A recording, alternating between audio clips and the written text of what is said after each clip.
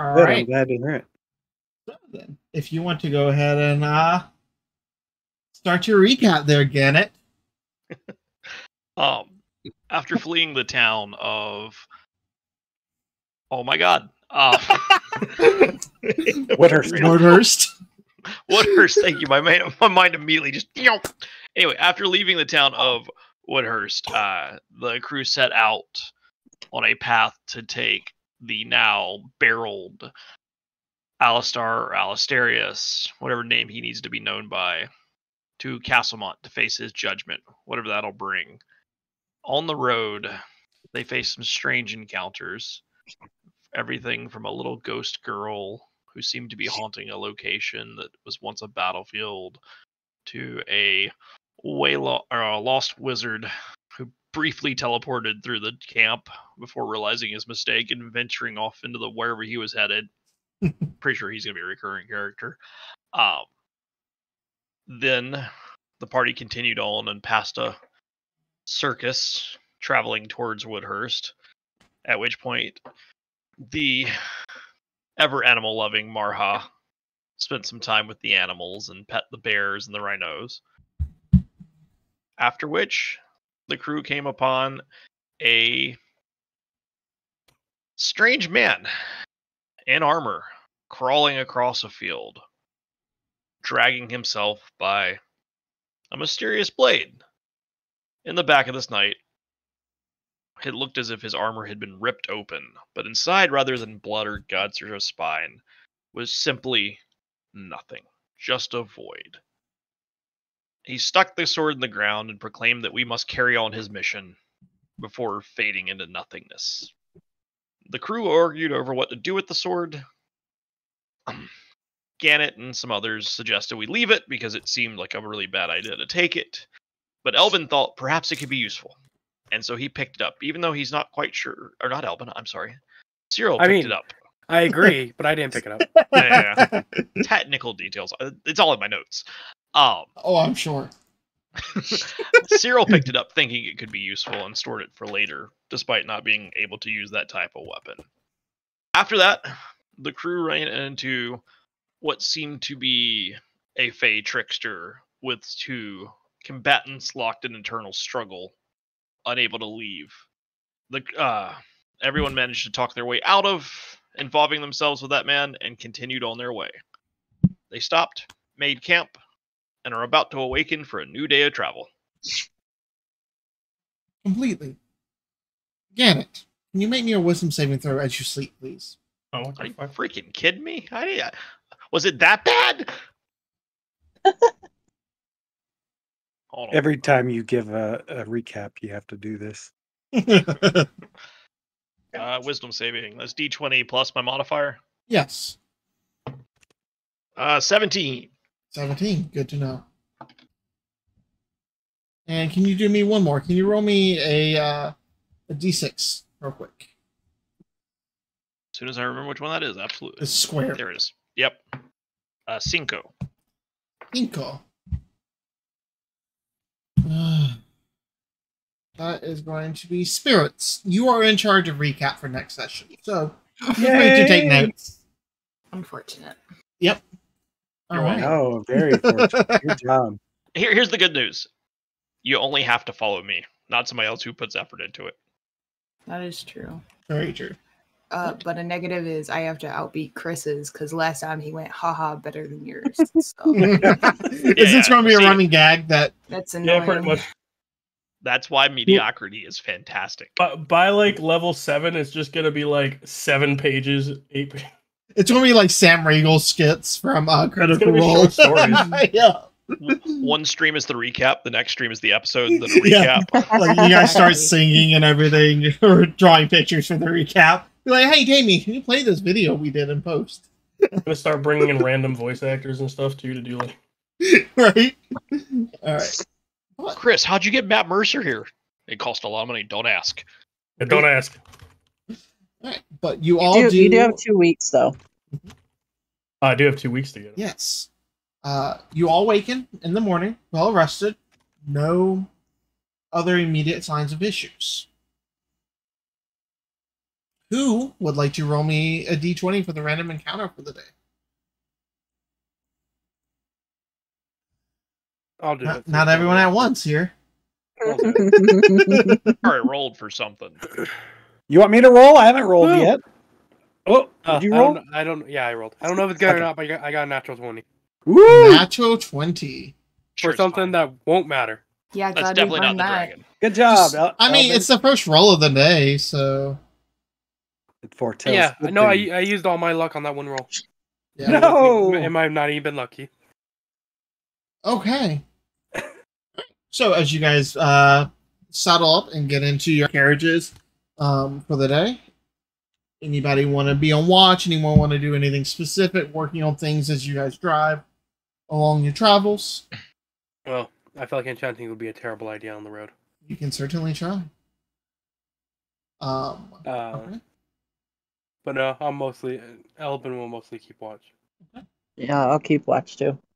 Okay. And Kathy, since you want to roll things today, do me a favor and roll a d8 for me. For no D8? reason at all. Just a random D8. Yeah, okay. just a d8 for no reason. Sure, it's fine.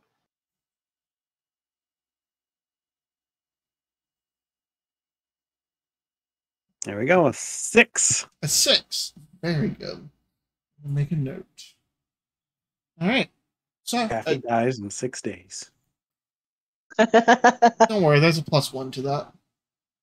Oh, I 7 get to live days. 7 days. I get a week, guys. So you should have watched that fucking video.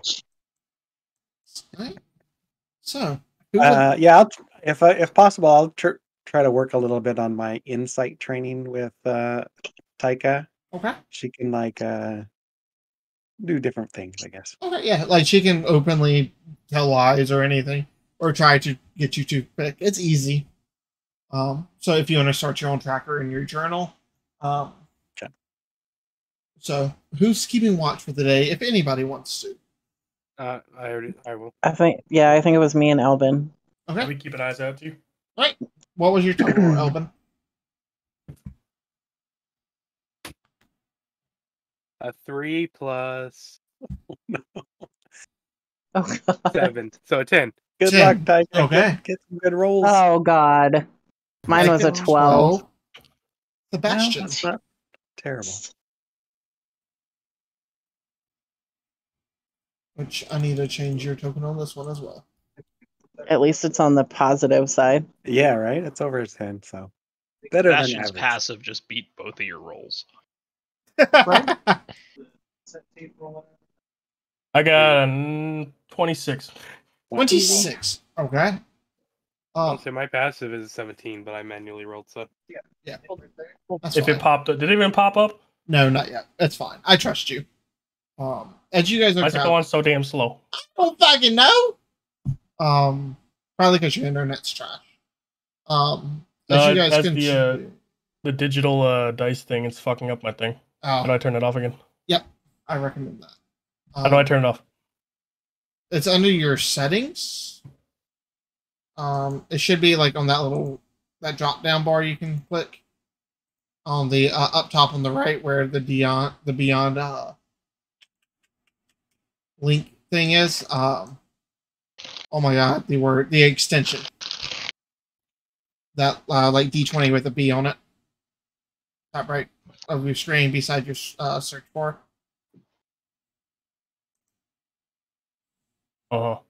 Just left click on it and use D&D Beyond Digital Dice. Uncheck that. And that should turn it off.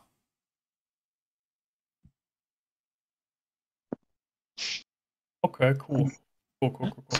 Right. But as you guys begin to travel throughout the day, it's fairly nice weather. It is still the middle of summer, becoming later on in summer, but it's still during the day about 85, 90 degrees, no humidity, a gentle breeze is rolling through the grasslands that you guys are traveling on as you make your way across like the paved cobblestone path.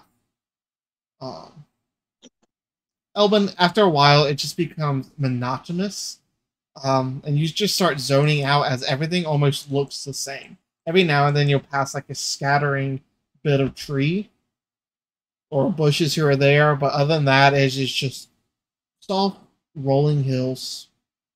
Fair. Yeah.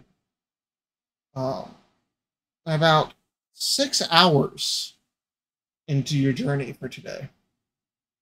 Sebastian, you're the first to notice it. Just on the edge of your vision, probably about half a mile to 3/4 of a mile away, you can see on the road what appears to be a singular wagon on the road coming your direction.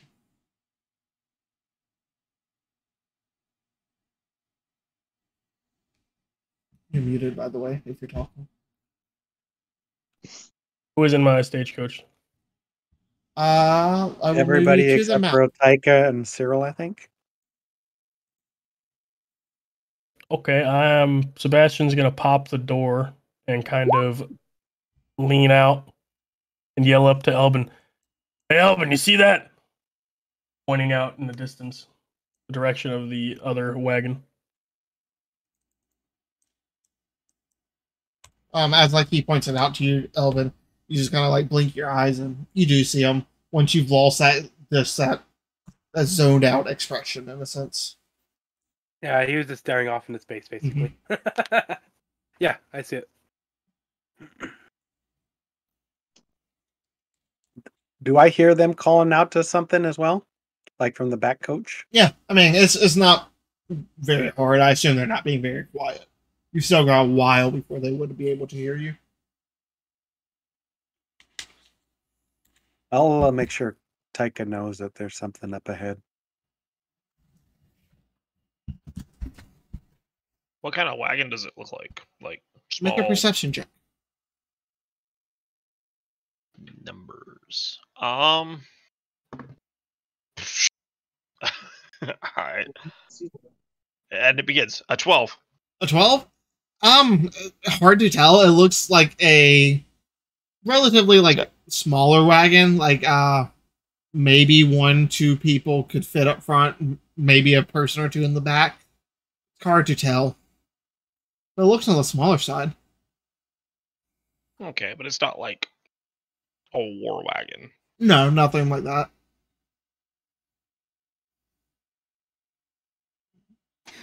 Wait, what are we looking at? This big idiot is in the door. I cannot see. What is happening? Nothing to be too worried about. Just a wagon. I want to kick Alistair's barrel just to make sure that he's still good in there. Not dead.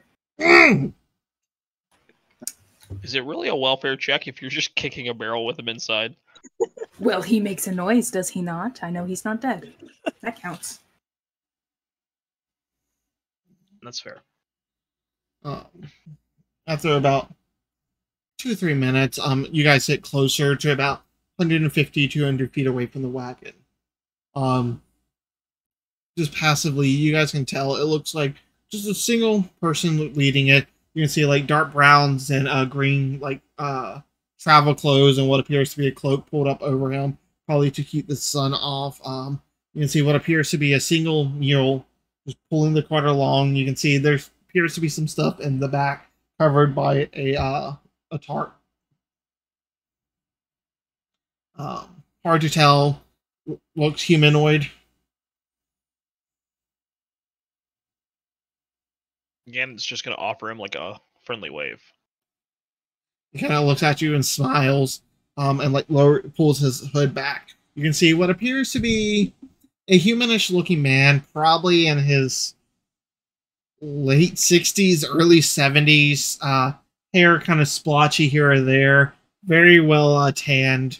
Pot marks on his face. You can see just like a white beard, and he smiles, and you see like a crooked smile with several teeth missing, but a couple of gold ones mixed in as he just smiles at you. How's it going today, boss? Oh, it's going good. I'm gonna be making some sales soon, I hope. You people looking to buy? I suppose. And am I driving or is Elvin driving at this point? I assume you're... Or I tried to put myself in the opposite thing than him, and I think that got messed up. Well, you Elbin doesn't have land vehicle proficiency. I think I'm the only one that does. I have Mhm. half proficiency. Is kind of why I'm driving Yeah. the other. Okay, truck. so you're driving that one, and I'm driving this one then. Yep. Yeah, Okay. and I'm behind you, so like Mm-hmm. you won't lead me too far astray. Hopefully. No, hadn't planned on it. But I mean, the way I roll. But yeah, Gannett's gonna sort of bring it to a slow walk Mhm. and just sort of. You got anything interesting? Oh, I got plenty of interesting things. Why don't you come on over and shop? And I'm gonna look it back at like Elvin and Sebastian, anybody I can meet the gaze of, and sort of see what they think. Can I give an insight check on this guy? Sure, go ahead. Does he look like super sketchy?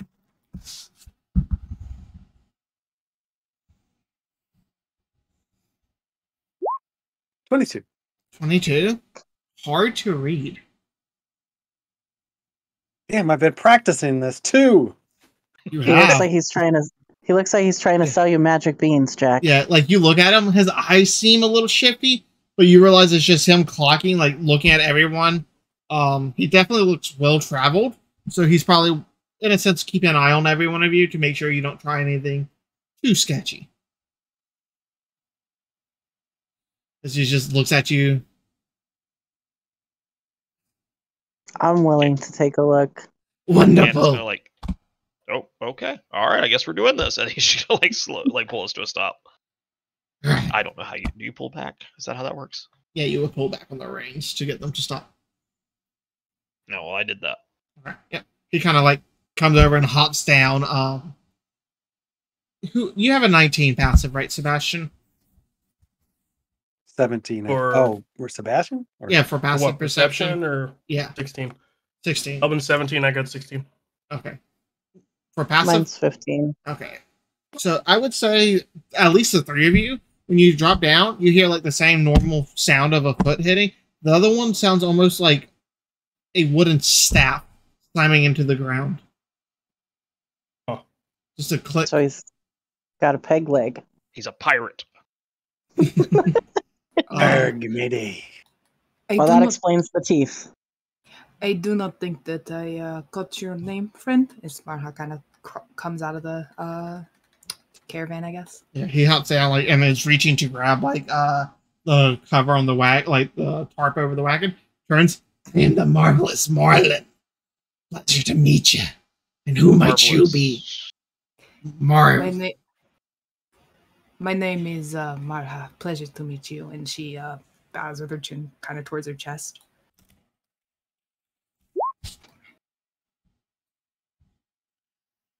What do you happen to be selling, if you do not mind me asking? I got some curiosities. Things I found and traded for on the road. Most of them come in little bottles. And like he pulls back one corner of the tarp and takes out like this in a sense like the old school milk jar containers, but it's filled with different types of potions. He reaches over and takes out 3 of them. And what do they do? Picks one up and like turns it around. And like you pick it up and you see one of them's like a fairly nice red. That there, it's just a basic healing potion. The bluish ones on the other side are graders. Then he pulls over a single tray that is made for 6, but it currently only has 5. These are the fun ones.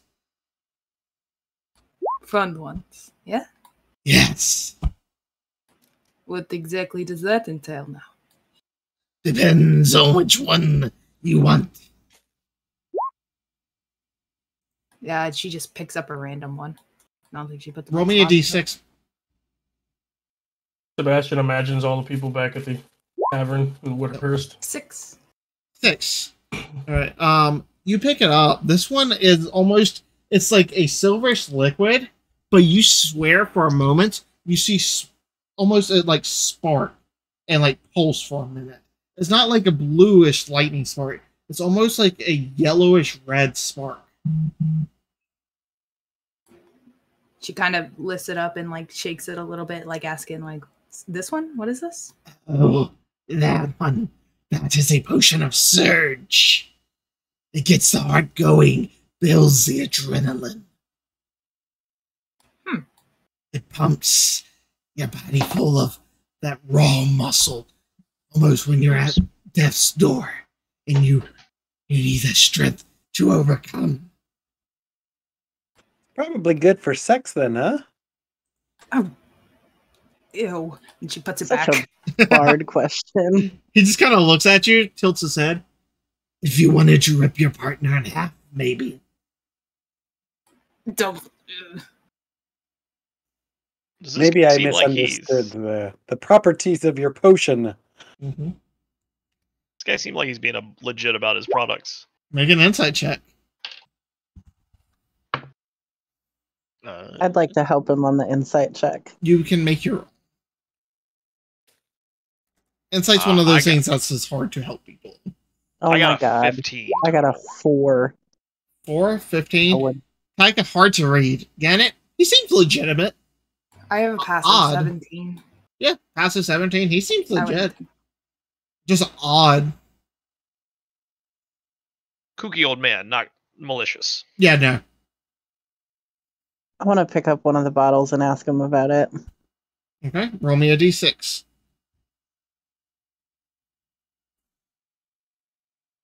And in the meantime, she just sort of. 4. What is it that makes you so marvelous, huh? Oh, my Dills, darling. The things I can get for you. Things most people can't. I know people. I have contacts. I have seen a thing or two. And like as he like talks and like watches, you see one eye kind of tilt for a moment and go down and roll all the way back until it comes up. About that point, you realize it's a glass eye.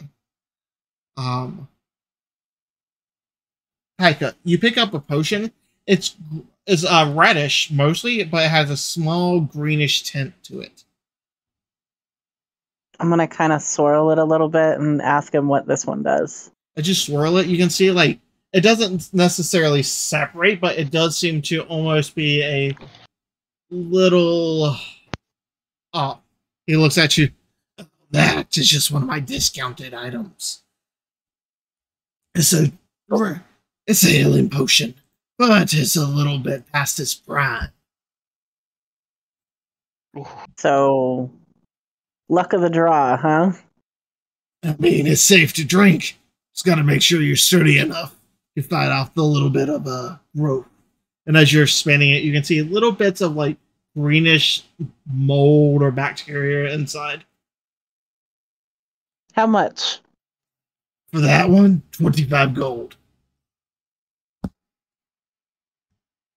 How about 20 gold? Roll me a persuasion check.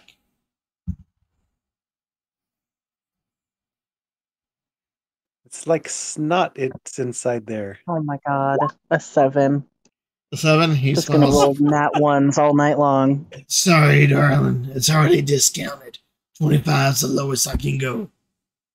I'll do the 25. Right. All right. So just add a potion of healing, and just make a note that it's spoiled, and tell me if that comes into effect when you want to take it. Okay. Taika, I think it's your turn to roll really low all night. Probably. 25 gold? Yep. You said that you had contacts. Exactly how far does that stretch? Roll me a persuasion check. 16. At 16. He looks at you for a while and just smiles. I got friends all across. I got friends up in the snowy regions. I got friends all the way in Cinderstone. And even a couple out on Balefire Peak. Do you think that you could possibly get a letter where it needs to go then? Thanks for a moment. For the right price. I'm sure I can accommodate you. The right price. And what exactly is that, huh? Depends on where you're sending it. Gotta grease a couple of palms, depending on where it's headed. Nowhere too awful. Back over in the Dragon Lord's Keep. South. To the keep itself, No. or just his domain? His domain. Small port town. He thinks It for a should not moment, be too hard. and you see him just It like is a port town. scratch. You see him like scratch the inside of the mouth and pull out something that's long and stringy and black, and just kind of flicks it off. Yeah, Ugh. 10 gold and counted done. And I think she, at first, I actually would take a stone from her headdress and kind of hold it out and go, how about stone from the avatar of Luthic? Must mean something. Roll me a persuasion check with advantage.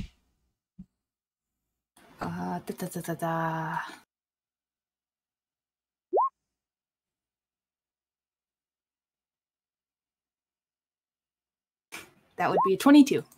22. He looks at it for a moment, like squints. Gets real close to it. I think I could do it. I lack curiosities.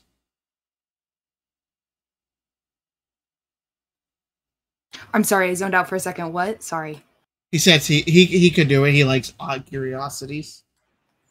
Do. And she pulls out a little letter from under one of the many folds in her dress and hands it to him. It is addressed to Narus. Does it say like where it's going? Yeah. He looks at it, like opens up and like puts it inside of his cloak. He takes a little stone, looks at it for a moment, thanks, pops it inside of his mouth in like one of the back corners, like probably where like a molar was.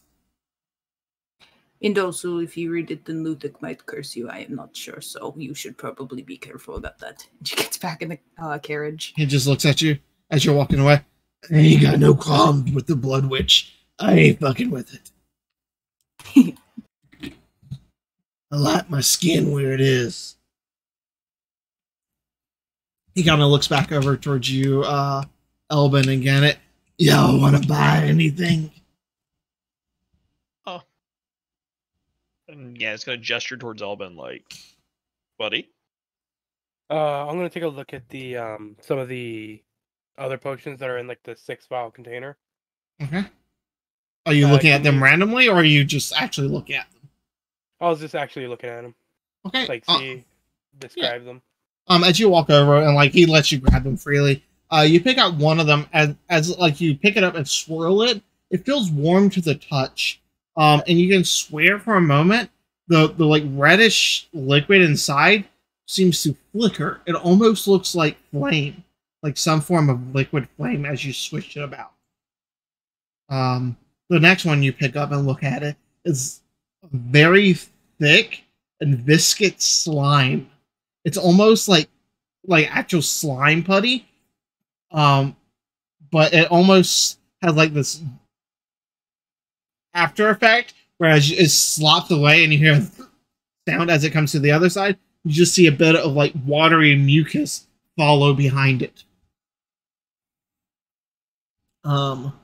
Then the other one, you see it is almost like grayish silver liquid, and you swear every now and then it looks like something white just floats around the inside, almost semi-transparent white, and just dissipates. And then you've already seen the potion of surge and the healing potion. Okay, I'm gonna ask him about the silver one that has the white in it, the silver and gray. Mm-hmm. That's is a special little toy.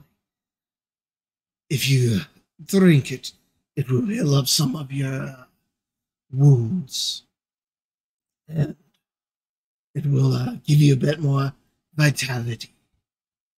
Out of character, you heal, and it will also regain some hit points or hit dice. Okay.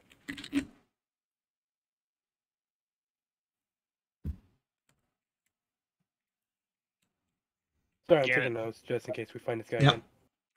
Gannett should- sort of points at the fiery looking one and says, "What does that do?" Oh, this is a fun one. Very hard to come by.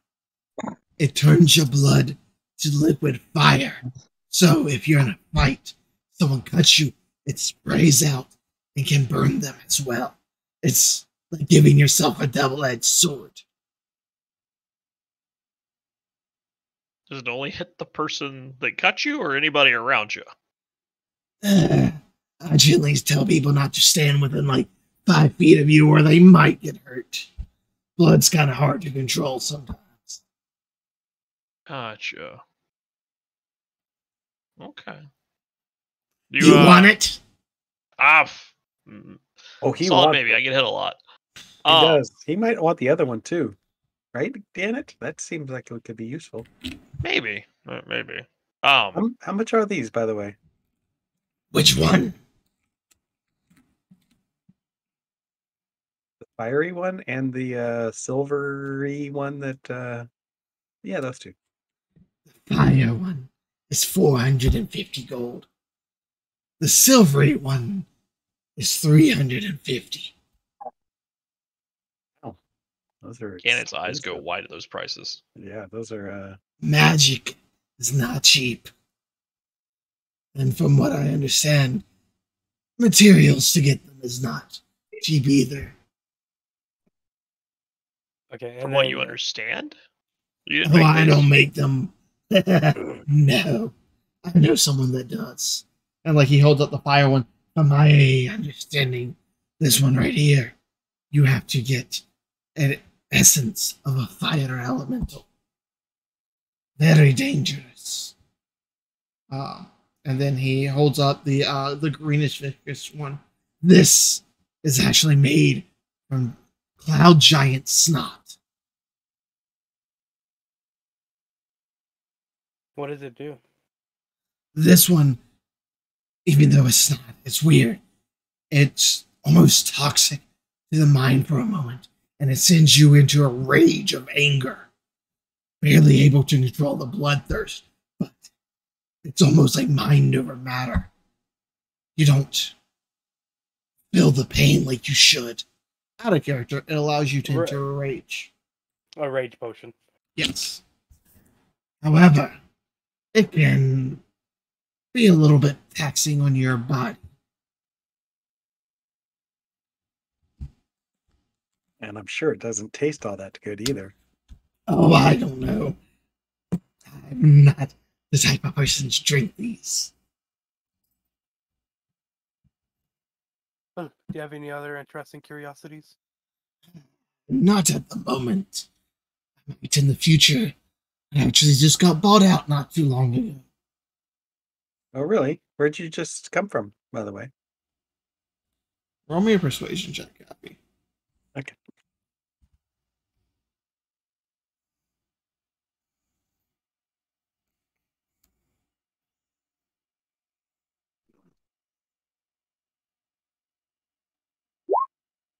Wow, 14. 14. He looks at you and smiles. Headed from trade wind, but I wonder. You wonder or you wander? Wander. You're heading to Woodhurst. I head wherever the fancy takes me. Wherever there is coin to be made. You know, there's been some missing there. You might be able to make some coin that way. Yeah, you should definitely head west. Keep going straight down the road. Any news from Tradewind?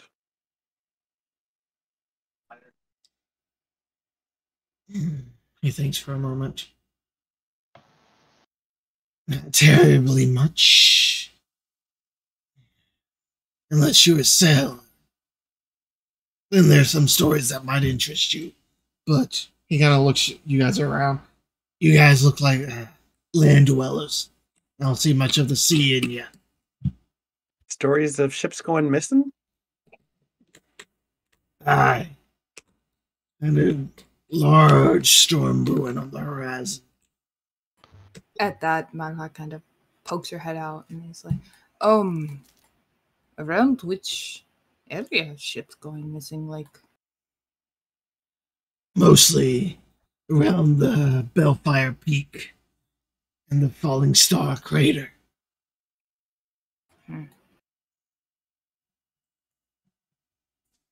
Appreciate the information.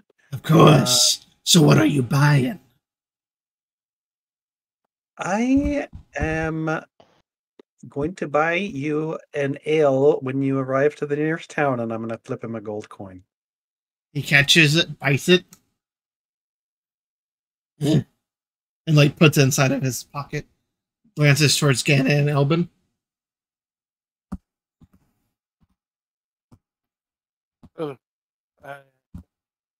Yeah. As much as I find your curiosities interesting, they're a little bit much for me right now. But if we meet again, I do plan on doing business. Good. I look forward to more business. Yeah, and it's just puts up a hand. I'm actually okay right now. Thank you, though. Of course.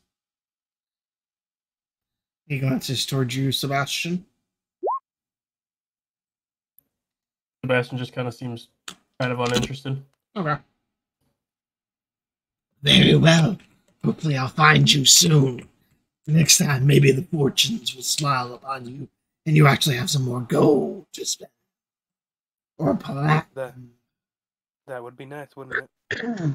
It would. And you see him just like take his the things and put them back and pull over the tart. Hops up and hits the donkey. Just begins to move along. Gannett, as he's getting back on the cart, is going to look at Marhat and say, "What makes you think he won't just chuck that on the side of the road once he's out of sight?" he could. I mean, of course he could. What is to make me think that you won't kill me on the side of the road one of these nights? You have to put your trust in people, Gannett, even people you think are weird. I mean, Besides, I already told him that if he did anything to the letter, he might get cursed. To be honest, that probably will not happen, but if he knows anything about my goddess, then he will likely be too worried to actually look.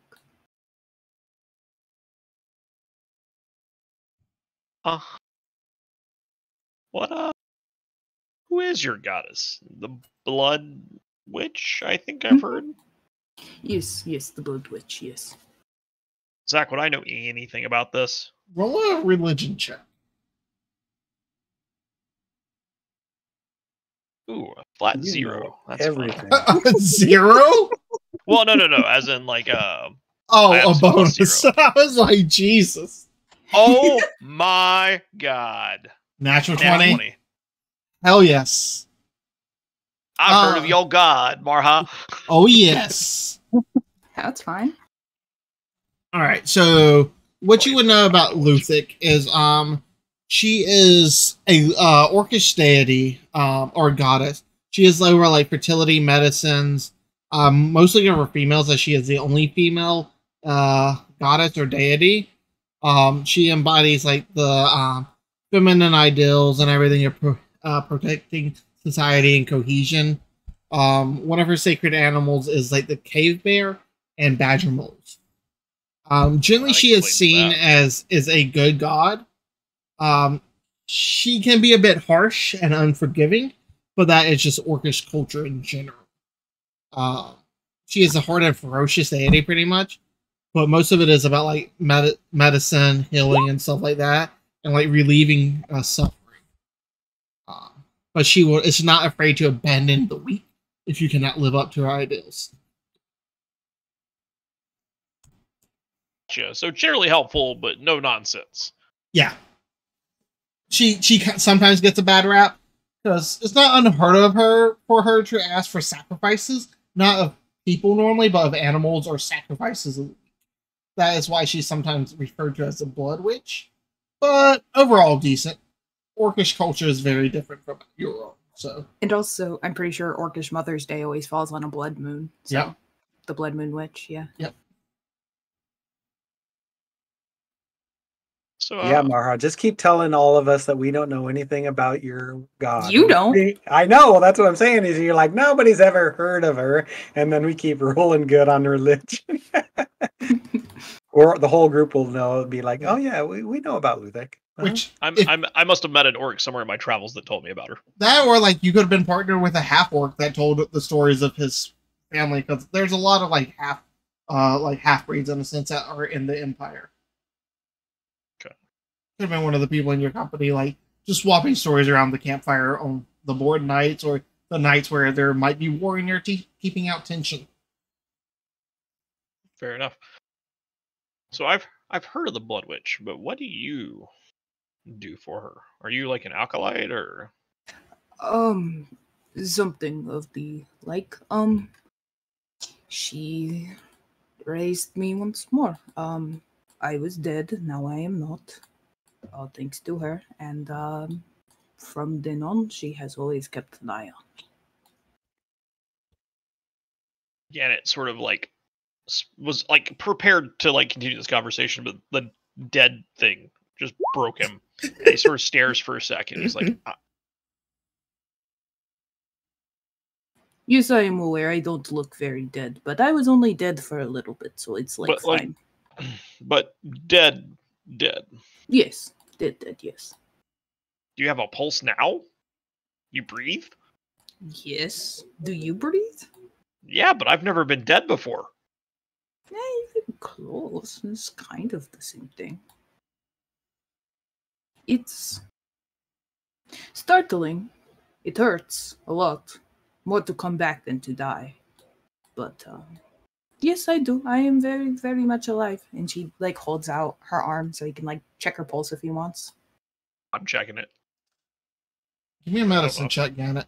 He's like, I don't know how to check a pulse. One, you get a 1. Nope, you're dead. 17.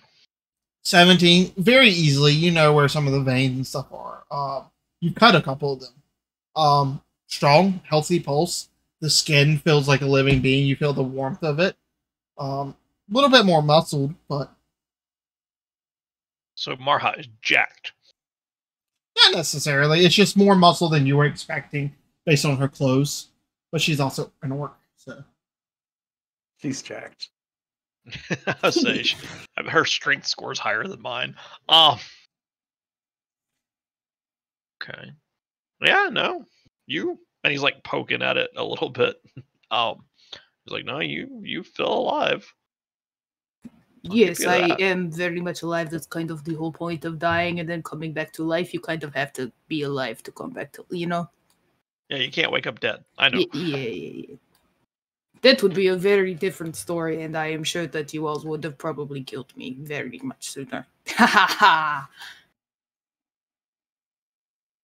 Maybe not. Wait, sooner? Do you think we're gonna kill you later? Hey, you might. It is always a possibility. What? Just because I trust you doesn't mean that I don't think that you could kill me if you wanted to. Knowing me, only by accident. Eh. Speaking of which, I need to kick your ass one day. Well, okay, yeah. About that, we can spar again, but we need the rules clear. And he like gives Sebastian like one hell of a stink eye. Oh, come on. You cannot be mad at him as if this group is not prone to cheating once and again. Fair. That's Do fair. not, Yeah. do not go all highbrow with me. All right. Okay. Well, next time I'll fight you both and see how it goes, I guess. But no, I agree. If I'm going to get my ass kicked, I just kind of have to get my ass kicked. I mean, it's not a contest of how strong you are if it's both of you versus me. Doesn't really prove anything on your end, does it? No, it doesn't. But also, your face was very, very funny when his sword went into your back. I'm not going to lie. After the nights we had on the road, he was not my first thought, to be fair. Yes, it could be the scary ghost girl again. No, yeah, or the murderous adult ghost. It sucks to be you guys. I did not have to deal with them. Yeah, I know. And with that, he just like sort of cracks the reins and gets it moving again. Okay. You thick smiles on me. She like leans back into the into the carriage. Sebastian, close the door. Marha, the faintest smell of a skunk wafts through your nose. Sorry, guys. As you say that last statement. Sebastian, you don't smell anything. I'm not going to mention it. Mhm. But As she you does guys- kind of fold into herself. Oh, I'm sure. As you guys begin to continue, about an hour and a half, 2 hours go by whenever you would normally stop for the night. You guys continue. You can continue if you would like, if you want to push the horses more, or you can take your rest. It's not close to dark though, right? It's still we still have lots of hours of light. Yeah, you have several hours of light. It's just you generally travel for 8 at a time. How are the horses looking? They look like they got another hour or so in them. You could probably push them for about another hour, but much more than that, they probably could get tired. I would say if the horses start flagging, we stop, or like we'd stop just enough time, like to set up camp before it gets truly dark. Okay. Yeah, I'd like to push on and try to get to Castle Montes sooner than later. Gotcha. Yeah. Yeah, same. Yeah, you can probably push them for another couple miles. As you guys begin to get ready for the end of the day, anybody want to look for a good place to rest, or you guys just want to camp out on the side of the road? It might help with looking for a good Yeah. spot. I'll take a look around. All right, See make if me a I can, survival check. roll decently for this. Probably not. Probably not. I'm gonna try. I got a 16. 16? I got I got a 19. 19. All right. Tyga, as you guys are like rounding one of the hills, you can see what almost looks like stopgap, a natural depression in the ground, a couple 100 feet off the road. That looks like it would give you fairly good cover and like a bit of shelter from like anybody passing on the road. And Elvin, you I'll quickly just, see this after. I'll just relay that information back to the wagon drivers. He hasn't already. I just sort of take the cart off if it looks safe and get it over there. It looks fairly safe as you guys begin to set up. Yeah, for the evening. Move it over here. It's amazing how accurate we are at getting these tents in the exact same location every night, you guys. It's your You've got a specialty. once you've got a good scheme, you don't need to break it. You know, you just kind of keep following the same patterns. And You know what? Fine. I'll start making a new campsite every night for you guys. Please do, Zach. I mean, that seems like a valuable use of your time. Yeah, At and I'll least- make at sure least I have, add like- in a new combat every night so y'all don't get your long rests. At least have like 3 rotating maps. I've been busy this weekend, damn it. you guys can Busy. You have each 2 provide. weeks. You guys can each provide him your own little map that you can throw out there. Yeah, there's your homework. But I'll do that like I did my notes. Right? All right. Somebody roll me a I'll take- D100. I'll do it. You got so excited about saying watches. Nope. I believe in you. 75. Good enough. All right, so you can continue back to your dividing up rest if you would like. I'll take first watch. I'll say, I'm assuming we can have a fire going so I can actually see stuff this time. I assume I'll you take guys watch. probably have I'll a take fire watch every with you, Gannett, just because I know that you struggle a little bit with the nighttime. All right, so Cyril and Gannon will watch dose. I'll take third. All right. Go ahead and roll for first night. First Real watch. quick. Can I Yes. do a round of enchanting before we get to resting? Yes. Yeah. That's perception. Yes. And anyone else that wants to practice anything, feel free to. I would actually like 17. I would like to pull Sebastian aside and be like, Okay. hey, I have a question. Yeah. I was never one to hunt. It was not my job. I did other things. Do you think that you could help me maybe learn how to trap a rabbit or something? Sure. Please? You don't like the stuff Felix gave us?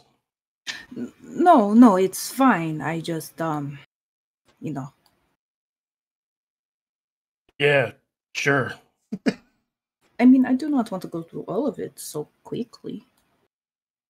Please. Yeah, you're right. And Sebastian's gonna kind of hit the barrel and be like, "This motherfucker eats a lot, surprisingly." Did you ever take that stone out of his ass? Did you do that? Because now that I think about it, he has gotten his hands out of the bindings a couple times now, and if he had the stone in his butt, actually it's probably fine. It is not flared or nothing, so it's probably pretty far up there. Never mind. It's been a couple of days though, right? He's probably had to poop a little bit between now and we haven't discussed his pooping, where he's been going and relieving himself. Yeah, why are we discussing this? Like, I don't know. No, we are discussing this because I would like to make sure that he did not talk to anyone through those little stones or nothing that we put in his butt. Well, I'm sorry, we did not do anything that Taika put in his butt. Because think about it, if it is out and he whispers "Oh, I am being taken to Castle Mountain, we are all going to be there," then we have another that one guy whose name I cannot pronounce situation. Stop giving the DM ideas.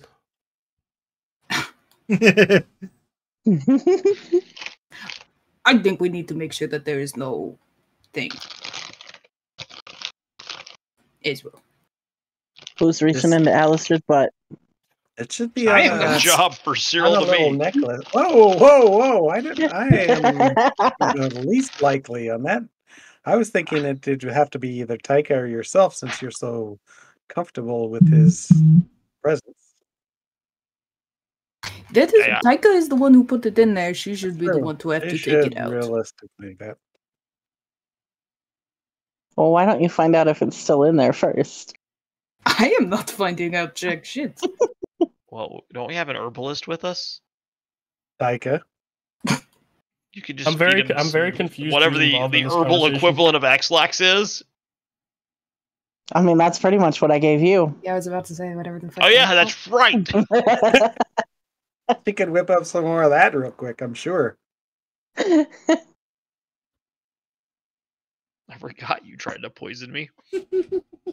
Yeah. I mean, I don't know that a laxative is going to get out a jagged stone. I don't know. I've never eaten a jagged Has he stone been before. pooping in that barrel these last couple of days, though? I mean, have you guys been checking in on him, or I'm not in that got part. a significant amount of magic. I failed to see why Has Cyril been taking bathroom breaks? Oh yeah, right? I go off and take care of my business. I'm sure somebody's been taking him to go use the bathroom if he's able. I mean, I wasn't exactly careful when I shoved the stone up there. It could be in there sideways for all I know. I will say, no one has. The only time you've taken him out was to interrogate him, like Sebastian. That's the only times he's been outside of that. Well, that sounds like his problem, not mine. Sounds like I love that this man's shit has become a key plot point. I mean, he doesn't have any clothes on in there, so it's not like he's getting anything nasty except himself. Hey, Face Dog, how you doing? But maybe you This should. is gross. I clean want to out go that- trap a rabbit now. Can we go? They can deal with this. Can we go? Have you guys, when you're writing in there, do you not smell anything from the barrel? Is it like No, soup? I have already told you I can smell very, very little. Oh. I have a lot of herbs up in my face. It is a sealed barrel. Barely any air gets it. So smells may not permeate as much from inside. Well, I think you guys should take a gander at that, and I can I help think with you should some take a gander at that. I love taking magical a gander at shit. cleanliness. You might be gandering shit if you do take a gander. Thank you, Face Dog. You open them up It's and one look of the in ones there. that I make myself. I use Well, I'm not very strong. Dungeon What do you guys Alchemist think about and, just like rolling out the barrel Incarnate. and we'll like take him Thanks out for the follow, man. and Welcome to the guild. Does anybody I'll give the barrel and him. I can give him a magical cleaning if needed. You guys can investigate whether the plug needs to be pulled, and yeah, I think that's fine. No, nobody knows Mage Hand. Or like Unseen Servant. No, but No. I know prestidigitation, and that can do some magical cleaning. We could always have Mortimer do it. That's true. And have Mortimer reach up there and see if it's still in there. He's so tender and cautious with his razor I know. claws. I'm sure it'll be Totally. fine. Sebastian's gonna pop the barrel and throw him out on the ground if he's in Okay. there. As you do, for the first time, it does smell rank in there. Oh, yeah, now it suddenly smells rank after this conversation, huh? No, he's been holding it Yeah. for the last couple of days. He just could no longer hold it. It's kind of that mentality of you don't want to shit where you sleep. He ran out of that option. Ganon's gonna like walk up and kick his feet apart. Mm-hmm. And I can't believe I'm about to say this. Good God, Tycho, what have you done to me? And he's gonna look at Alasterius, his chocolate starfish, and see if there's like a chain hanging or any noticeable. Oh, the chain wasn't attached anymore, so it was pretty far up there. Wait, you disconnected the chain? I Yeah. thought that All I You shoved probably up there was the passed it stone. then. Give me an investigation check, Gannett.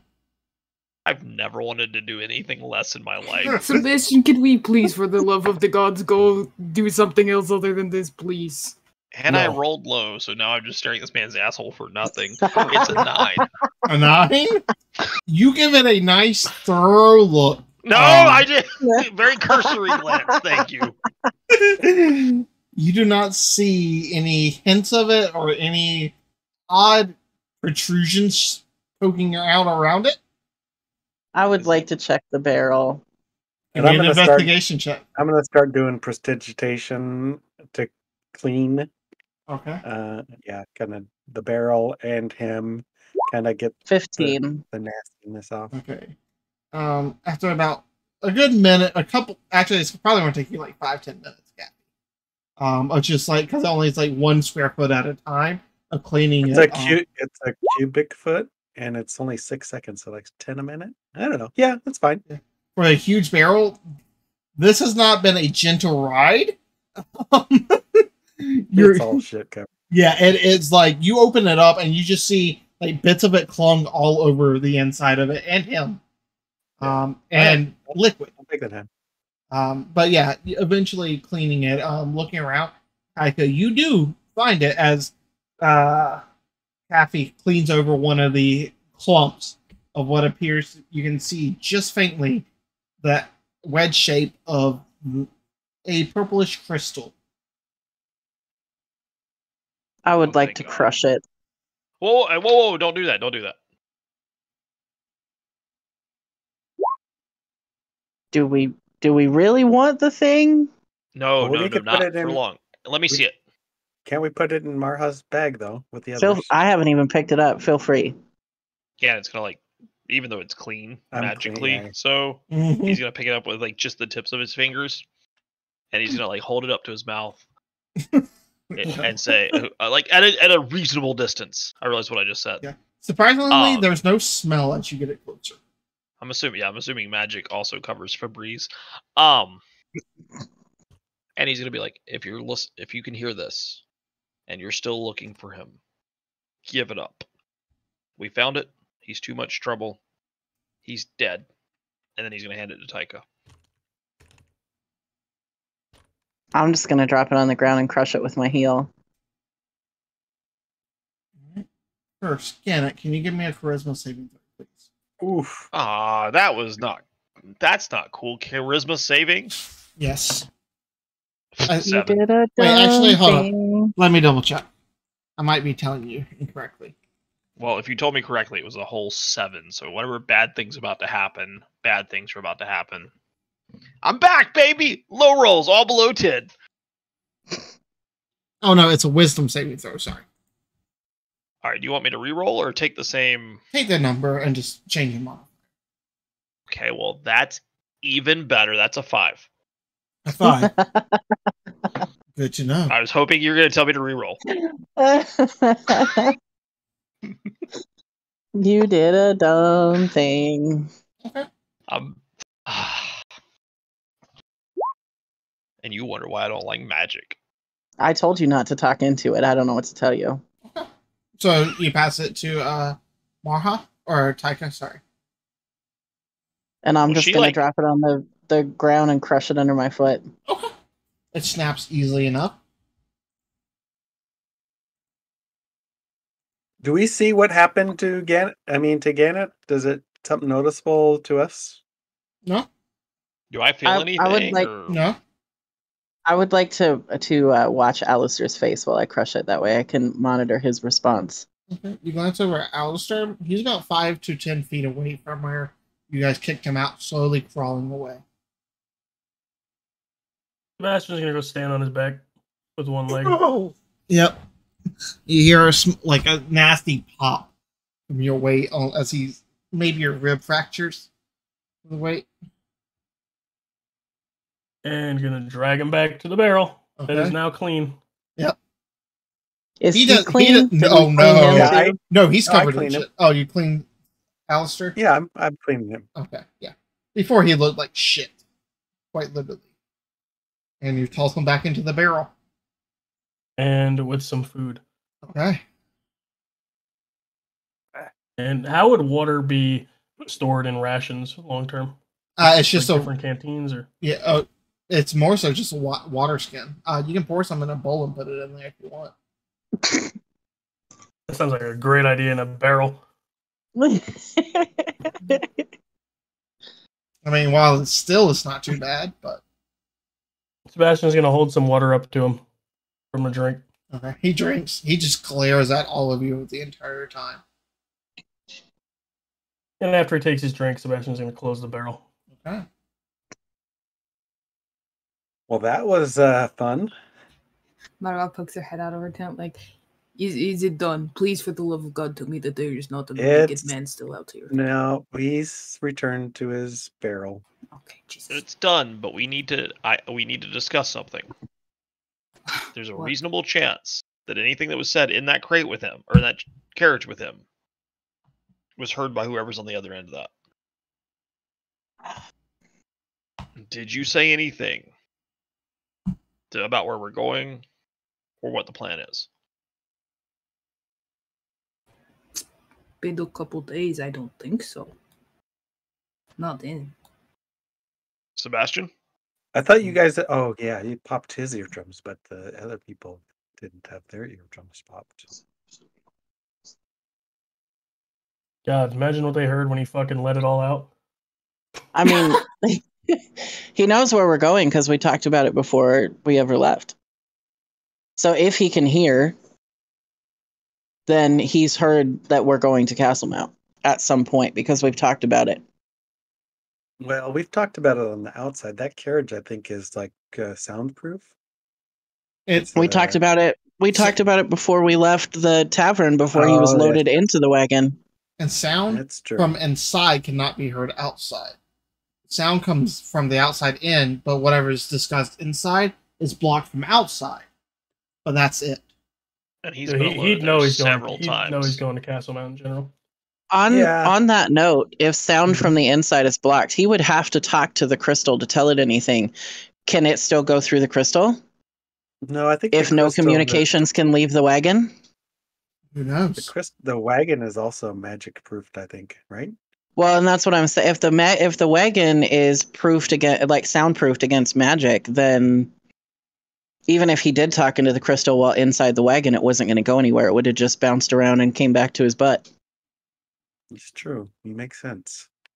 But I mean, we have to feel like they know where we're going. We just have to be very cautious. Keep our eyes out when we're sleeping. No dozing. And just keep making as much pace as we can each day, I think. I mean, let's be realistic. If we have eyes and ears everywhere, they probably do too. Yeah, no, I mean, I can't imagine. It's not like they don't have an idea of where we are or where we're going. Yeah. They would have known before we even left. Is what it is. There's 2 fucking big ass carriages. It's not like we've been super stealthy about. Yeah. I mean, we're not exactly hiding.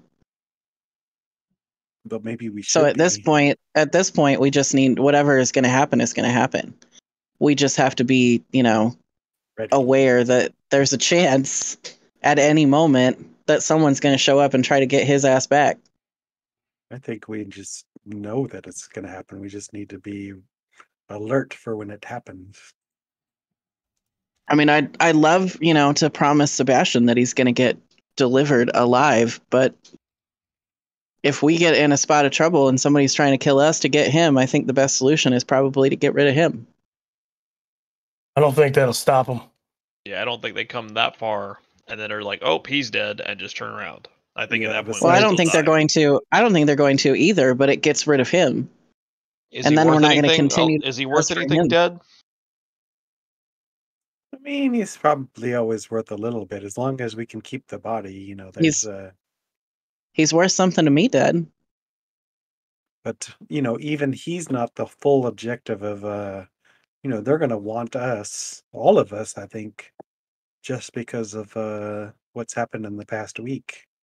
We're going to be hunted for, well, all the spoilage of what we did with Covington.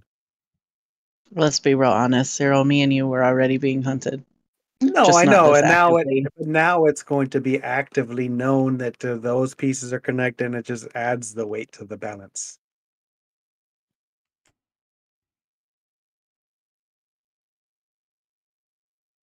So I'm a bit worried, honestly. We have a big mark on our back at the moment, so we should a bigger one than normal. Yeah, we should be low profile as much as possible. Keep alert, and just try to make it to Castlemont. I'm just saying, it's one thing to know, for them to know roughly where we are. It's another for him to be able to give them play-by-play updates. Oh yeah, for sure. I just extra vigilant, I guess. Well, now as far as we know, he doesn't have a way to give them play-by-play updates. So yeah, no, I mean from here out, but who knows what they've heard so far. I don't think we've actually done too much conversing. It's been a rather quiet journey so far, honestly.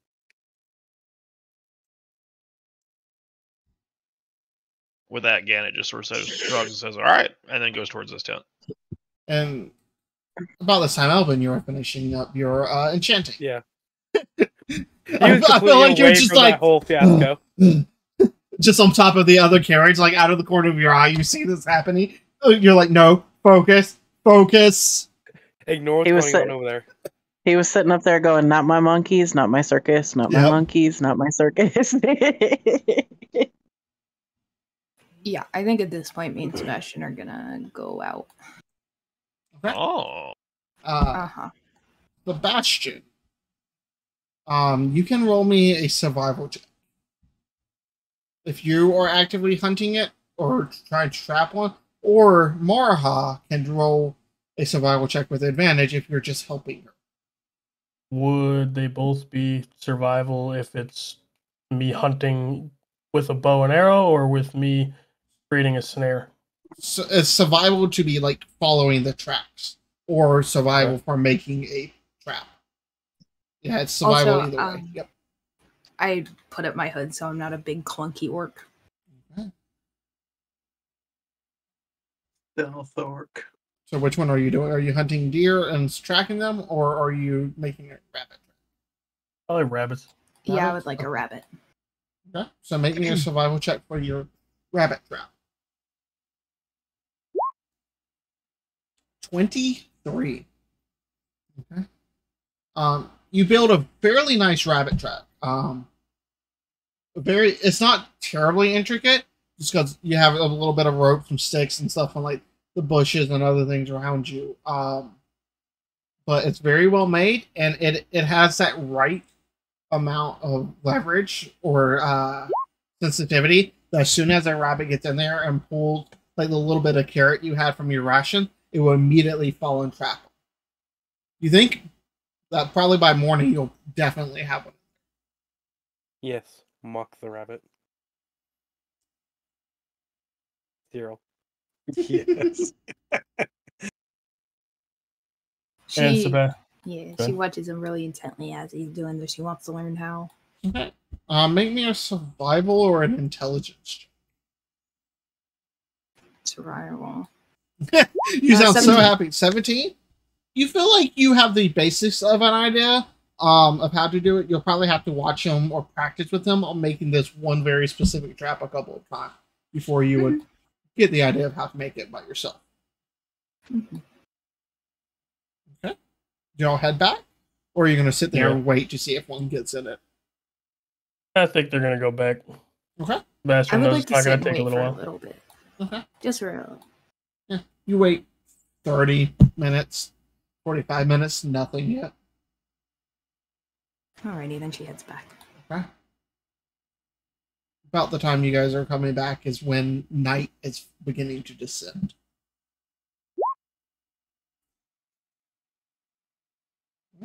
As you guys set up for watch. You all head to your rooms. Taika is taking up watch. Taika, anything specific you're doing on your watch? Or are you just keeping a generic eye? Since we're in a little bit of a depression, I'd like to go like up on the edge of it where I can see a little better out across the fields. Okay. Maybe As you kind of like pace back and forth around the perimeter. as you're walking around watching, as the oranges and reds turn to the deep purples and blues and then the blacks of night as full night descends during your 2 hours. At the very end of your watch, you can just, on the very faint cusp of your hearing, make out a sound. Ow! Sound. I don't know if my mic cut out on that. And do it again. So like a coyote howl. Yes, or a wolf howl, some type of howl. And I just realized I don't have like wild dog. Yeah, I don't have music in here, guys. Why didn't no one tell me? Is it like fucking foxes mating calls? The shit that sounds like a fucking person dying in the woods? Oh. I think it's probably just more like a general howl sound. I mean, we are in D&D. It could be anything from a wolf to a werewolf for all we know. Have you heard of foxes mating sound? It's so terrifying to hear randomly. Foxes make weird sounds to begin with. They do. They What laugh. does the fox say? They I say- will. I'll just kind of pass on the information about the howl to Gannett and Cyril so they can keep a better eye out as they do their watch. Okay. I mean, not that Gannett's going to be able to see much because he doesn't have night vision, but I'm sorry Can that I'm a I- human, you guys. can I let him borrow my goggles for the night while he does his watch? Are goggles of night attuned? That's a good question. I don't think they are, though. Okay. I Let mean, me yeah, check it's real just a quick magical if they need items. attunement or not. They'd be ready just by the time he finished his watch. No attunement required. Yeah, then you can just pass them out freely as you need. So I'll kind of hand him his direction and let him know if you break these, we're not going to be friends anymore. But since you can't see at night, these will help with that. Thank you. And I promise to return them in one piece. A stray rock. All right. So you put on the Like that. goggles, Gannett? Yeah, yeah. All right. I As mean, you do, why wouldn't I? it is almost like your entire vision turns gray and white. That you just see in shades of gray. It's like watching, in a sense, a black and white movie, but within like 60 feet. Even like the flames are just this flickering gray from the campfire. How does it feel to be able to see in the dark? It's weird. Like I can see further, but all the color left the world. Oh, it's Is just do you guys see? yeah, it's all grays and blacks and whites and different shades of gray, but you get used to it. It's kind of normal for me. Huh. Neat. And you can just see him like sort of like inspecting his hand or a bush or just sort of taking in the world in black and white. Which I will say, for a note of people that have normal dark vision, as long as there's a light source you see in color, but anything past that is in grays and white, but the film of the goggles on night turns everything gray and white immediately. Yeah. Kathy, But you can and, see in the dark, and that's what counts. right? Mm-hmm. Gannet, make your survival check. Or not survival, perception check, sorry. I'll say, wait, Survival. Don't you steal my rabbit, motherfucker. that's what I should do is sneak off in the night and just grab his rabbit. 21. Nat 20 plus 4 for 24. Very nice. Again, you are enjoying the sensation of being able to see 60 feet at night. Even though it's like different tones, you're just constantly scanning the horizon. Cyril, you're fairly keyed up on watch, especially every now and then you'll still hear the "oh" sound. Both of you fairly quickly pick up the fact that it seems to be closer. And it seems to repeat every 5-10 minutes or so. This howling sound? Mm-hmm. Is it? Do I know what it would be? Or, Make a nature check. Can I do the math on how fast they're closing in? Do an intelligence check. 17. 17. It sounds very much like wolves. Like, is it not a mating call, or is it a hunting call, or do I know that? With a 17, I'll say it definitely sounds much more like members of a pack sounding off each other. And Okay, it does I'll not relay sound like that. in heat.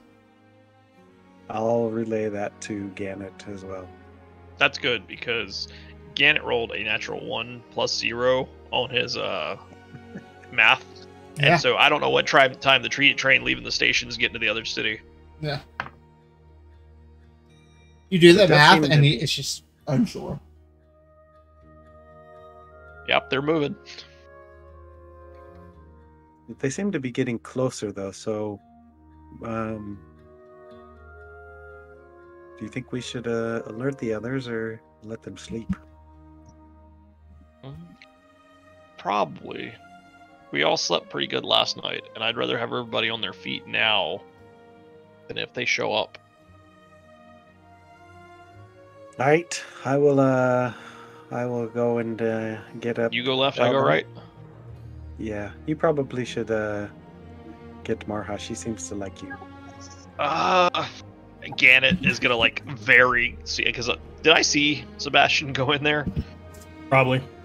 Okay, so Gannett it like is clanking his armor like he's taking like his elbow pad or if I have one and Don't you banging have it against your- like his breastplate, like Don't just you have trying your to cloak? make noise so that like they know I'm coming. Like when you were a kid, like in your high school, and you had your girlfriend over, and your parents would come down the hall, like smacking the wall a little bit. It's that. Gannet, not so loud. You're gonna like alert the wolves. Keep it down. Probably already smelled us. Yes, but we don't need to alert them to our direct location. Anyway, I'm gonna go wake up Taika Yeah, but and Elvin. death by wolves is better than an awkward situation with these two. And he, They're like, wraps not doing anything in there. Come on. He like I mean, wraps up the Gannett did just learn that Luthic's a goddess of fertility. Yeah, I'm about to make some Elves horror do have no hesitation with expressing their sexuality. Yeah, that's what I was gonna say. I don't know what orcish customs in terms of like free love are. Maybe marriage for mating isn't a thing for the orcs. I don't know. Oh, it I'm just definitely being is cautious not. and giving them respect. Damn it. Right. As you guys, Sebastian and Morha, if you are asleep, I think You- she is. yeah, Yeah, they're asleep. yeah, no, Sebastian lasted 3 minutes. It didn't matter. Easy, Two- no problem. two Hey, pump he shot. got the highest roll on the dick size, so. Oh, Yeah, that's Kathy right. got the smallest. Yeah, but size doesn't necessarily What? correspond to. Oh, that 2d6 I had you roll forever ago, Kathy. That Yeah, was that's what that that was. You got 2 1s. Hey, 3 minutes is still better than nothing. Okay. That's true. But you clank over again. You stand there for 5-10 seconds. Nothing. I like flap the tent, but like where I can't see in. Hey guys, wolves. Anybody up? Wolves. What? As you just hear a light Wolves. snore. Marha, wolves, and I don't think you can pet them. About this time, Okay. Gannet, with your Don't natural cry. 20, you hear a oh sound. That sounds very close. Oh, she kind of curses in Orcish and like shakes Sebastian awake. Gannet is gonna just like wolves, and like turn and draw his sword and shield and face whatever direction that sound came from. Okay. Like Wolves. time for subtlety is over. They found us. Yeah. As you glance up, you can see on the depression, you can see a wolf standing up there. What appears to be a blackened wolf. Today, let me check. It is a sunny day, or not sunny day. It is a clear night. You can see the 3 moons up there. None of them are full. You have one that's like 3/4, one half, and the other is 3/4 as well. As just the 3 light of the moons are just kind of illuminating it a little bit more on the clear open night. As you just see Yeah. the shape of a wolf on top of the dome, or the oh my god, Crest. thank you, the crest. You just see it standing out there looking down. Not necessarily crouched, but you can see its head just looking. And then you see another on the left, another on the right, then one out of the very corner, and you slowly turn as you see what appears to be about 8 wolves on the crest, almost like surrounding the lip of the crest around you all. Just standing there watching for the moment. Just barely on the edge of the firelight. I grab my shield because I don't think I'd have time to put my bracer on, right? Probably not. Would Yeah, so Sebastian I'm have just gotten gonna- out of leather armor? Yeah. To sleep. Unless you want a point of exhaustion, you have to take off any armor. You can leave your cloaks and stuff on, but And so I would have woken Taika and Mhm. Elvin. Um, which I assume Gannet's wolves also awakened them. As like you're getting to Taika's tent, you just hear Gannet scream that. Right. Elvin is first going to string his bow Huh? to prepare. I'm gonna climb up on the top of the wagon so I have a better vantage point with hand crossbows. and I'm going to move towards the fire. Yeah, Gannet is also gonna like sort of back up towards the fire. Elvin is actually going to go towards the edge of this cabin where he'd be in the shade from the fire. Okay. Sebastian's gonna have his bow drawn and kind of move over to the stagecoach where Alistair is and get on the top of it. Okay. Yeah, I think she gets on top with him. Of course, my real life wolf wants to come in right now. Of course. As you guys are standing around watching, you see all 8 of the wolves just like encircled the camp, standing at the top of the dome, just looking. What are you Can I- all doing? Pull out my lute and play a soothing. I want to try to soothe these wild beasts with some music. Make We'll go with an Okay. animal handling check.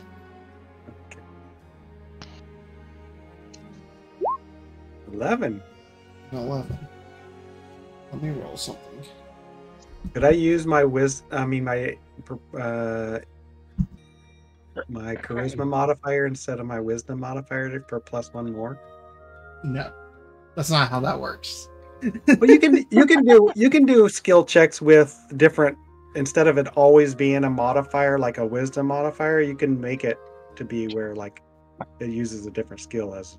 I mean, just saying you can, but I understand, but that's not Okay. for this. okay, no worries. I tried. As you play the music, it's not the greatest. It's not bad, but it's definitely like that.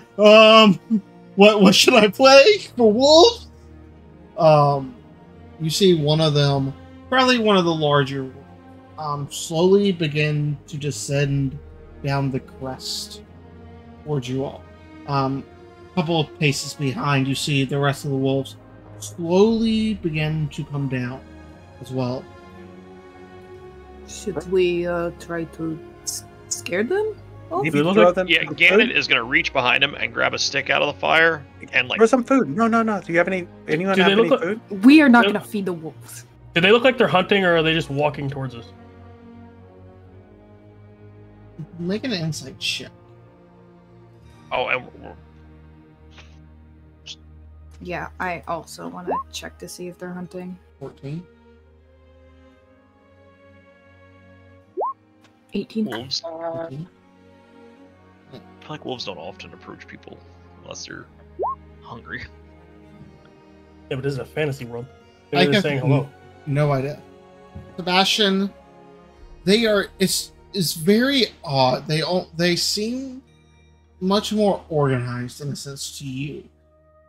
Like as the one that seems to be the leader is approaching a couple of head steps, they all almost seem to be moving in unison down.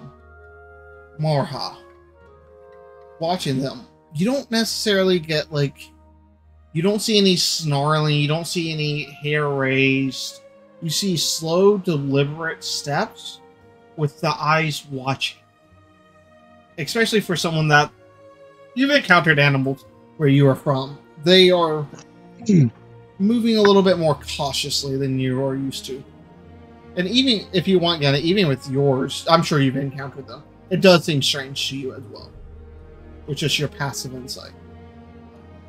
So, weird thing, but I want to try to talk to him.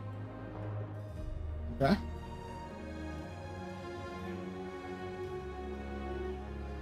I just want to see if they respond to. Actually, you know what? I want to ask them. Rather than doing it in common tongue, I would like to ask them in Elvish why they're here, and see if they respond to it at all. Okay. Does anyone else speak Elvish here? I do. Yeah. Everybody. I mean, can. there's several half I don't. elves here. I think. Alright, so you all hear Taika ask this just out in Elvish. Which, Ganna, you have no idea what they said. Nope, I'm just watching a lady speak a language I don't understand talking to wolves. It's going Standing great. on top of a carriage. As you say this, you see the 7 other wolves stop. You see the larger wolf that's what appeared to be the pack leader. Stop, turn its head towards you, and turn and start walking in your direction, Taika. Awesome. Big fan. As they get in about 40 feet from you. Real quick. Yes. I'm going to use my primeval awareness feature to cast Speak with Animals. Okay, It's just a free thing I can do. So got you. once per long rest. We'll go ahead and actually move all of these to the tip of Oh, they're so close. I didn't do it. Go ahead, take it. they're not quite as close as that. I just had to put them on the map. I gotcha. For layer. Where's our pack leader? Is that one over here by the wagon that's coming towards me? Buddy. Yes, this one. I would like to This is weird, but I want to move towards him. Okay. So you want to move them here so you guys can actually see them. So you drop down onto the ground. Yeah, and I'm gonna. How far can I move? However to the far front of the you want. wagon? You're not technically an initiative. Okay, so I want to move like to the front of the wagon, back of the. I guess that's the front of the wagon. Good luck.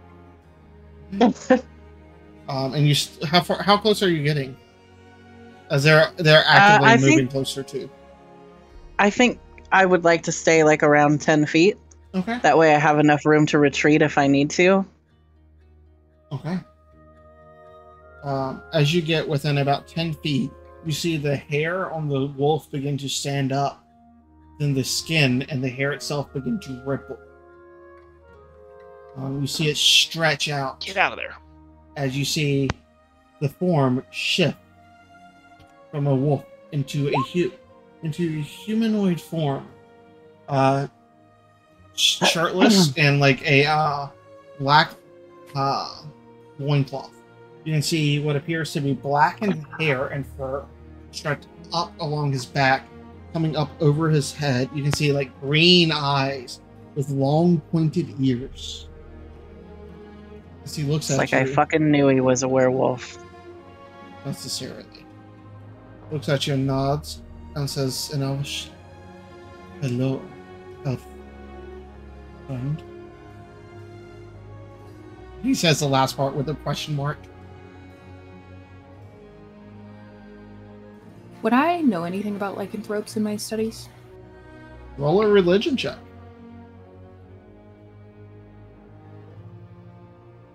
I'm gonna ask him again in 10. Elvish why they're here. And I mean, you've heard stories of shape-shifting humans that were cursed by blood magic. But about it. He just looks at you.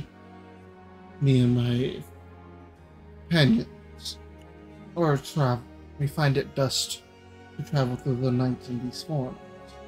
We mean you no harm. We saw the light and were curious. I mean, if you mean us no harm, we mean you no harm. Very well. We shall leave you come. Post haste. And he like turns. We wish to you- leave. We wish you safe travels, friend. You as well. Like he turns and nods to the others as they turn and begin to walk up the crest of the hill. He just turns and strolls off, and like you see him just go into like a full-fledged run and jump and mid jump transform back into this woven and just land as a wolf and just keep running.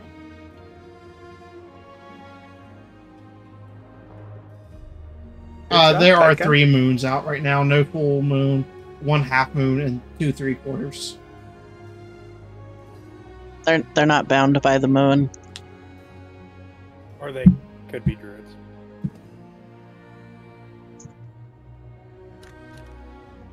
Well, Well, it that was seems- very fun. I am going to go back to bed. Yeah. We'll wake you up if anything startles us. Uh-huh. Ugh. Drop How- your shield. How long is it until my watch? Oh, another hour and a half or so. Alright. Yeah. I'm No, just right. I'm just gonna go ahead. I'll say I'll probably go back and stay and lay down, but he probably wouldn't fall asleep again. I'm just gonna look over to Cyril and say that I have a suspicion that they'll stay on the edges of the camp and keep watch also. Nods. And then I'm gonna go back to bed. Sweet dreams.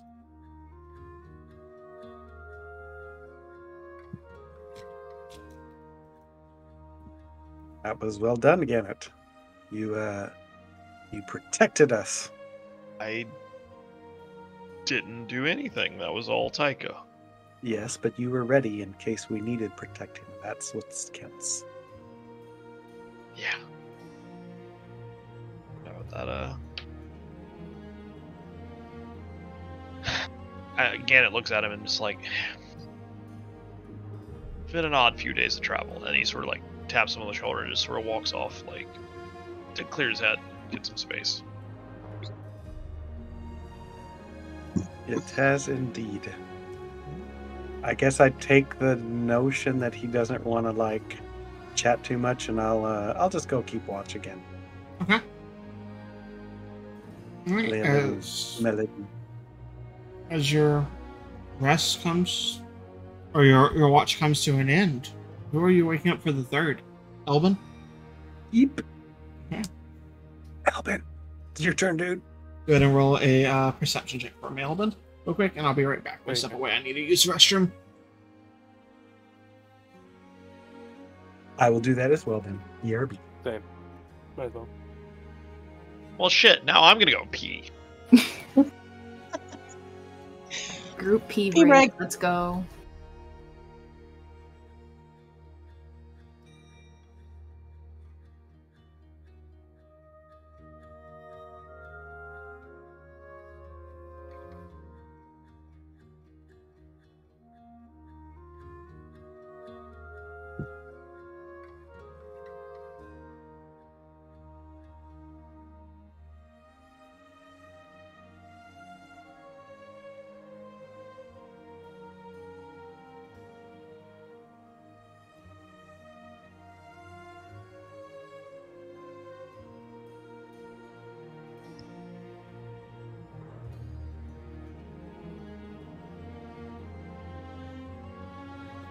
Alright, I'm back. I know, like everybody else went to go pee. Yeah, pretty much. It was a group potty break. You guys all held hands and wandered down the hallway. We did. See a god descend from the sky and just take a leak outside of camp. But he doesn't have a corporeal form. It's just like a cloak and a hood holding a book and just like erasing and rewriting things real quick.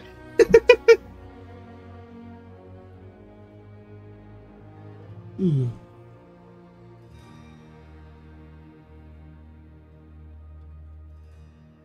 I am back. Welcome back. Did everybody die while I I think was away? everybody's back at this point. Okay. And here Yeah, comes Kathy. perception. Yep, perception. I got a 19 plus 7, so 26. 26. Woo woo. Damn. Very nice. You sit out and you watch, especially after being awoken last time, you're fairly on edge.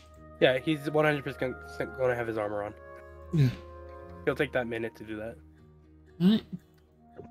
Nothing really happens or catches your attention. It's a fairly boring watch.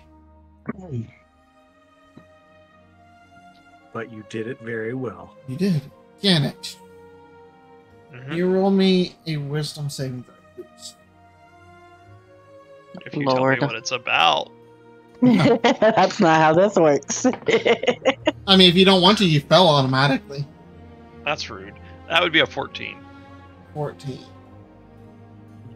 So right in that middling area. Could I be know. good. It could be just missed it. Janet. Yet it goes into a blind rage and kills everyone. Sorry, guys. Let's go. I'd be fine with that. Yeah, I wouldn't last very long. Go ahead, Zach. Sorry. You're fine. Janet, as you're finding your unconscious dreams, you haven't really dreamed the last couple of nights. Nothing that stuck or remembered. However, tonight, as you're dreaming, you find yourself what it feels like standing on the precipice of a ledge. You look down and you see grayish stone beneath your feet. No wind, nothing around you. You just look around and you see nothing but pure blackness all around you. And you see a twinkle, and another one, and another. As countless of thousands of millions of billions of stars begin to fill your view. Far off, and God knows how far of a distance, you see what appears to be almost a purplish orange and pink galaxy appear. And then another one, and another, and another. Until your entire vision, all around you, is the cosmos. What would you like to do?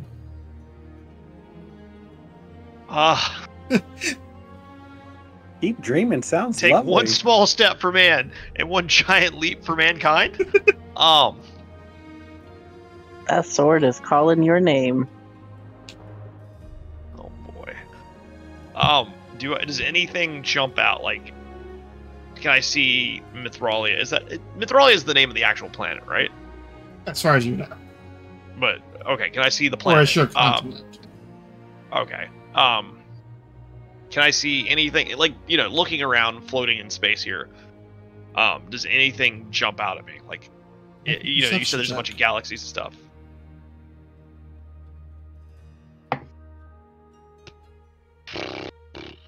12. Looking around, you spin and you look. And as you turn around, you are not standing on just a cliff. Now, as you turn and look, you're standing on what appears to be the peak of a mountain. The peak on a very strange mass of stone? Of white hell stone that seems to glimmer. As you're standing on a peak of a moon. You glance off into the distance, and you swear you see one of the galaxies begin to flicker and change. For a moment. Almost flutter. That's it. I'm gonna try and kick off the moon and launch myself towards the moon, or towards the flickering galaxy. Okay, you do. And you are moving fast. Much faster than you anticipated. If there was wind, it would feel like skydiving. As you just race across the star, much faster than should be possible. As you're slowly and quickly approaching one of these galaxies. Give me another perception. Ooh, that's much, much better. That's a 19 plus 4, so 13. Or 23, sorry. As you do, you see the galaxy begin to flutter and move. It's strange for a moment. Because it shouldn't do that. And then you see it shift, move, and you see what at first you thought was a collection of stars and planets and just astral debris shift and stare at you. You see a large, angular head with glowing eyes that are the size of a planet from this distance. Look at you. You see a large maw open. Janet, check your journal. In Discord? Yep. I'm sending you something now. Okay. I'm ready to bargain with Dormammu. You see that. Oh, hell no! And as you see that, you hear over your right side a familiar voice. Complete my mission. And with that, you snap awake.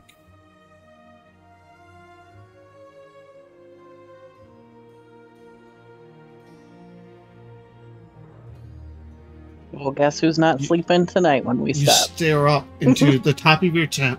Dark, but not terribly dark, as you can see flickering of the firelight outside.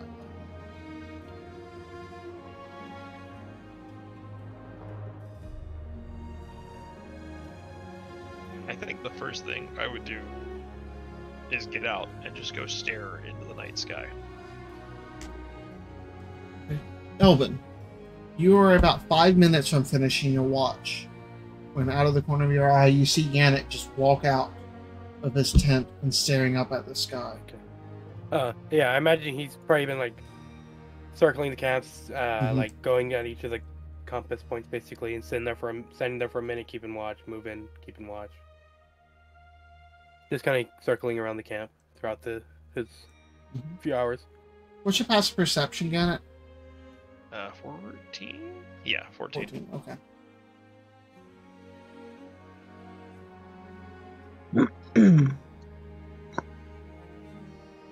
Hey, is everything alright? Maybe, I don't know. It's been a weird few days. It might just be that, but I had a weird dream. You remember the guy on the ground with the sword? Yes, so I feel like that would be something that would be hard to forget. Yeah. I had a dream about him. I was what would like people from this world call space? The Astral Sea. I was in, I think, the Astral Sea, and I heard him telling me to finish his mission again, and then there was something else, something much bigger, and I think it saw me. It didn't say anything, but it saw me,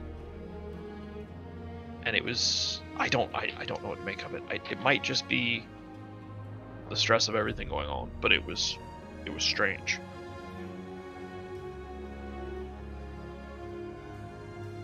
Was there anything specific you might remember? I was on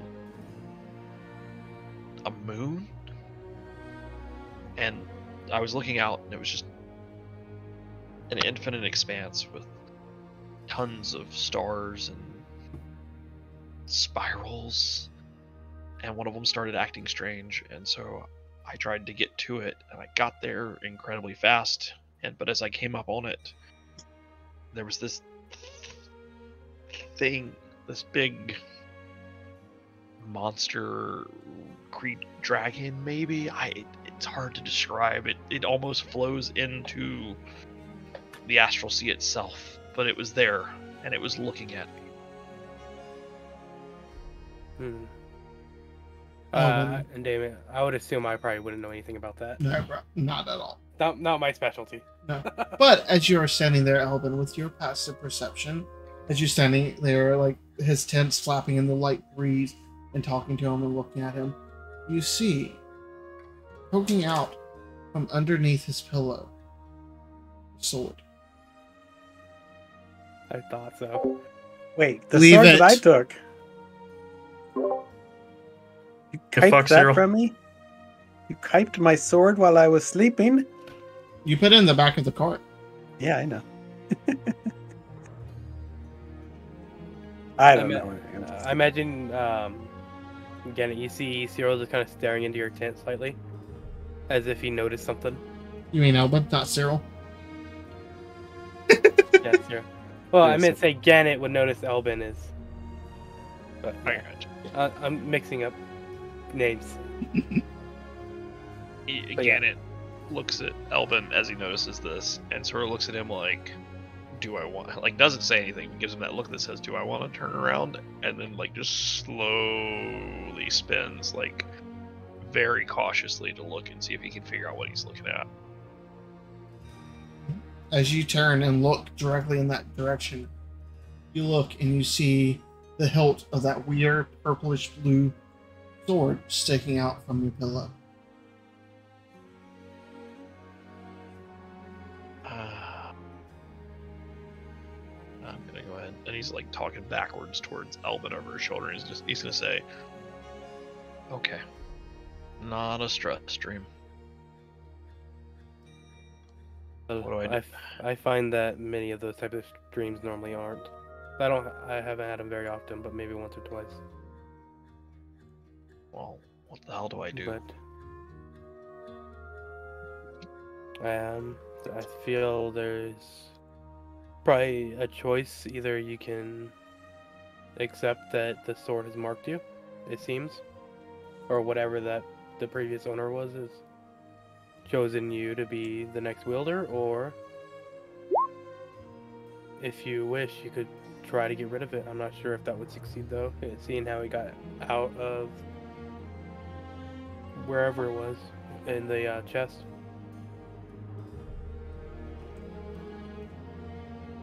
Ooh. So, about this.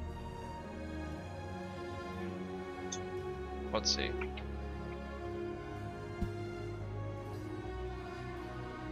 I think out of all the people here, Gannett would assume that this is more up Marha's alley.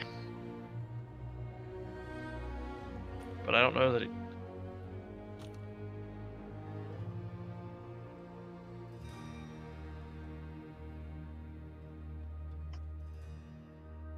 I mean, Dang she's it. asleep. Yeah, no, I know that. I was debating whether he would come wake you up and be like, "Hey, do you know anything about this?" But then I think he came to the conclusion that while you're the most religious of us, this doesn't seem like your bag. Damon, out of curiosity, would I know anybody that might have more insight on something like this? I know I gave you that list of those list of names, and Yeah. he's been around a lot, but Yeah, roll a history check.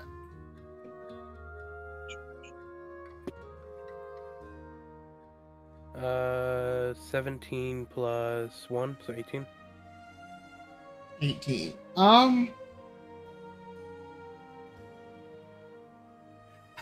The only people that you could think of, probably maybe Thinklem.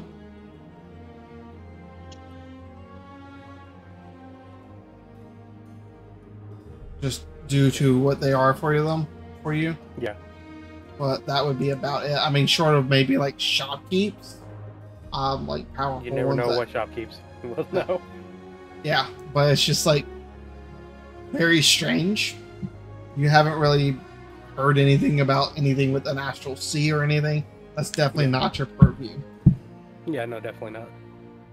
He's Can more it- trying to grip to see if he can think of anybody that might know more information about it.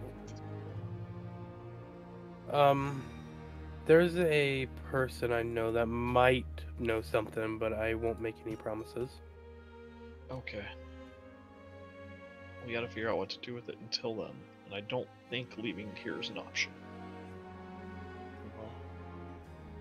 And he kind of like, you see him steady himself a little bit, because he's clearly perturbed by this. And he walks over, and you said it's sticking out from under my like bedroll. No, under your pillow. Oh, that's even more creepy. Don't touch it. Thanks, Tycho. He's gonna like making sure he doesn't make contact with the blade. He's gonna like pull his pillow off and just look at the sword and be like, "All right, what do you want?" Well, I mean, the dude told you what it wants. Gannett, you hear in your mind a very familiar voice. Finish what I started. Continue. She. Pick What up did you my start? blade.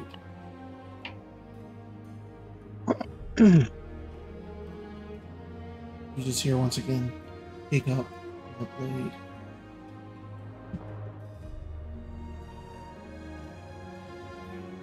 I feel like if you pick it up, it's going to tell you what it wants. But, I mean, there's also a risk that if you pick it up and it tells you what it wants, you're bound to it for the rest of your life.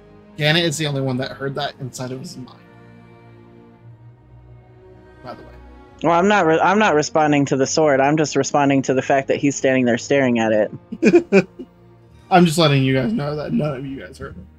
If he responds to it out loud, you hear a one-sided conversation. Gannett, still staring at the sword and like probably rubbing his temples at this point, is just like, "I'm not picking up the sword unless you tell me what you want."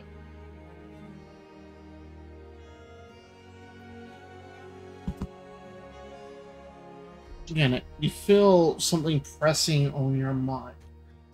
Do you fight it?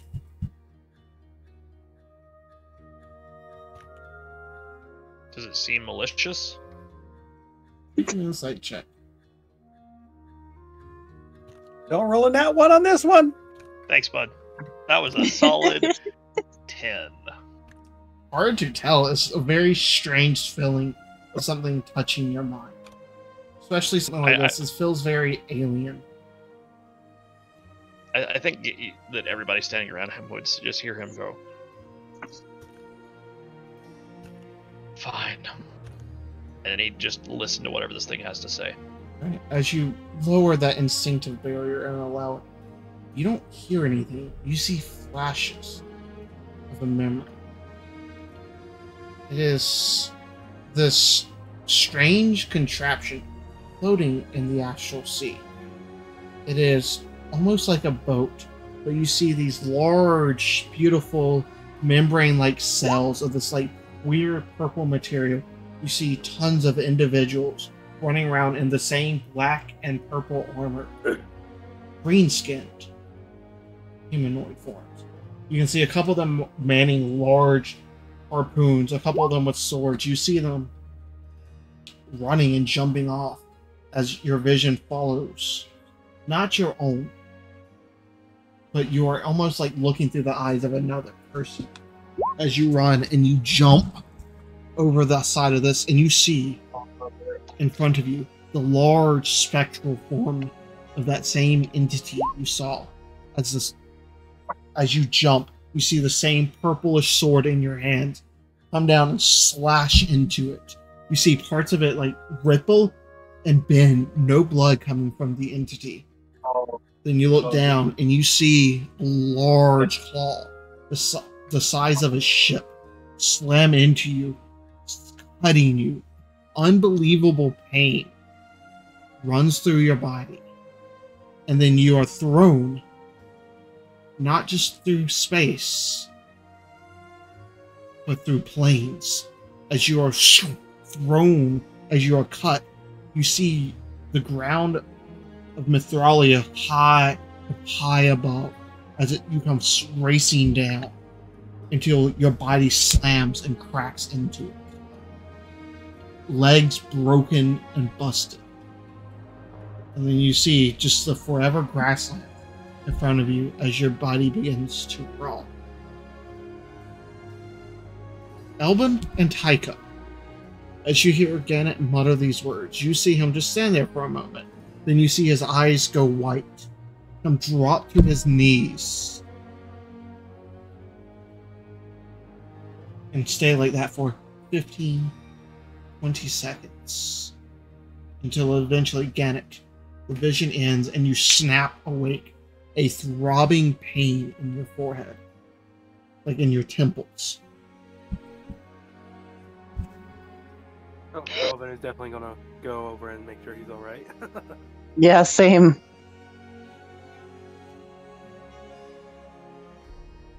I imagine you probably feel like a hand on your shoulder. Mm-hmm. I think Gannett sort of startled jumps up and like pushes it away and like kind of scrabbles, back till he realizes it's Elbin.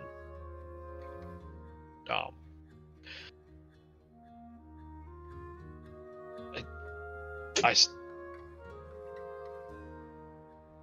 saw him, or I was him, the guy from the field.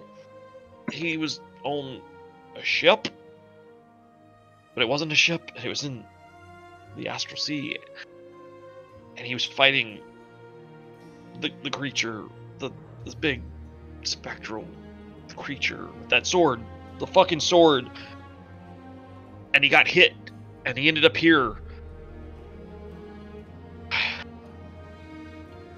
I was there. He was hit by the sword or by the creature? No. The creature, the dragon thing's claw. It hit him and it like knocked him here. He was cast out of the astral sea to Earth. By brute force. And now the sword wants you. He keeps telling me in my head to finish his mission. And if his mission's to kill that thing, I don't fucking think so.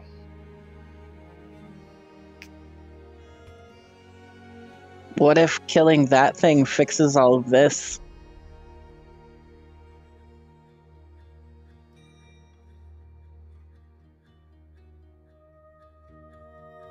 What is that thing? I'm assuming I would have no clue Oh God, no, what the not at fuck this all. thing is. And also, if I pick it up like he wants, is that thing coming here? Would I Or have does any that- idea what the creature he's talking about is? Like from mage studies and stuff? Roll me an Arcana check. It's fairly IDC though. You got this, Taika. 7. No idea. No. No fucking idea. Would I don't think I'll know that, but I'm gonna ask anyways.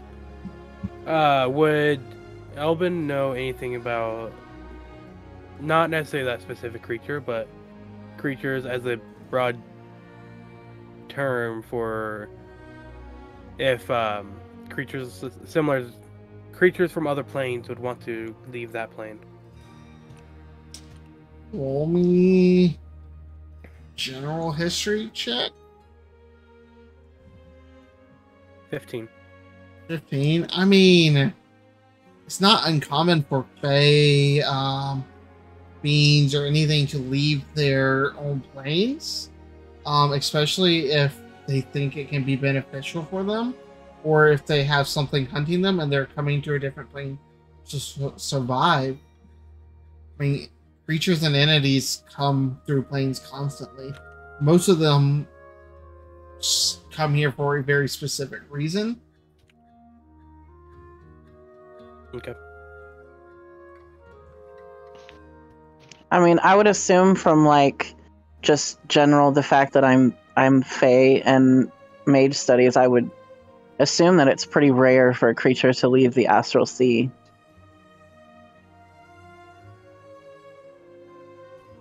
I guess I would try to comfort Gannett a little bit that, you know, it's not impossible, but it's a rare occurrence for something to cross planes.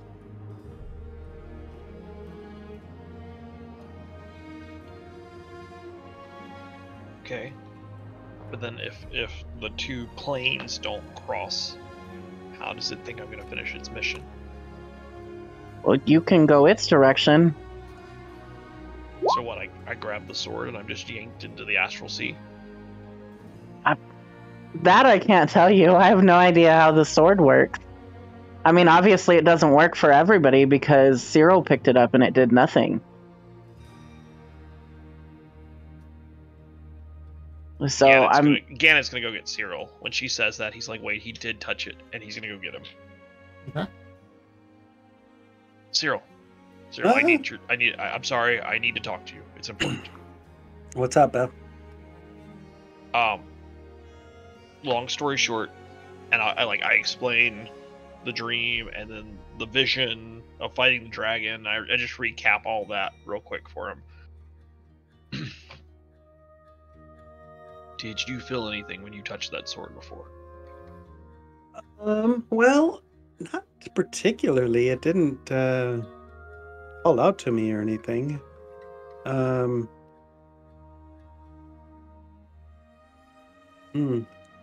So this creature sorry. What it wants you to kill this creature?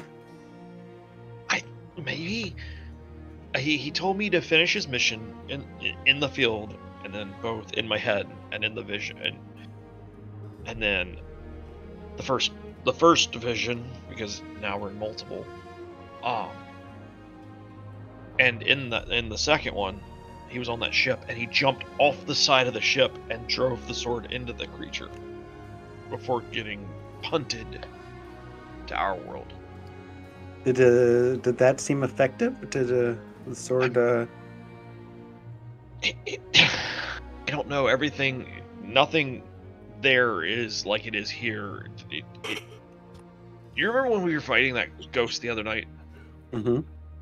And we you'd hit it and it sort of went through and things moved and rearranged, but you couldn't it didn't you can't tell the way you can if you cut a man.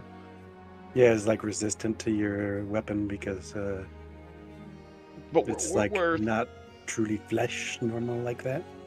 yeah, like it shifts out of the way of the blade, but it doesn't, and it looks like it did something, but it doesn't really. A lot like that. Would I know any? So for all the things that he said, would I have any knowledge on like any of this stuff? You can roll an Arcana or history. It's fairly high DC though. Yeah, but these are the things that I'm good at.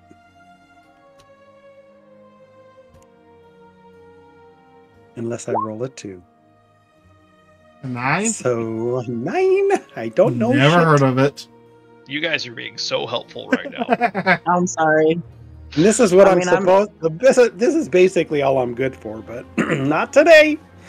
I'm Faye, and I don't know shit. So, I don't know too much about it, but if we actually get to Castlemont, Lore Master Amada, she probably would know. I mean, she pretty much knows everything, or if she doesn't know it, then she knows where information could be found at least.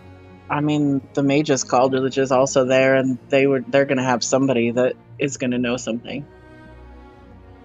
Yes, but I know the lore master personally. She was basically my mentor and everything, so it wouldn't be a struggle to make the. I wouldn't know any of the mages and how hard they're kind of stuffy, Well, I did go to Mage's School there. Just saying. But they're still kind of stuffy. You're kind of stuffy. Just because you woke me up, I was having the most pleasant of sleep after you left the tent.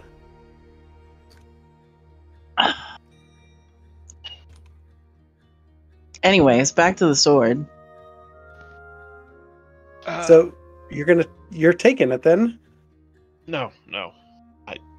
He's afraid to touch it. I would be too. I'm gonna be real honest with you. No.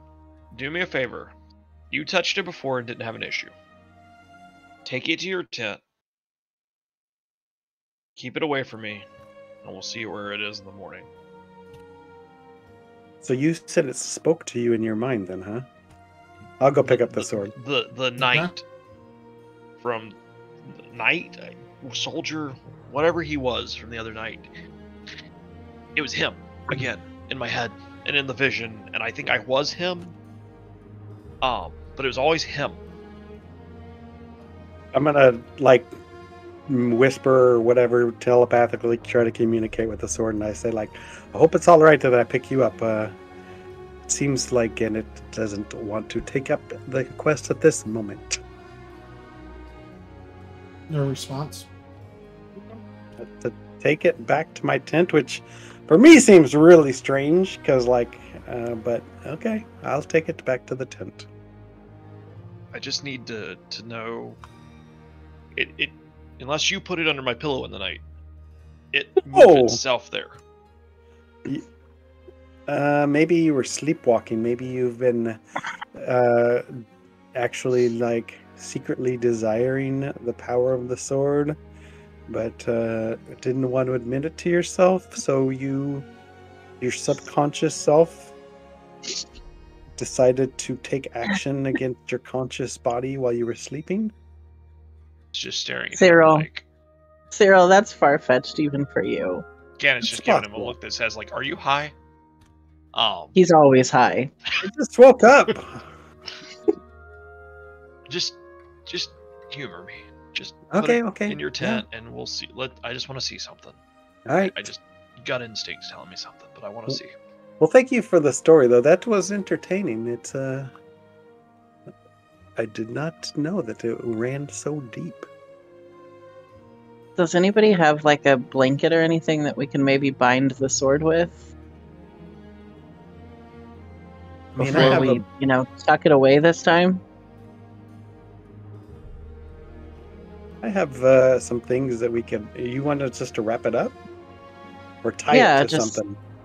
No, like just so it's not so easily discovered on the wagon, just in case Yeah. something did move it. I mean, maybe it talked Mortimer into carrying it to Gannett's 10. I don't Ooh. know. Maybe. Yeah, I got some things I can wrap it up with. Not a problem. I look over at Sebastian on the top of the tent and just like, what are you doing? Practicing.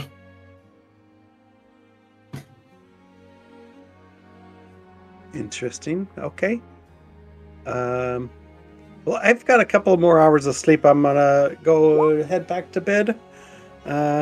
Thanks for the story, Gannet. I will see you all in a few hours. And I'm gonna head back to the tent with the sword. Moha, as you reach your little rabbit trap, you do see a fairly large rabbit inside. You're white with red eyes. That's no ordinary rabbit. I want to That's tie it up and put it in a bag or something. I don't want to kill it. Okay. that's the Cadbury bunny. Make me a dexterity check to wrangle this rabbit as you Yeah, take. you think you know how to do that? I can do it. It's fine. Okay. See, it's fine. 16. 16. You barely, as it rolled a 15. It's one of those like when you're trying to get a cat to go into the cat carrier and it's just slipping out, and you're like, oh! It takes you a good 3 minutes or so to successfully get it called, tie up its feet, and get it secured. It's one of those you're probably glad that no one else is probably there, because that would have been embarrassing almost. But you get it. She definitely kind of looks over her shoulder to see if anyone saw that. Yep. And then Nope. Powerhouse And- is setting up an elaborate pull a rabbit from a hat trick later. Yeah. yeah, just for the bit. I definitely packed a little bag of incense and stuff that I would need, so I am going to find a place to hunker down and do what I need to do. Okay. Sacrifice the rabbit. Alright, so you'll be doing that. Blood for the Blood Witch. Sebastian, were you taking a watch or? Well, you're doing your balance practice, so not really. I mean, is there a fourth watch that needs to be taken? Because nobody really. You kind of just said there was a 3. I mean, you can always. There's surely you at least need 8 hours of uninterrupted. Sure, why not?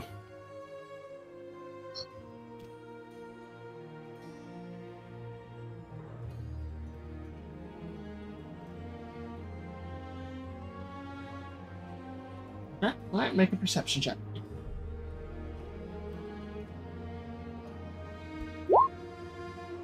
$25. Dang. With a 25, you are fairly confident that nothing tries to sneak up on you, nothing strange happens. As it's a little bit later just due to all the interruption.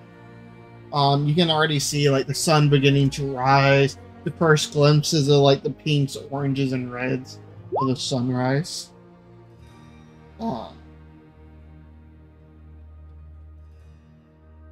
Until eventually the rest of the sun rises. You sit there for another hour or so until I think who had first watch? Taika? Yeah. Yes. Until Taika is the first to awaken.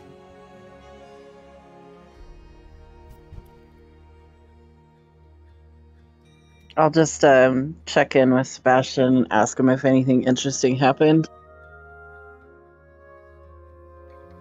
Had to catch him first.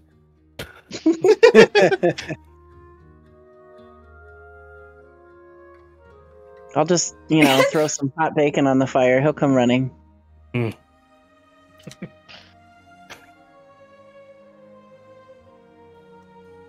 That roll is there for Yeah. you. Yep. Yep. Sebastian seems very intrigued by whatever was put on the fire. I don't eat it myself, but I have all this salted pork left over from the rations that Felix gave us, so I figured I'd throw it on the fire for a hot breakfast. Sounds good. Haven't seen much of those wolves or whatever they were. Bay creatures. Not really a wolf, not really a man, somewhere in between. Strange. Didn't seem They exactly seem- like a werewolf either. Oh no, not a werewolf. More like a shapeshifter.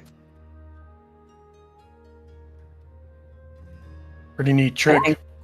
I think they just decided to take the form of a wolf. Easy traveling. Can only imagine. Morning, guys. Morning. Zero. How you doing? My back hurts. I had to sleep in a carriage. Why'd you have to sleep in a carriage? Because somebody decided to be a jerk. What? Who? What's that over there? He's just gonna very obviously didn't see anything, but just kind of wanders off. Anyways, all the salted pork that I don't eat that Felix decided to pack for me is on the pan on the fire. So you guys help yourselves. You have something you can eat though, right? You got My good old faithful trail mix. Yummy.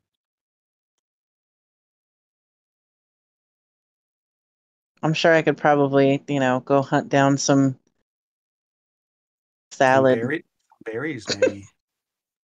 Maybe some fresh berries would be nice. I think, can I do like a nature check and go try to find some like wild berries, or You can do a survival check. that works too? I had the sword this morning when I woke up, right? It was still with me and everything. Oh Yeah, so God, a 4. I would have brought it out with me and probably I ain't finding maybe shit. rested it against the log. A 4? You go around. Poison berries. You found some very nice blackberries.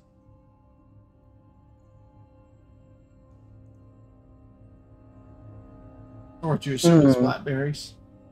I don't trust the berries. Morning, Gannett. I'm gonna show him to Cyril and ask him what he thinks. Make a nature check, Cyril. Nature, is that what you said? Mm-hmm. Gannett, you look around your tent immediately. You don't see a sword. Not even your own. Yeah, mine's gone too. It ate it. Where's my dick at? Yeah. 14. These look very similar to what is considered a narcoberry. If consumed, especially in high quantity, they can result in putting someone to sleep, or numbness, or paralysis, things like that, if made correctly. But if eaten raw, they can induce a very, very heavy sleep, almost incapacitating someone.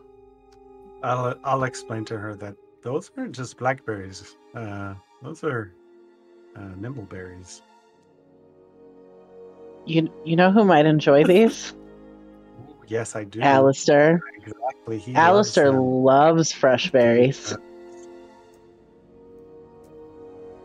Maybe not too many though, because he might not wake up from such a heavy slumber after eating a bountiful basket of berries. Why don't we just keep them on hand and we can feed them a couple at a time? Yeah, sounds good to me.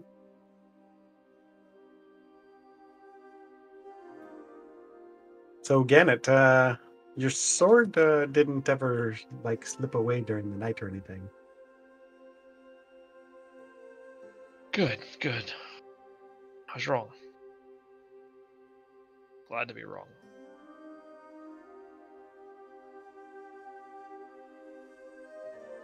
Did you get any sleep after I went to bed? Yeah, dozed in and out. No dreams. That's good. I'll be okay. I'm used to not sleeping as well. I'll be good, okay for the travel. Well, we didn't need you for driving that cart. You know, you're the only one that truly knows what they're doing there in that regards. I got a solid amount. I'll be okay. Well, have some breakfast. Taika cooked up some salted pork, and you could try one of these berries if you want to get a couple extra hours of sleep. Gannett is like 2 bites into his hardtack or whatever we have for rations, and is like wraps it back up and puts it in his pocket and sort of says, "Yeah, that does sound better." And he like gets us a couple slices of the bacon, but does not take the berries. Good choice.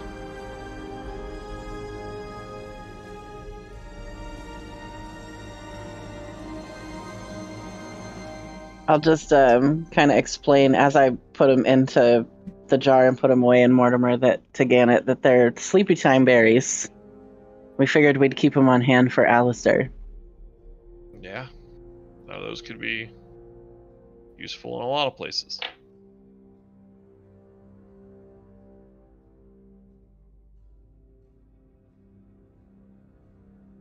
As Elvin slowly awakens.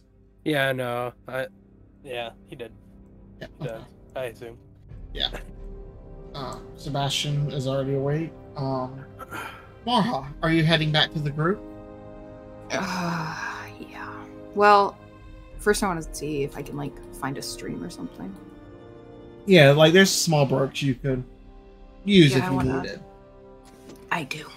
I know of a good stream. It's twitch.tv/Damien_Crow. How dare you? The plug.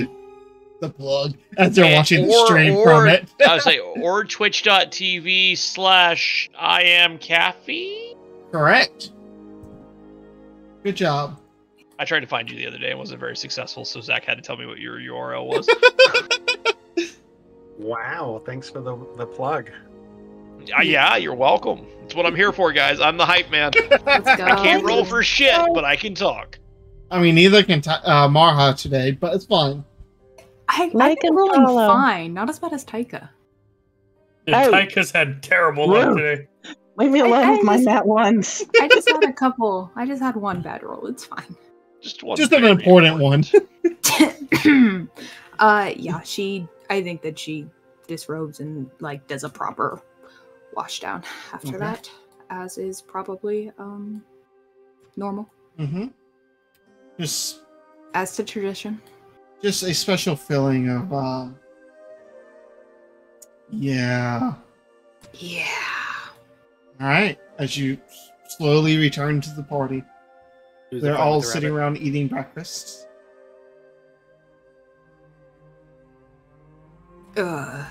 See, stop for Sebastian. There is no rabbit. I checked. Bring the trap in. Was I supposed to? Are we staying here longer? No. Yes. Well, you did not tell me that. I told you I've never done. Fine. Morning, Marha. Good morning. Sebastian goes off to deal with his trap. Okay. Yeah, You she want some comes- breakfast? No, I am all right. I do not. Yeah.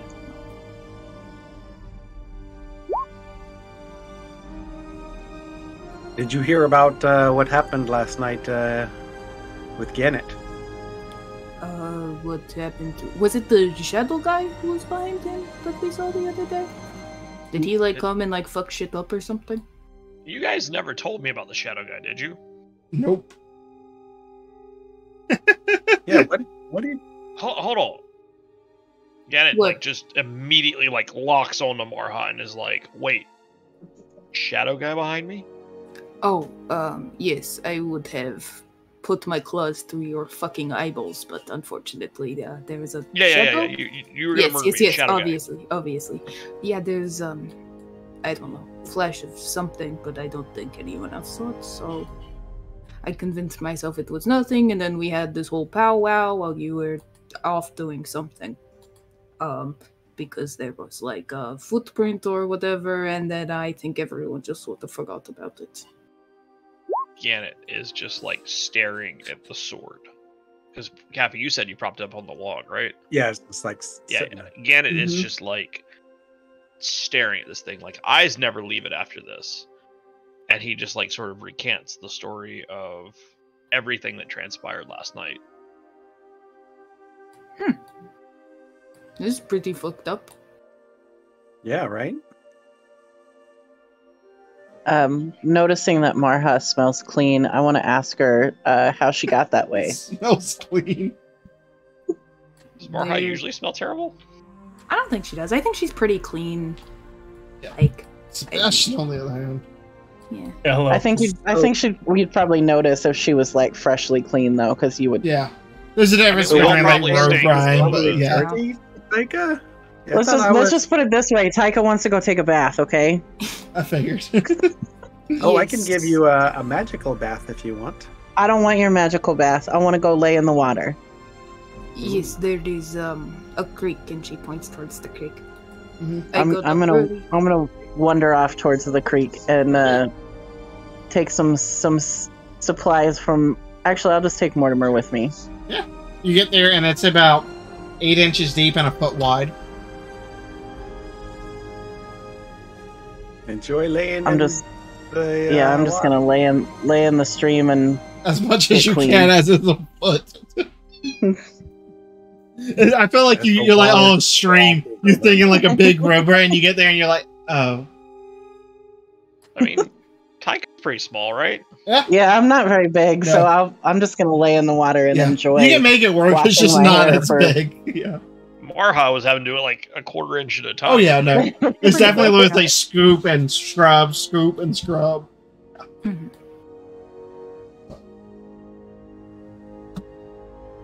Well, anything else happen except for the wolves and the Nightmare Fest, I suppose? I don't think so. But as soon as we get done with breakfast, we should look to move out. Just my own opinion. I don't want to tarry too long. Oh, no, let's get to Castlemont, drop him off, and he gestures towards where Alistair is. Okay. And you said you had a friend that could tell me about that. Yeah, she's not more than a friend. I mean, she's like world-renowned lore master. So, you know, she knows about everything. She's, I mean, you don't get the title lore master without, you know, knowing about lore. Okay, well, then let's get going. Right. After Taika let's pack up while Taika's bathing, and then we'll get going when she gets back. Yeah, Right. yeah. Happy. Roll me a d20.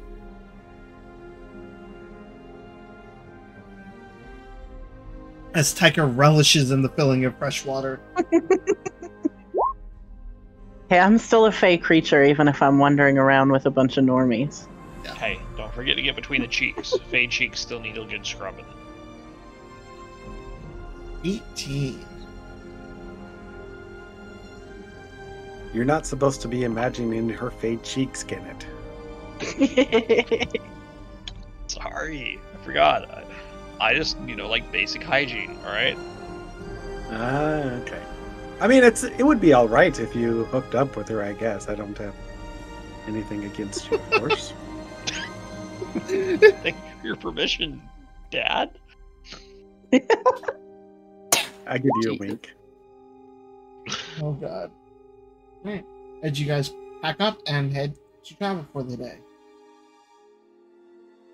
Can we cut through and just go from where the 40 mile is, so like cut across and make this? It's up to you if you guys want to go off the road.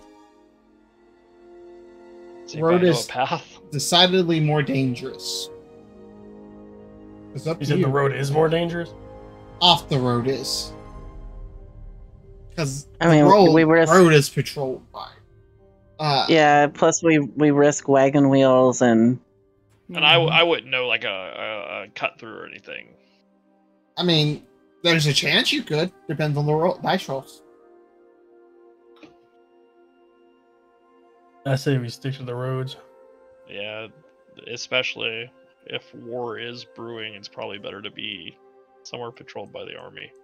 Okay, I just thought it could cut maybe a day off our journey almost. Yeah, but Question, like Yes. out of character, at this little crossroads right here outside of Tradewind, would there be like some kind of like, I don't know, a pub or a tavern or something at that crossroads where we could like resupply rations and stuff? Possibly, depends if they are having a farmer market or not. Like there are definitely like crossroads posts and like food posts and stuff like that. It just depends on the season and what people have right now. so secondary out of character question with your map Yes. building. Are there like little villages that are unmarked between these points? I assume. Like Yes. these are just the ones that are just big enough to make the map, right? Yes. Okay. So I think the safest thing would be to go the roadway. That way we can kind of resupply as we go. We are. I mean, we're going through some rations because we have to feed Alistair too. Mhm. Yeah. Although What if we is feed the him some of these wisdom- berries, we'd have to feed him a lot less. What does the wisdom of Marha say? Huh? I was not paying attention during this entire conversation. Do we stay on the road or do we go off road? I would prefer to stay on the road. Personally, I do not know this area very well. I cannot imagine that I would be much help off of it. Well, All right. I think No, that just- answers the question, and we just Yeah. stay on the path. All right, it was just a suggestion, guys. No hard feelings. Don't need to get your panties in a bunch. We how long have we been traveling? Because I need to subtract my rations. 3 days. Okay. I think If I we start- started out as a group with 30 rations from Felix, like group Uh, rations. Well, then I probably don't need to be subtracting my personal ones then. Yeah, you guys are coming up on. This is actually day 6. I would say Okay. yeah, because we did 4 the first. Mm-hmm. Some of those Oh days yeah, were- so we should be probably getting pretty close to the end of Felix's rations. Mm-hmm. Because we're feeding what 7 people? Yeah, because we have Yeah. to feed Alistair too. And some people probably had a couple of actually, rations. we're if that's the case, we're 7 people times 6 days. We'd be We've out used now. 42 rations. We've burned through Felix's, and we should be dipping into our own. I mean, I had stuff left over, which was breakfast this morning, because there's some of the stuff in the rations from Felix that I don't eat. Gotcha, pocket bacon. Yeah, so I mean, that saves a little bit, because some of the stuff that he would pack, Taika wouldn't be eating. And Alistair's not going to be eating it either. Okay, well then I would say we are just now, like today was the last day we could eat on those, Mhm. probably. Yeah, you're probably looking like at your stores and being like, "Oh, we're low." Because you can also like go and hunt too during downtime at the camps.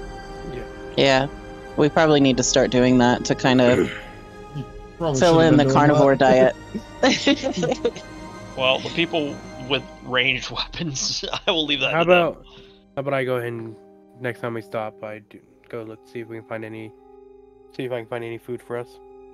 And I think I I can do kill a rabbit just by like hurting its feelings. I do suggest that so today wanna watch before you we try. I do. I do suggest today before we get going that we feed a couple of these berries to Alistair and knock him out for the ride. All right. I want to I see think how Sebastian's it going to stop you and question you about that one. So they're just like a natural sedative. It's not going to kill him. It's just going to help. It's like melatonin. It's just going to help him sleep and stay asleep. What the hell's melatonin? I'm not gonna feed him. I'm not gonna feed him enough to kill him. Would I know Just, what the berries are? sleep I'll Make in. a nature check. 7? No idea. They look tasty. They're gonna look like a blackberry, I think, is what we decided. Mm-hmm. Big, juicy, delicious blackberries. There's a chance that Alistair is gonna know what they are and not eat them. Oh, if I were in his position, I'd want to eat it. Right? I'd rather be asleep inside that barrel. I mean, if he doesn't want to eat them, doesn't that say something about the berries? Well, it kind of says something about him. Because why does he want to stay awake while he's inside of a barrel getting bounced all over the road? He can't be comfortable in there. I hope not. I mean, unless he's some kind of djinn and he's transformed the inside of that barrel into a comfy living area. His chakra's getting fucked right now, I bet.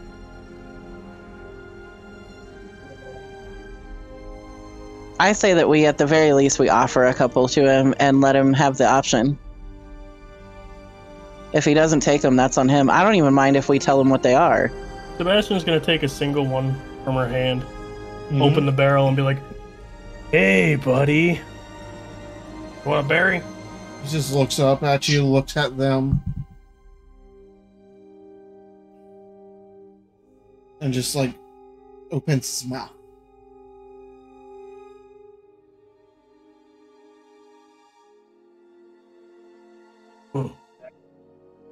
Sebastian's just gonna shove a berry in his mouth. Okay.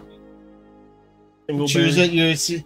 You see his eyes like scrunch for a moment, and like that, almost like when you watch someone eat something really sour for a moment, and then he gives you a very quizzical look.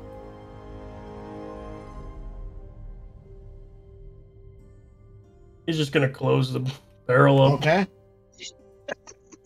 As he rolled a I ain't got natural time to one. wait for him to fall asleep. Oh, he rolled a natural 1 on his nature check. So, So he has no fucking idea. mm-mm. He had about as much luck as Taika did. Why did they only Hey, give look at me these one delicious berry? berries. Why do I only get one? That's probably what he was actually wondering. You've been a very good boy, so you get a treat. Oh, you better not say that word like that, Alex. He's outside. Oh, okay, you're good. Never mind. He'll know. But, all right, He can hear you through the door. I'll hear barking in a second. Yeah. Thanks. No, you just turn around and you see a big old dog just sitting behind you, waiting. That's He's like, I heard you don't know treat, how often motherfucker. that actually happens to me. But I just feel like I'm being stared at. I turn around and there's 110 pounds of just stare. It's like a black shadow in the corner. Watching me. All right. So, as you guys begin to travel for the day, anybody want to keep perception? Yep, Uh, as always. I'll do it today. Okay. Yep. 19? 19. Yeah, 19. 22 for Sebastian. All right. Oh, I'll keep watch too. Hold on. 9 plus 7, so 16. 16. 11. 11. Good job, Taika. I know. Such a great roll. As you It's guys, hard when you're just staring at the back of their cart, though. I'm helping. as you guys travel for 2 hours, 4 hours, 6 hours, and you're coming up on about hour 7. Right, as you guys got a little bit late start today, just due to being woken up all night long. As the sun is beginning to set.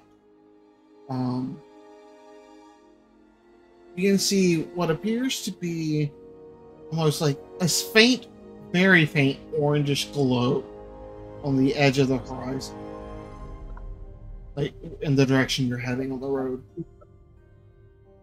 Is it the sun? No, the sun is beginning to think it's- set. So this direction, it's- kind of? Yeah, it's probably trade Yeah, wind. east. We're gonna turn left.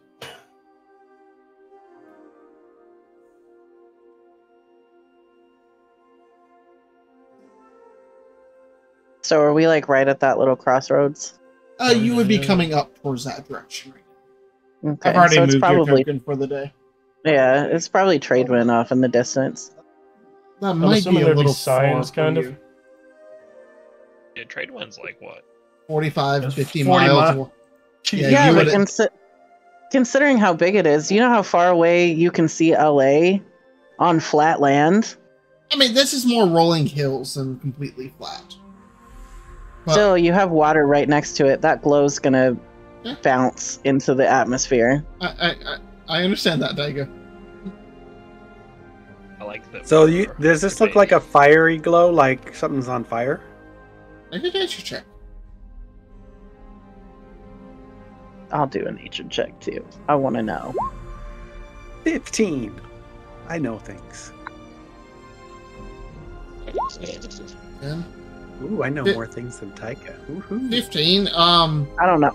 I don't know shit today, so The flickering Just happened and to be here. like pulsating of the lights look like fire, like the remnants of fire.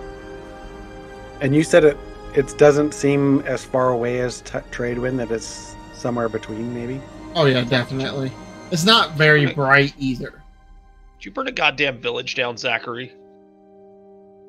Who knows? it could just be firelight Yeah, it from could like be. the little market if it's there.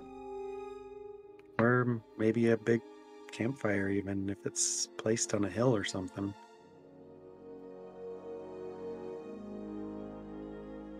Does it look like it's very big? No, it doesn't look particularly large. It's just enough on like the edge of where you can see as night's beginning to descend. You guys can push further towards it if you would like. You guys haven't quite made it to the crossroads yet. I'd like to at least make it to the crossroads. That way, if the market's there in the morning when we wake up, we can do some shopping. Okay. We're Yeah, in actually- desperate need of resupply. I agree with that. I say if it's not like super taxing and it's not going to be like another 3 hours, we push on Yeah. the crossroads. You guys continue to push on. As you get about 30 to 45 minutes further, the orangish glow you have seen has gotten large. Not terribly large. And you are beginning to be able to make out shapes now on the horizon. Going off of the previous perceptions, what was yours, Gannett? 19? Mm-hmm. Sebastian and Gannett. They appear to be the shapes of tents, wagons, and fireplaces and stalls.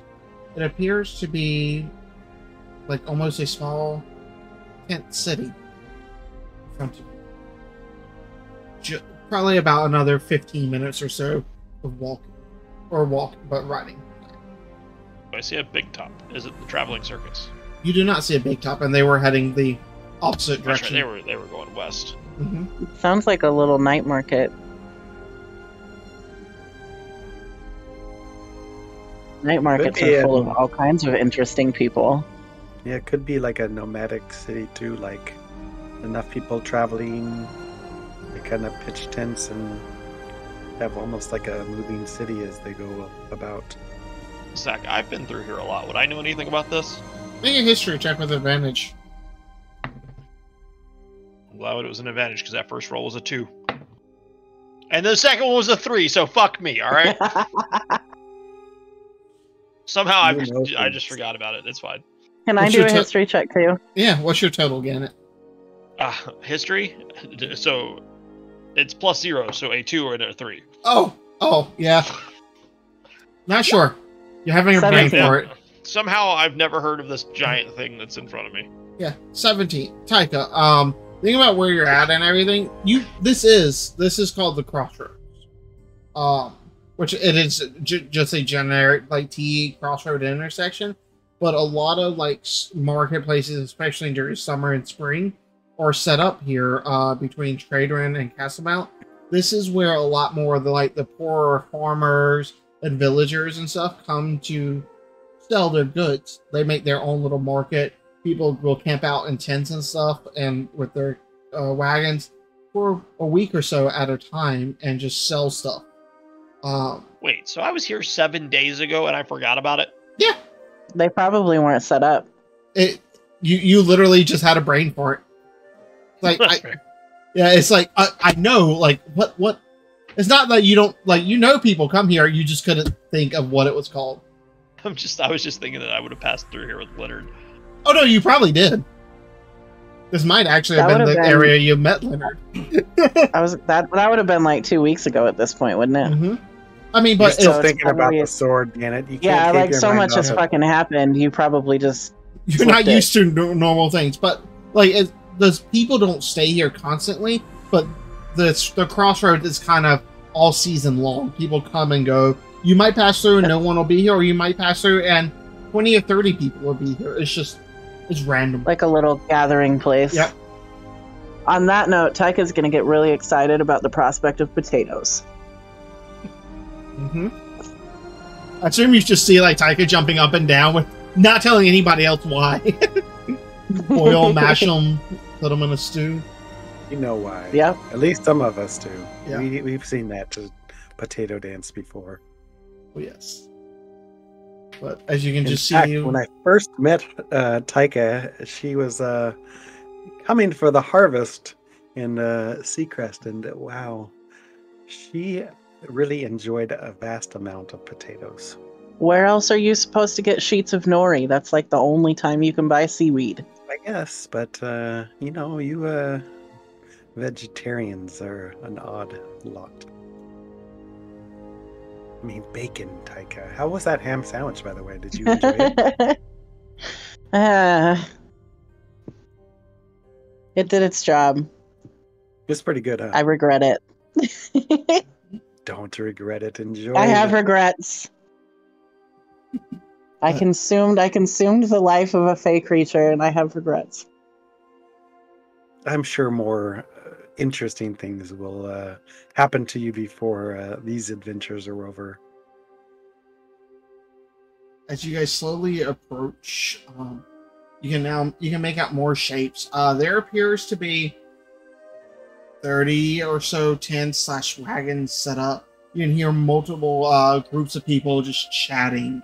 You can begin to get the smells of different types of meats roasting, stews, corn, just different other vegetables and everything from a good probably 15 or so cook fires just wafting up.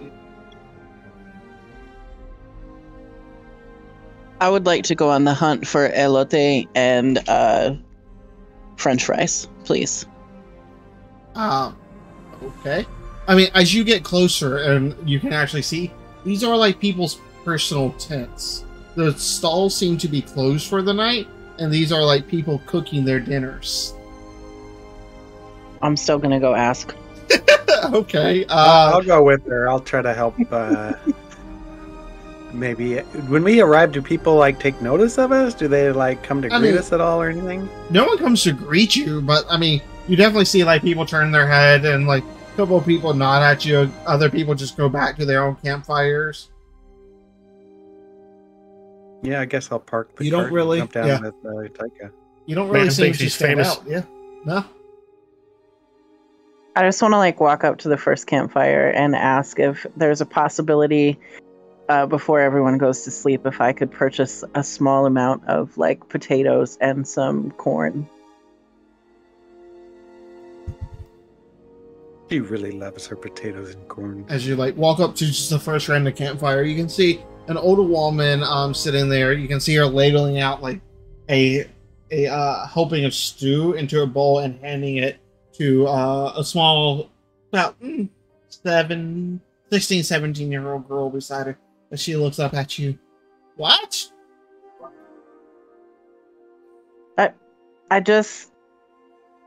We've been traveling all day, and I'm not a meat eater, and I just want to know if there's somewhere that I could buy like a couple of potatoes and maybe a corn cob. I don't know. I sell drugs. And the shops What kind of are drugs you closed. sell? Rugs. R-U-G-S. Rugs. Whoa. Rugs. Not I was rugs. like, yo, bitch, you hold. Let me get with you. I'm sorry, I'm not really interested in rugs. I'm just gonna apologize and go to the next fire. Okay.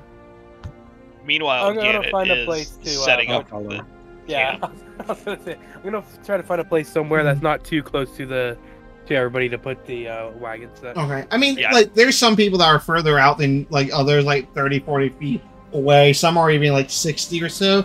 And then there's some that are just built right up around each other.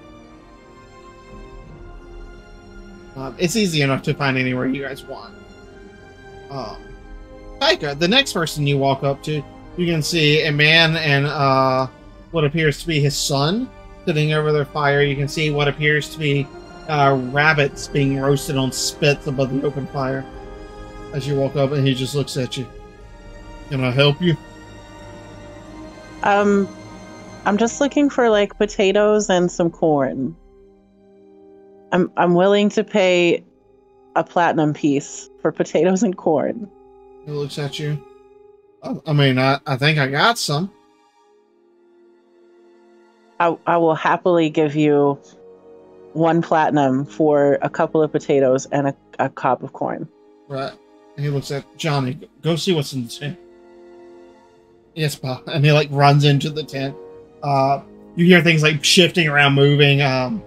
Couple of seconds, minutes come, or a couple like minutes go out. He comes back and he's carrying like what is just appears to be like a basic like burlap sack. Here you go. And like he passes it to his dad. He looks inside. Right, this is all we got. And like hands it over to you. I'm gonna look in the bag to see what's in there. It appears to be about 8 ears of corn and like 10 to 15 potatoes. I will give him 2 platinum pieces instead of 1. Right. Thank you. Paying 20 years worth of Are wages. so welcome. You just hear the boy, like, as you're beginning to walk away. Dad, why did you feed her our food? Don't worry about it, son. We can buy more in the morning. Those stalls are open. Paying 20 years of wages for a few potatoes. I was gonna. They have plenty of money to buy more food at this Oh, point. yeah, no. No, the real question is, can anybody give them change? Yeah. Right. As you like, ma'am, I also sell arrows if you want some of them. I'm a Fletcher. I will come find you in the morning. Right. Sounds good. Looking forward to it. John Fletcher, by the way. Nice to meet you. You Taika too. Ironbender. Very nice to meet you. Sounds a lot like dentist. All right. I'm just gonna happy dance all the way back to camp with my bag of corn and potatoes. Okay. Well, John, can I get a taste of that rabbit? Just a little sample. Just yeah, of course. And he just like goes over and like rips off like one of the back legs and hands it over to you. Hey, John, do you think I can have your child as a human sacrifice? I say, yeah, a couple of our friends are arrow users, so maybe in the morning we'll send them your way, John Fletcher. Right. I greatly appreciate it. Any of your friends are more than welcome. Enjoy your windfall, sir. That is, you did well tonight. I know. I smile and follow back after Taika. Okay. Ally for life, man. Right. After we start setting up camp, I'm gonna go out and see if I can find any like wild animals that are edible. Okay. Go give me a survival check.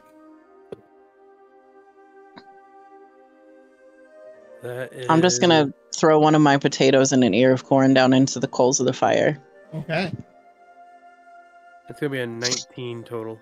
A 19 plus 5. Going out. You have to go a considerable distance. Yeah. Away. So you're gonna be gone for a little while, but you definitely do find like rabbit tracks.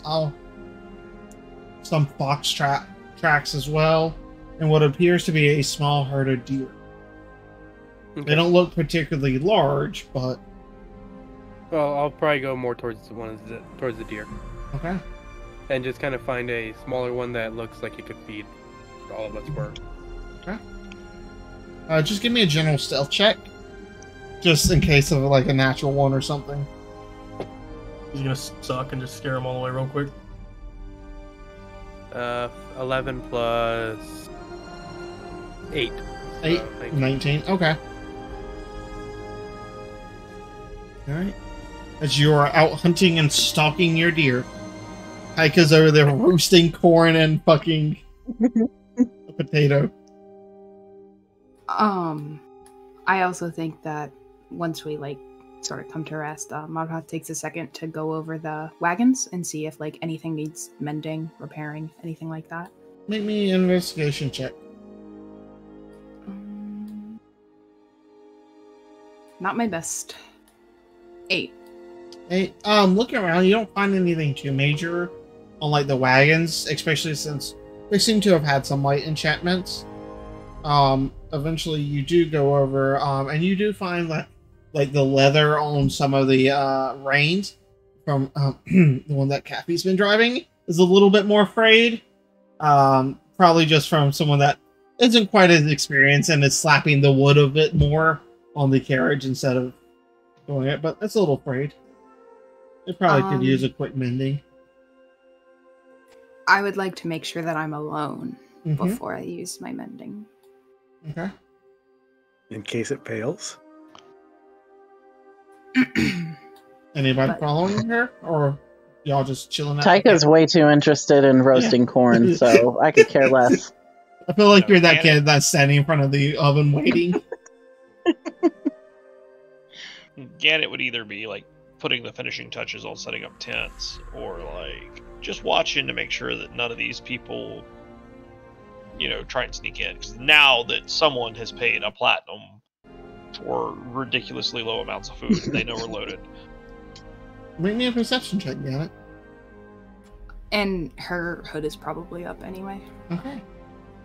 Right, Marha.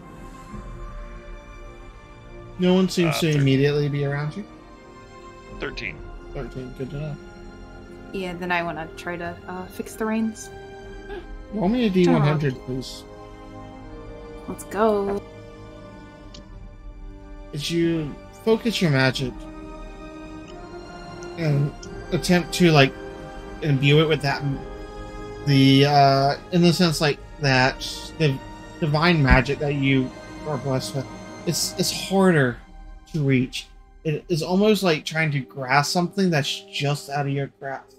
And for a moment, you swear you have it, and then the spell fizzles. And you feel a certain cut on your arm pulse. It's a little bit of pain. She rubs at it, and then I think she goes to her tent.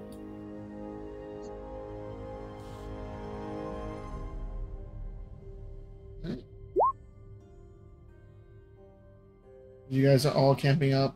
About 20 minutes or so goes by, Taika, and your corn is beautifully cooked, and your potato is ready. I'm gonna go pull some salt out of Mortimer's storage container and just sprinkle my food and happily consume it. While the rest of you guys are eating your remnants of your rations, you just see Taika munching on a beautifully roasted piece of roasted corn and baked potato. You only made one of those. I mean, I'm happy to share. You guys just aren't usually interested in what I eat, so... No, I will eat anything for the most part. It's you that is not really interested. You limit your diet. I like corn and potatoes, as long, you know. But I like meat as well. I'll happily throw another corn cob and a potato into the coals of the fire for Cyril. Thank you. I love you. I love you too, even if you are a jerk sometimes. Sometimes, but you know, it's not anything personal. It's just... Does anybody else want corn and potatoes? Marha, Sebastian, Gannett. I think you're all there at this time. I'm in my tent. Does Gannett know Sebastian's what in the she coach. paid for these? Nope. Nobody knows No. what I paid I was except saying- for Cyril. But I won't say Oh. anything. I mean, I wasn't gonna ask, but if you're offering, I wouldn't say no. And another corn and potato. Thank Okay. you. You know, if we're lucky, Elbin will come back with some juicy rabbits or some sort of hunted Gosh. meat for us to finish off this meal with some glorious trimmings, I guess. Sounds so good. I think you guys should probably hunt down like a jerky vendor at the market tomorrow. Yeah, that's the first order of business when they open up. Is I'm gonna see if we can't secure some food to take with us. Get us some meat. We also need to go back and visit the Fletcher. Oh yeah, they Sebastian, I don't know if you're interested, but there's a Fletcher that if you want to restock your arrows. Sebastian hears nothing. He's in the stagecoach. Oh, sorry, I thought you were out there with us as well. About this It's just time, the three of us enjoying this nice meal, I guess. about this time, Elbin, and as your potatoes and corn's finishing, Elbin, after you've spent an hour tracking, hunting, killing the deer, and dragging it all the way back, you come back tired, carrying a 100 or so pound deer. You come up and you see Kaiko finishing up her potato and corn, Gannett and Cyril about to start on their very fresh, delicious looking one as you come back with a dead doe. Gannett immediately drops his food and jumps up to help carry it. No, I imagine he looks around, he's like, just shrugs and verbally says louder than necessary, well, more for me.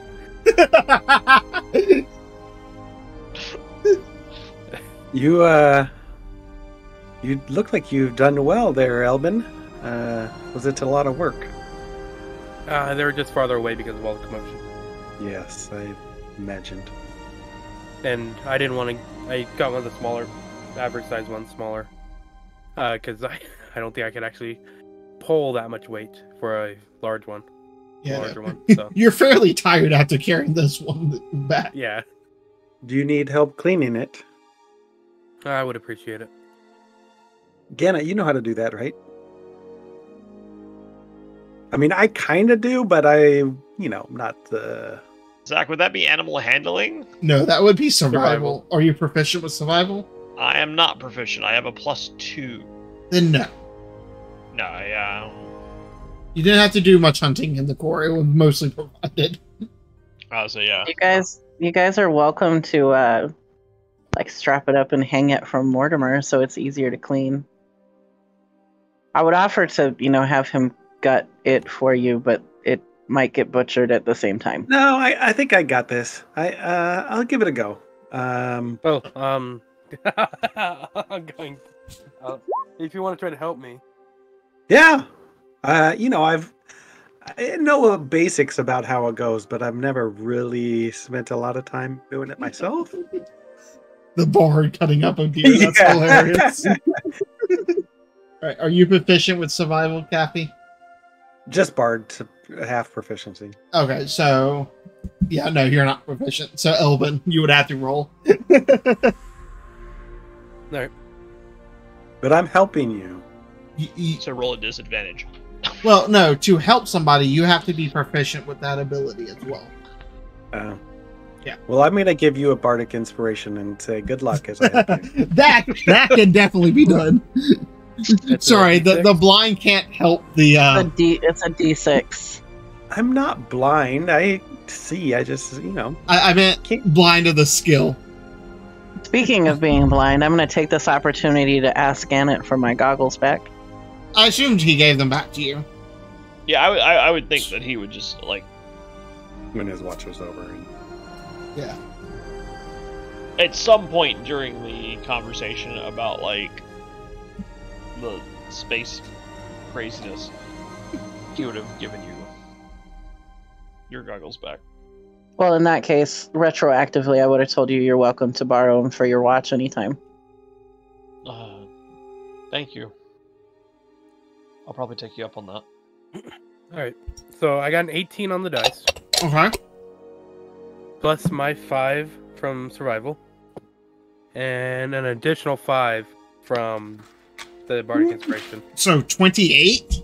Yeah. Okay. So now here comes the fun part.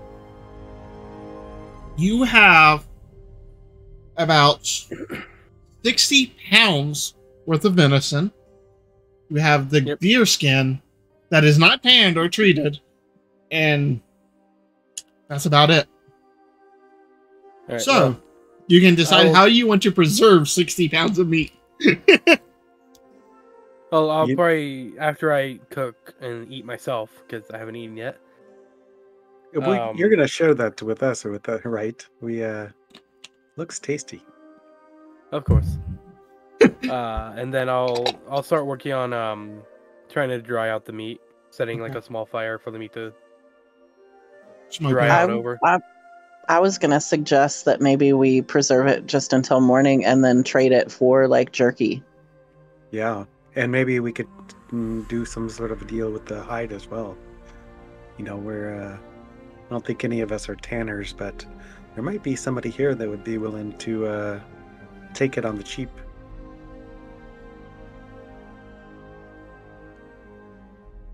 It's a lot easier to haul a bunch of dry meat than it is to haul a bunch of fresh meat. True. Would I know if the hide would last? How long the hide would last without it being preserved properly? Make me a nature check.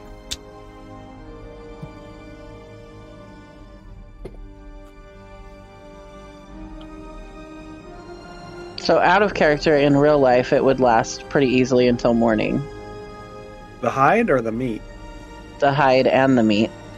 Yeah, I would say the hide might be able to go up to a week, maybe. 14. 14. You would know that the hide at max could last about 5 days in decent weather before like not being able to be tanned. The meat a lot less time just due to what it is. You would need to have it done within like a day or two. Okay. Well, I'll make sure it's in a relatively safe area that where it won't be open to like scavengers, basically. Just somewhere where it'd be safe. Until morning. I assume it's easy enough for you to like string up a piece of rope between tents or the wagons to put it up on. Okay. Yeah, if I have rope. So Yeah. I mean, I also have a bag of holding and Mortimer, who both have storage space. Yeah, and I could use magic to chill it an hour at a time. I mean, only a cubic foot, but I mean, I could do it like for 3 different a fair amount of meat. Being a trained smith, would I have any idea of how to preserve the hide better? No. That would be a leather worker. Okay. Smith is like blacksmithing. the metal part. Well, I know that, but because of the battlesmith thing, because that would involve armor. You would probably know how to patch up armor, but not like tan and making. Okay. Yeah, but you could probably learn that with all your chemical knowledge and stuff. You could be pretty good at it, probably. Eventually, the ability to tan hides might come in handy because we could like line the bottom of the tent with them or something when it starts to get colder. Oh, well, yes, but that will be taken care of at some point by myself as well. If we continue to grow into power, I know that there is a spell that make me super powerful. Oh, I'm gonna start cooking. So, here's a fun one. Go ahead. I'm gonna offer Elbin some corn and potatoes to go with his deer if he wants any.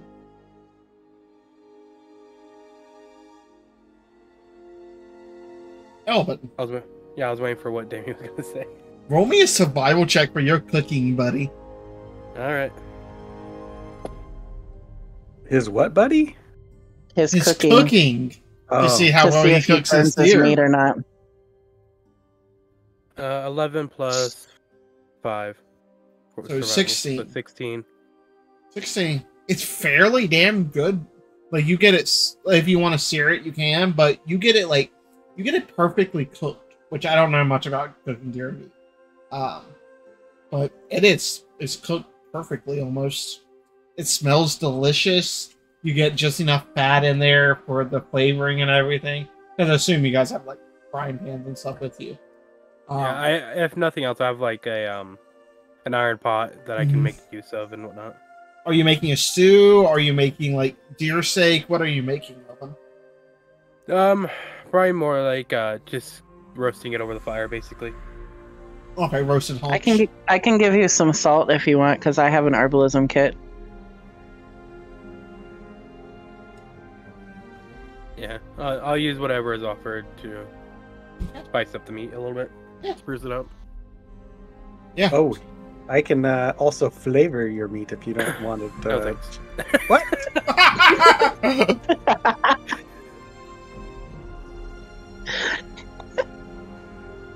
Yeah. Soon the I feel smell of delicious insulted. roasting venison fills the air around your camp. As you all can partake if you all want some, or if Elvin says you can.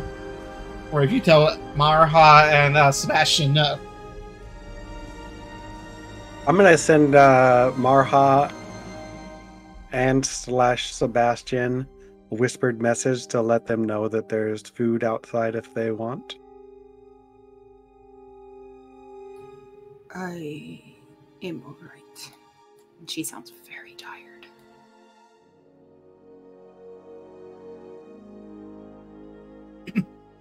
I just let you be then. Gannett is gonna go get some deer meat. And it's like, I'm not too proud to ask for meat.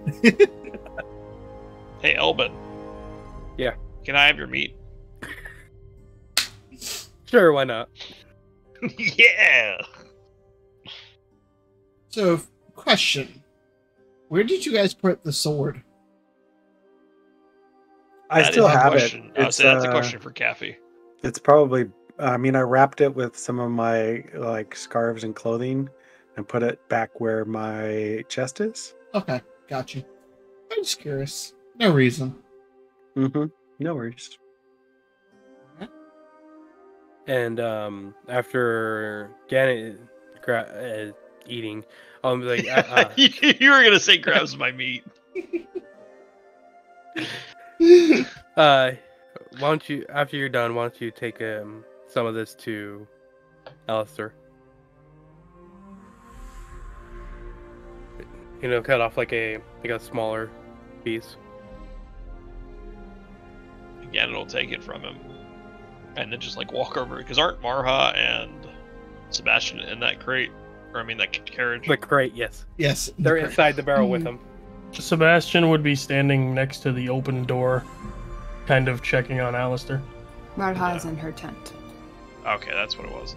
Yeah, it's gonna come up from behind Sebastian and be like, "Hey, do you want to give this to him?" He could probably eat. Well, I could probably eat too. Here, give this to him. I'll go get you an actual slice. And then he's gonna go Sebastian, back to... what is it on, like a knife or something? Or I assume it's He on a just sliced stick. it off. I think it's just a chunk of meat in my hand. he's just holding it? Yeah. Okay. Yeah. He just takes it then and kind of gives it to Alistair. Okay.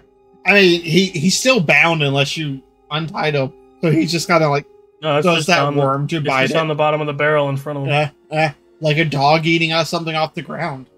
He begins to eat it. Then Sebastian closes the barrel and the door of the coach, Yep. being sure it's secure. Does he need any cleaning in there? It wasn't. It seems fine today. We should probably add that to his routine to give him a chance to relieve himself outside of there. But definitely nowhere near here.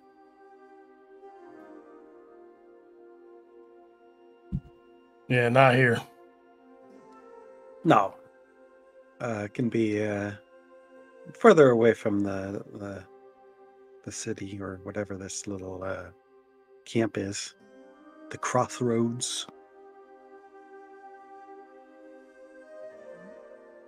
As you all eat, relax. Anybody want to take a watch? Yeah. Oh yeah. Oh yeah, no, we're not. I don't trust these motherfuckers around us. Yeah, Why I'll not? climb on top of one of the carriages and take first watch since I'm already All right. working. And then I'll take a- fourth watch. I'll take take a long, second. I'll take the longest part of the Sebastian's locking himself inside the coach with Alistair. I think like Gannett volunteers for a watch because he sort of wants to avoid sleep. So you would be the third. And at some point, I'm gonna go up to Taika and get her goggles. And I'm probably I'll gonna take the last watch. take the sword to sleep with me again, I guess, because Okay. All right. Elvin, perception check for the first bit of watch. I forgot. I never re-equipped my studded leather, my armor. Oh. 9 plus 7 is 16. 16. You sit up there and watch. There is a bunch of movement and just traffic throughout the tents, even later at night. You would guess there's probably close to 100 or so people at this like crossroads camp, this tent city in it. Since you don't notice anything untoward, anything crazy. You see a bunch of movement, but towards the end of your watch, it's beginning to settle down a little bit. But Okay. nothing, no one approaches, no one seems to try to rob you guys or anything. Alright, he'll go wake up whoever's next. That would be me. Alright. Moha, perception check, please. –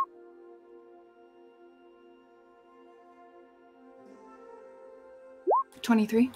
23. It's good that she's making herself feel useful. Yeah. You're watching. I mean, you still see quite a bit of bustling people for the first hour. So during your second hour is when things calm down quite a bit. You hear the sounds of snoring and stuff. It seems like most people are going to sleep. You do catch every now and then the eye of somebody sitting at a campfire just doing the same thing you are on watch, but glances over at you, kind of watches you for a moment, especially in your outfit, before just like shifting away from you to look at somebody else. If she catches anyone's eye, she does a quick like head nod but doesn't talk. Yeah, one or two of them return it. The other ones just kind of, once you nod, just kind of go about their business. Until pretty much your watch is ending.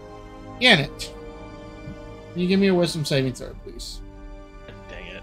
I rolled perception. I was rolling for perception, and that came out really good, so I'll just redo it. These dreams are just Wisdom gonna haunt saving, you.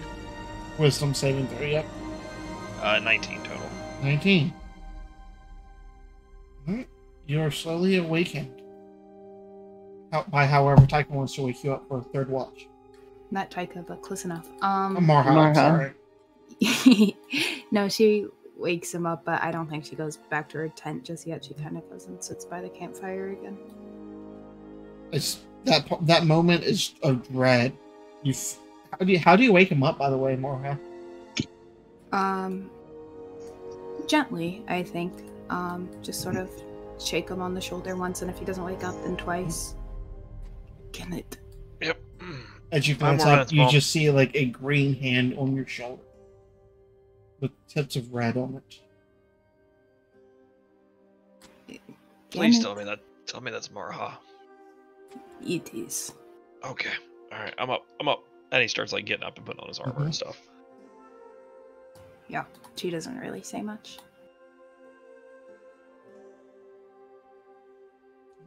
Goes Without out, pulling her. notices that she's not going to sleep. I think he'd give her a few minutes, see if she's just like settling down, and then if he notices that it's been, 10, 15 and she's not retired, I think he'd go over and ask her, if she's not gonna go back to bed. I am not sure if I can sleep. Why not?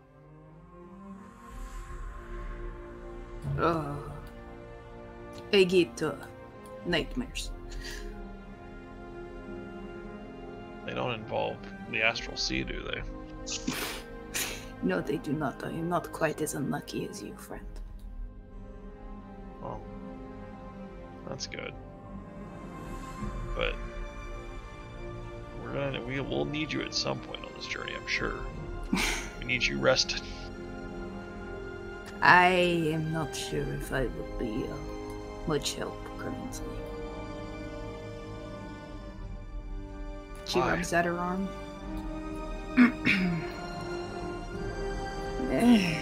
You can heal us. You were doing a pretty good job of just straight up fighting with me before. It sounds pretty useful to me.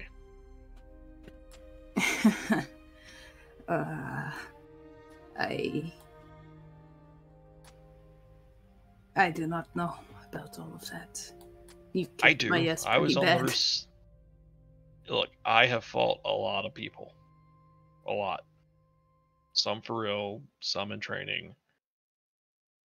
You held your own. And that's more than I can say for most people. And that's without doing the stuff you do best, which is all the. And he like waves his fingers, like almost spirit fingers from Bring It On. Yep. To say like Yeah. the magical stuff. Yeah, her shoulders drop and she very obviously wants to change the subject a lot. She just pulls out like a little journal and goes, Gennett, I actually do have a question for you if you would care to humor me.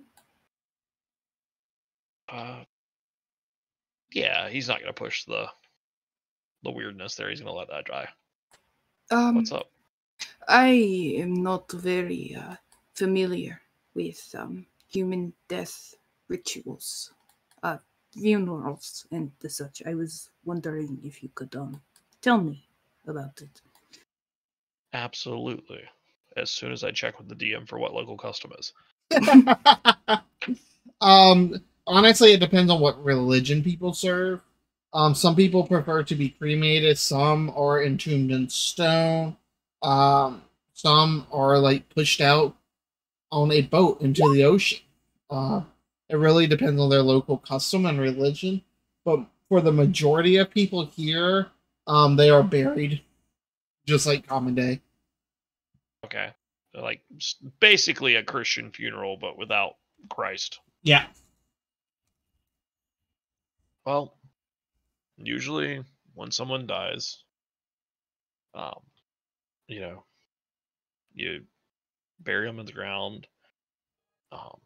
Family and friends gather at the gravesite and, offer prayers to whatever deity they worshipped and sort of say their goodbyes. And, we'll tell stories of their life, trying to celebrate the life rather than mourn the dead.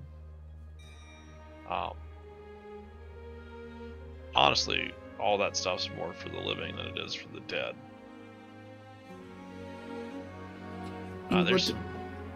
What about you when you die? Me? The way I live my life, I've got the feeling when I die, it will be nameless and somewhere on the side of the road. I imagine I'll feed whatever comes by after whatever happens.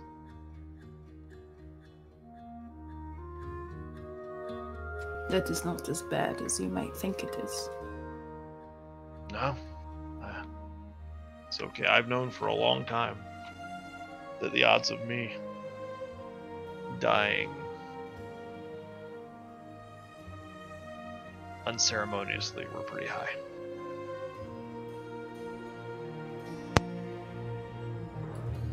You have been touched by death in a way, not like me, but it follows you. I can tell that kind of thing. And he gives her like this, like sort of sad chuckle.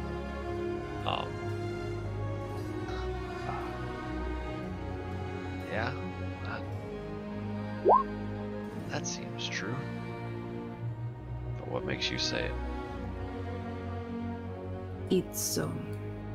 It's a feeling I get. Ludek, she tends to help with that sort of thing. Ha ha. Well, you're not wrong.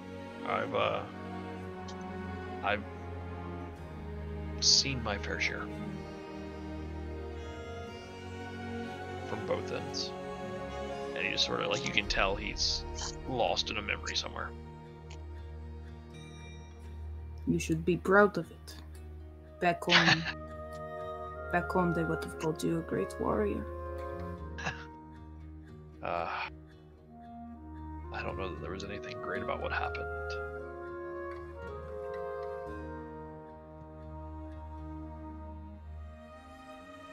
It's one thing to fight an equal, beat them in honest combat. That's not always what happens, though. No, it is not, is it? She kind of rubs at her arm again, and then forces herself to stop. I think. Go ahead. No. Oh, I was just gonna say. Don't be so hard on yourself. You've been a lot of use to us. Just the last week or whatever we've been traveling together. Everybody has their moments. You'll get through it. We all do. You have to. Because otherwise it eats you alive. And he, like, claps her on the shoulder and sort of starts to walk away. Like, very, like I said, still lost in whatever this memory of his is. I will be back out if I wake up. Get some sleep. And he, like, starts just doing, like, a half-ass lap around the camp. Yeah, she goes back into her tent and writes about what he told her. Okay. Janet, what's your perception? Passive? 14. What did you roll for your watch? Never roll it. I started to, and then we got to the wisdom thing. Nat 20, buddy. +4. Very nice. Nat 20, baby. Yeah, as you're just reminiscing and looking and watching, out of the corner of your eye, you see almost a faint flash of bluish purple from the direction of your tent. What if I didn't? Gannet can choose to ignore it. Gannet goes and curls up in Elvin's tent and refuses to elaborate. Hold me, Elvin. Can I be Big Spoon?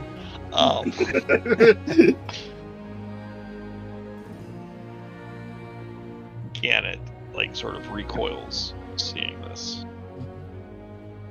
And, like, pulls his sword shield. And, like, walks over and, like, pulls back the flap of his tent with the blade of his sword and just peeks in. Huh? As you, like, pull open the floor, you see something fall. Give me a dexterity saving throw.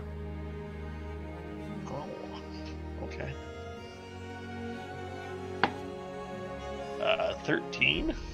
13, that's enough. As you instantly, like, jump back and move your feet, as you see the purple and bluish sword fall. And if you had not moved quick enough, it would have hit your big toe.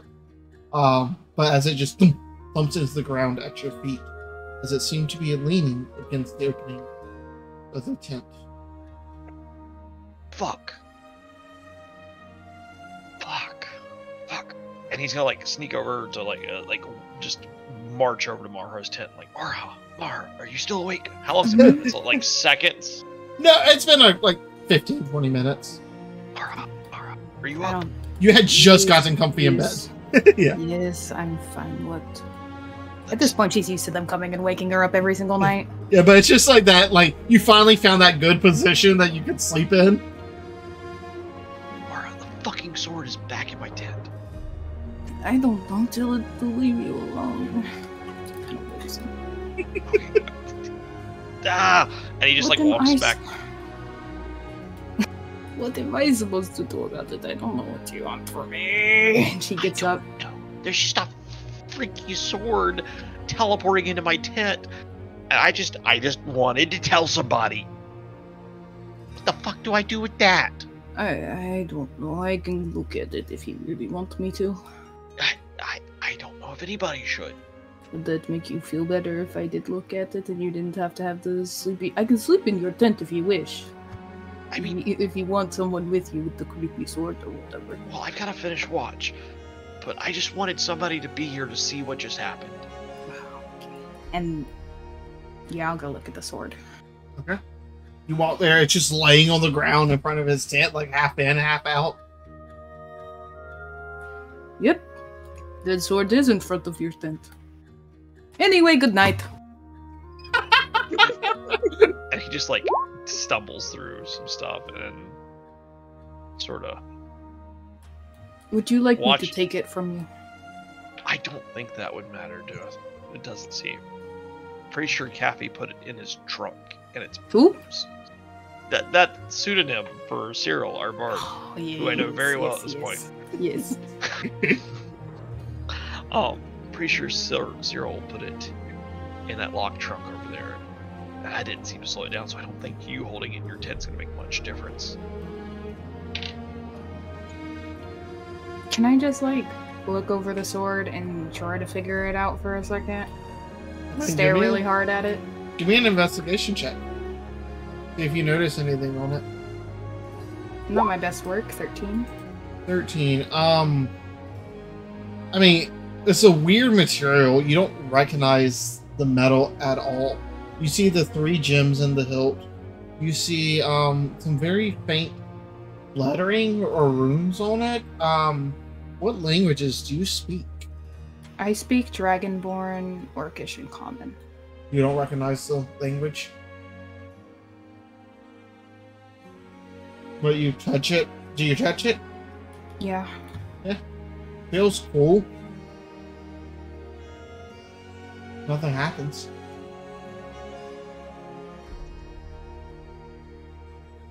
She kind of flips it around in her hand a few times.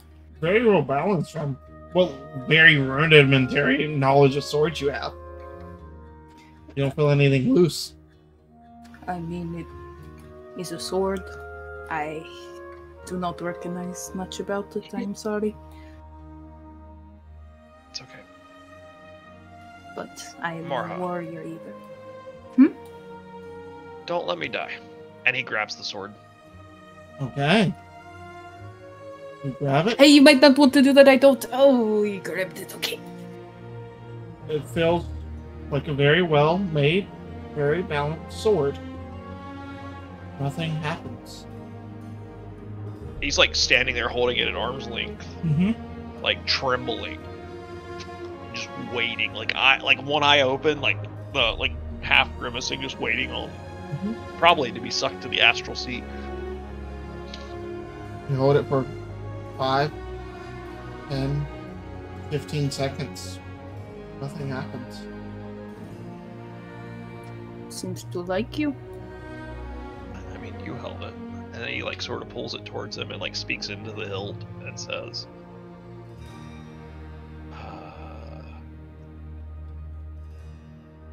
hello?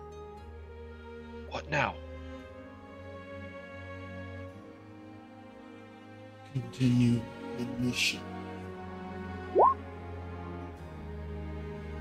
Mission. Pick up my sword. There's a little bit of confusion on Ganon's face because he's actually holding the sword Yeah. now.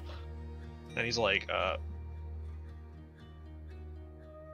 I assume Marha's only here one half of this conversation. Yeah, 100%.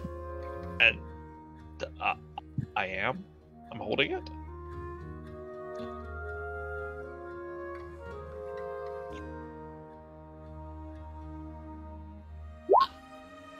Roll me an Arcana check.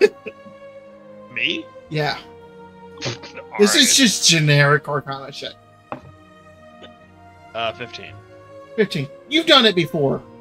You might have to attune to it. Which is just actively like holding on to it for about 30 minutes to an hour and like meditating with it in a sense, like trying to let it align to your senses. How long is left in my watch? Oh, an hour or so.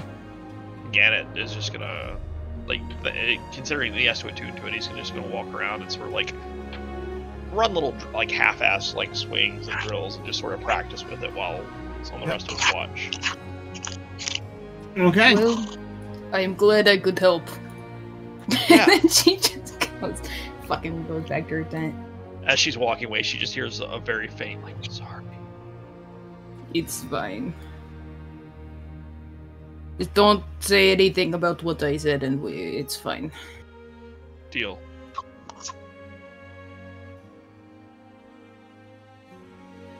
Easy. But like, yeah. So for the remainder of his watch, in addition to doing his best to like actually keep watch, he's just sort of like very timidly holding it. Like he doesn't like he just. There's an element of like I'm ripping the band-aid off to some degree with him holding the sword. Are you attempting to attune to it? Yeah, he's trying to figure it out. If he All right. knows, like, if I in character know that I have to attune to it, Yeah. I am making an effort to figure that out. What item are you unattuning to? You have the Cloak of Elven Clove. Yeah, I'm looking at it. Yep.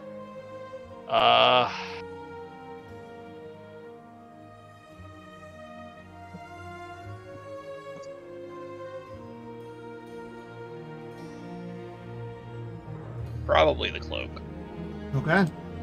because we're not. I got that for when we were going to Elven lands. That's done.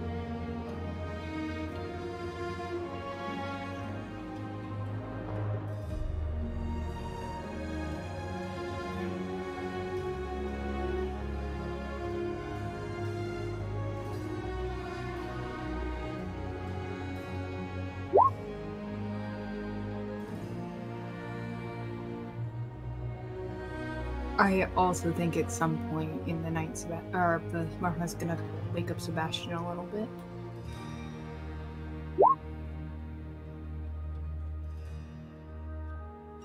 Hey, Gannett, go ahead and reload your character sheet for me.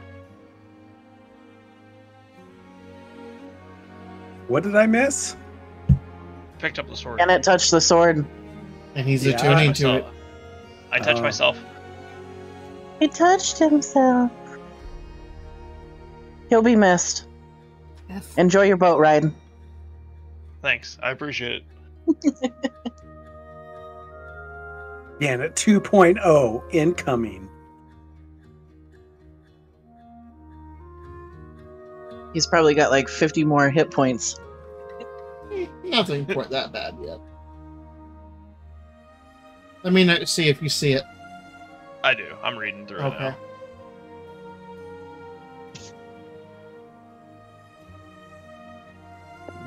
So we're still sleeping though, right? Yeah. Okay. As you finish attuning to her, Gannett, you hear her in the back of your mind. Welcome, brother. So much for not being a part of a secret society. I didn't mean to. Right. Gannett was like, I want something cool and secret too. Mm-hmm. Gannett was fighting against it. Yeah. You didn't fight very hard just now, bro. You were like, fuck it, I'm picking it up. That's true. He did. He did actually think, "Fuck this. Let me see." Mhm.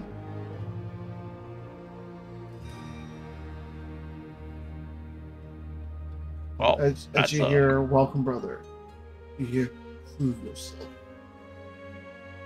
continue our pulse.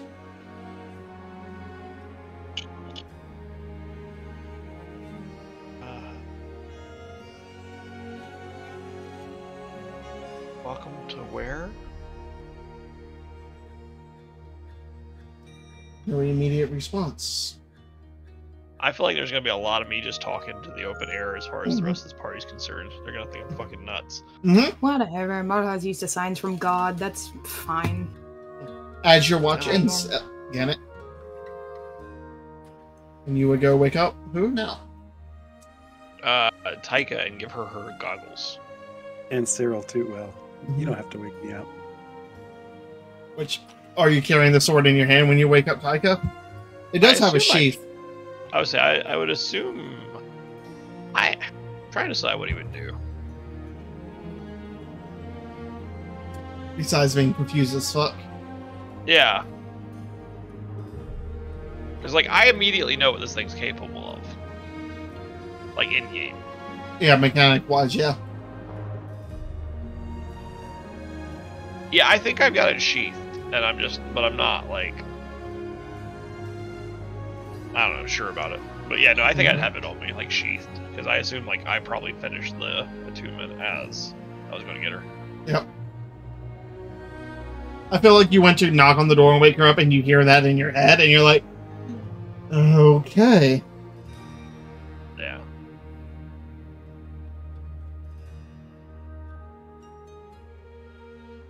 Alright. Hey, Taika. Taika, Yeah. you're up. And he tosses her the goggles. Oh, thanks. Are you two friends now? I don't know. I just wanted to see what it was. I didn't think that ignoring it was working because it teleported back into the tent again. I was gonna say I took it with me to bed. You know, I tried my Yeah. best, but I must have Middle- dozed off and Middle of my watch, I saw a flash in my tent, and there it is again. So I said, "Fuck it," and I picked it up. And now it's strong.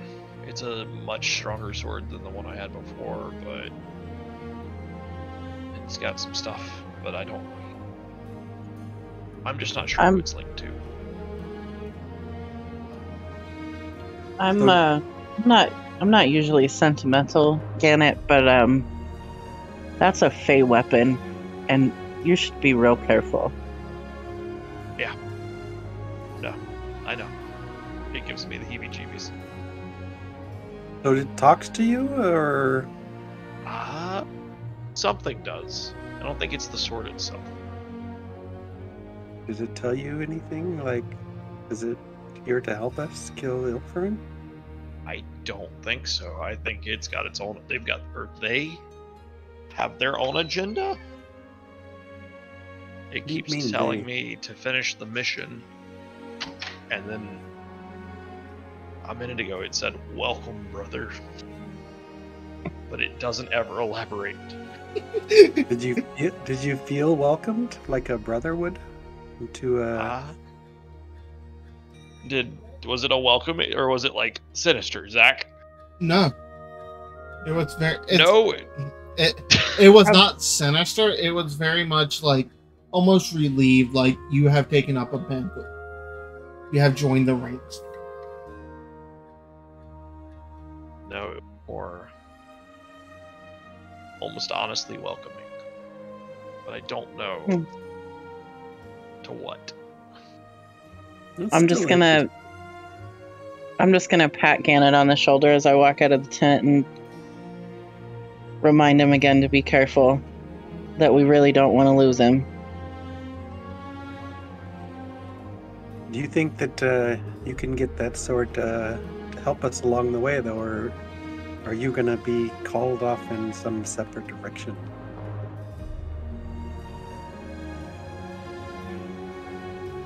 I think at least for now, it'll be useful. Well, all right.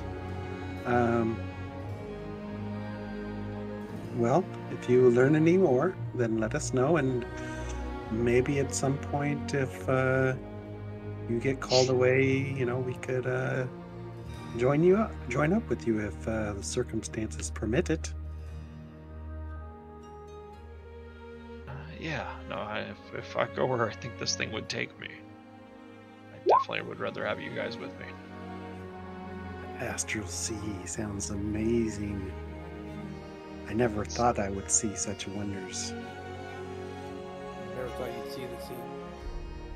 Seen the sea. I've seen a couple of seas, by the way. Not one like that, I promise. No, that was just when I looked into his body, and the immensity of it is kind of overwhelming.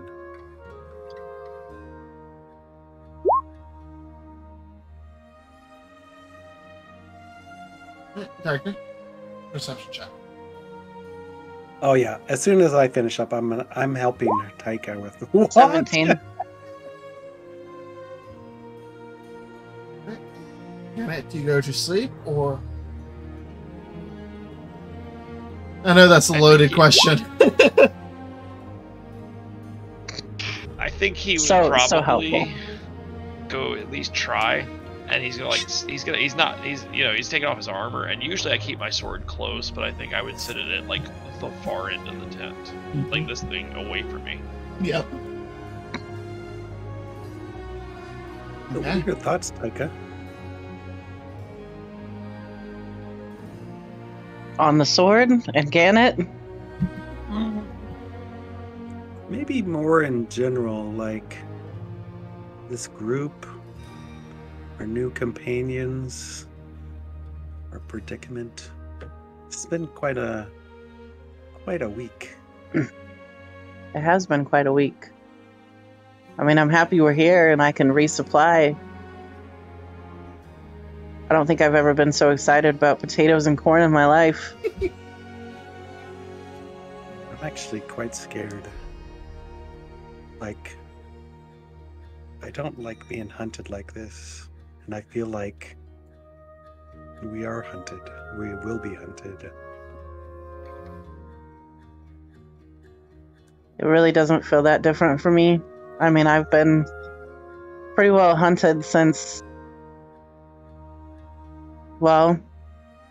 that night. I know, I mean, Luthion's never going to give up. I guess it just seems more real now, like more tangible, like we're right in the thick of it, you know what I mean? I think the only thing that scares me is Alistair being that close to Atian and not knowing if the people we're handing him over to can hold him. Speaking of which, I think we should hand him over to our people. I'm still not exactly sure what the plan was, but just bringing him into the general government doesn't... I don't know, it doesn't give me a sense of ease, I guess. Well, how do we know it's the general government? He could be turning them into our people and he just doesn't know that. That's true. I mean, the price on his head is the same one that we're offering.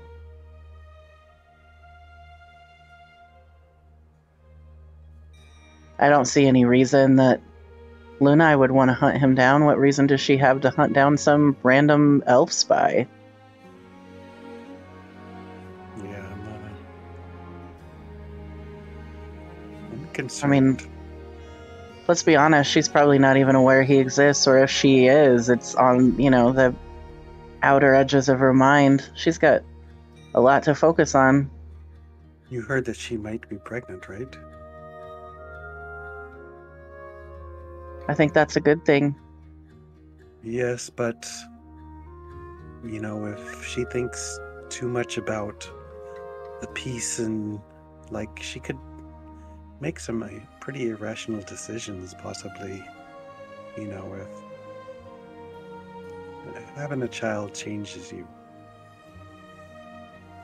She has a good counsel. Yes. She's always listened to him so far. This peace agreement was a mistake. I mean, I don't know. I'm not. She has to do what she thinks is best, Cyril. I know. I'm just saying, like, it seems a bit short-sighted in certain ways, and I'm just concerned. I'm worried. So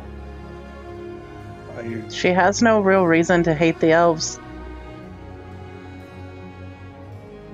I mean, she has no real reason to trust them either, but she has no real reason to hate them.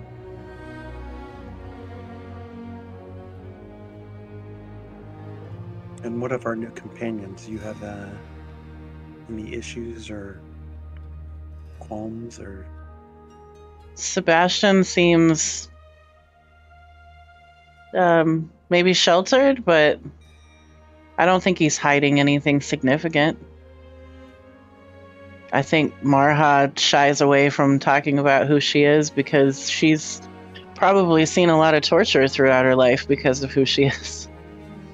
Yeah, I'd like to. I mean, even in the Empire, a half-orc isn't exactly, welcomed with open arms. I wouldn't imagine so, but so you don't feel like there's any reasons to distrust anyone in our new companions? I don't think so. I see a lot of sadness in Marha, but outside of that, I think she's trustworthy. There's something wrong with her, I think. Like,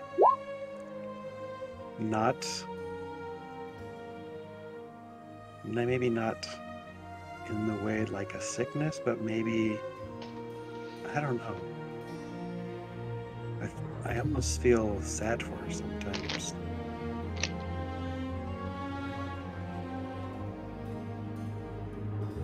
Aika, can you make me a wisdom saving throw, please? I swear to God, if Gannett's sword comes after me... Get down. Yes, completely. Oh my God. 10. 10. Good to know. Thank you. He's been doing wisdom saving throws all night. Something's gonna happen. I thought it was the sword, but now I'm not sure. I think I know what it is, but I can't say. No, I'm right there with you. I think I know what it is, but I can't say it. Anyway, Cyril, I'm gonna make a round and go see if there's anything out of the ordinary. Yeah, I'm here to help. But I appreciate your candor, and I guess I feel a little bit better for it. Maybe you should practice a song. I think these people would probably love to hear you sing tomorrow. Oh, really? What topic do you think they would love to hear? Just don't sing that one that almost got you killed, okay? Fire away. That one's bad luck. We'll just hold that for private sessions amongst friends. Maybe just like a classic folk song. Okay, well. My Bearded Lady. Oh, now you want to play My Bearded Lady. And I'm just gonna wander off and make a round around the outer edges of the camp. Okay. Is that final watch? Yes, this is the final watch. Yep. Alrighty, then in the morning I want to go talk to Sebastian. Okay. Aika, as you are continuing around your walk, you hear in the back of your mind a voice. Why? You have been very busy, my little sister. I hope you are enjoying your little stay at the crossroads. Hope to see you soon. With love, Luthien. As a message comes through your mind.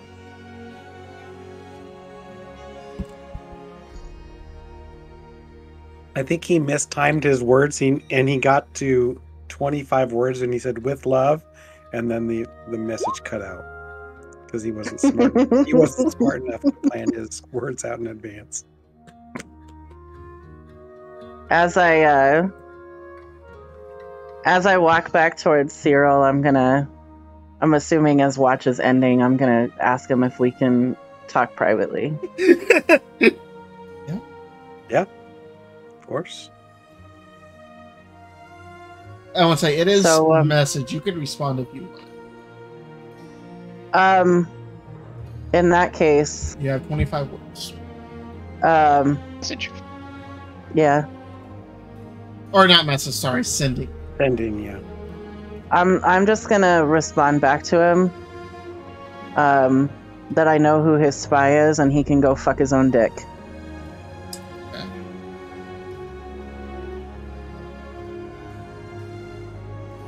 Okay. You get no further response.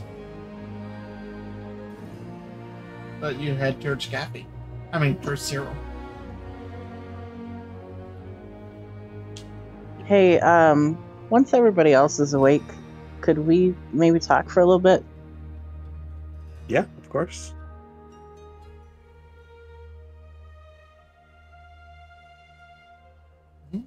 It's almost about time to wake people up anyway. I assume by this time, Cyril and Sebastian are beginning to step out of their tents. Cyril's already been out of his tent. Oh, not Cyril. Sebastian and Marha and Elben. Jesus, names. We should probably stoke up the fire. Yeah. I can get some kindling. Get some maybe a little extra log on the Barbie. Is that what they say? I think that's what they say. I'm gonna go see if I can find some firewood. Okay. Do I need to do a nature survival check for that? Survival. Okay. I'll help you so you can get advantage because, yeah, it was the same thing, I think. I don't need to roll. Yeah, I got a 20. 20. Yeah, Very quickly, you find little sticks and tumbleweeds and stuff like that would help boost the fire. There's no big logs, but it's enough to get a small cooking fire going for the morning. Okay. Takes you 10 minutes maybe. Sebastian, Elben, how are you this fine day? Tired? You didn't sleep well. I'm always not too bad. You know that Gannet is now claimed the sword. And about this time, Gannet, you're walking out of your tent as you hear Gappy say that, or Cyril say this. I feel like Gannet has strapped his old sword back on and is carrying the fancy sword. Mm-hmm. And he's just I don't know about that. And he goes out and sits the thing down on the log next to him and starts eating a half of a ration. Come on, Gannet. There's fresh venison too, don't forget. Oh, that's right. Yeah. And he packs the ration up and goes and gets the good food. We should come up with a cool name for you. The Sword Bearer, the Warrior of the Astral Sea, the...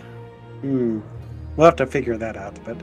Yeah, now that you've claimed it, you can't go back. I don't think you have to go full forward. You can't hesitate.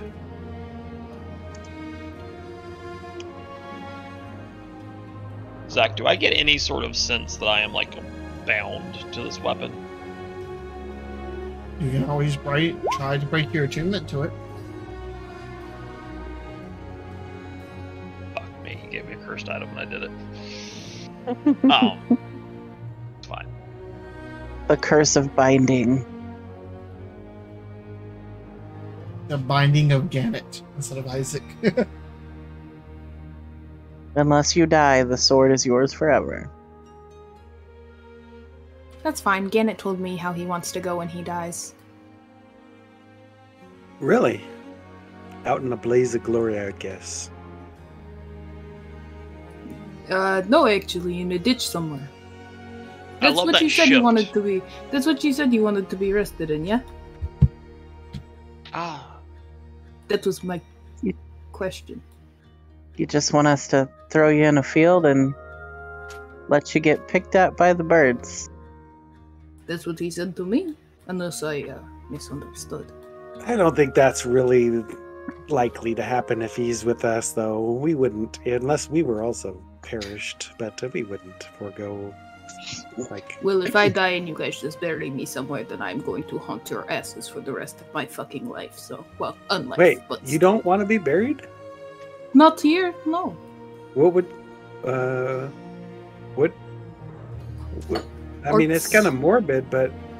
No, What we would- have to go rest in our homeland. That is how it works. We are Luthix at birth, Luthix at death.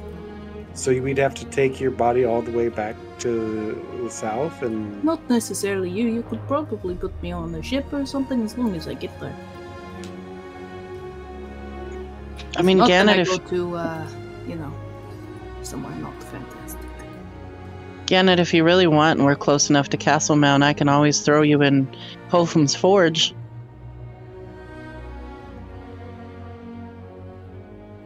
That'd probably be a lot better than in a ditch. As fun as all these options sound, I'm gonna go see if I can find us some supplies. And he's with that. He's just gonna like taking both swords. He's gonna go off into the crowd and see if he can't find somebody selling rations. I bet he's gonna... I'm gonna try to catch Gannet before he takes off and ask him if me, him, and Kaffy can have a little chat before we wander in our separate directions. Yeah. What's up? So, this doesn't happen to me very often unless it's Cyril, but little voice in the back of my head sent me a message at the end of my watch today, and well, I'm just gonna come clean, Gannet, because I trust you. Me and Cyril went into the Elfin Kingdom and stole my niece from my brother. And in the process of kidnapping her, let's just say due to a little disguise malfunction, he killed his own wife. And he's real mad. And I'm very wanted by the Elven Kingdom. I have a hefty gold price on my head. And Luthien knows where we are. Luthien is My brother. It's her brother. Yeah. Luthien is a very high-ranking officer. okay. So I just want to make sure I've got this straight. We've got whatever the deal with Alisterius is. We've got the fact that we nearly killed Aurelius. Whatever's going on with Kaffy's ring collection. It is And- nothing. You could hold them if you want. I really don't want to hold a bunch of the rings. And you can keep telling me it's nothing, but I don't know that I think that's true. I've got the feeling I have an idea. But anyway, so we've got his ring collection, your brother, Aurelius, and I lost the other one. Alisterius. All putting targets from the might of the Elven Kingdom on our backs, and they know where we are.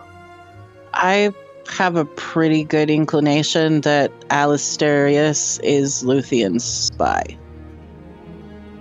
Yes, probably. And it is I know it's a lot, but we probably aren't very safe here at the moment. No.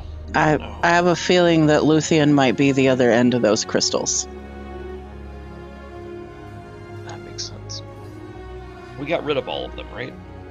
As far as I know, besides whatever's in Marha's bag of holding. Wait. Where did she get her bag of holding?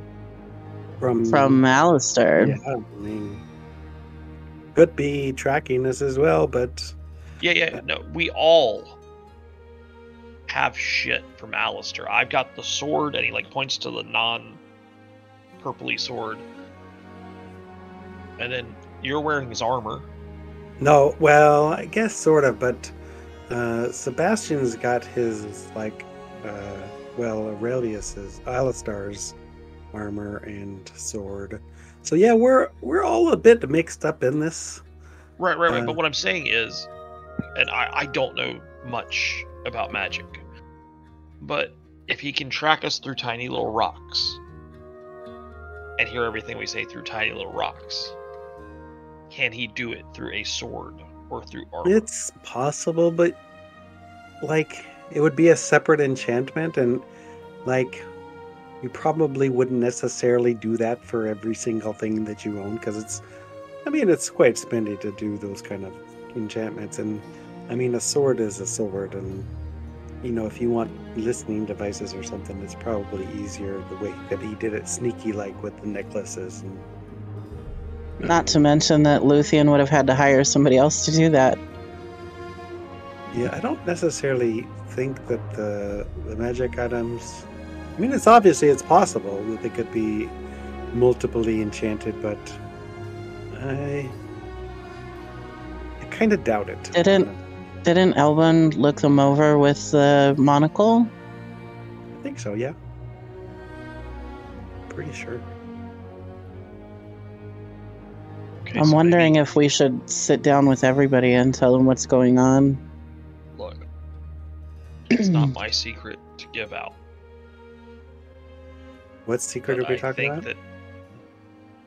That Tyka's yeah. wanted for murder. Oh, your secret. that Okay. we have an additional layer to why the Elven Kingdom at this point wants us dead. And it's not my secret to tell. Out of but character, it's- would I know how much of a price I have on my head? Roll me a history check. I will say with advantage. A bazillion dinars. Probably. It's not like my brother is not wealthy.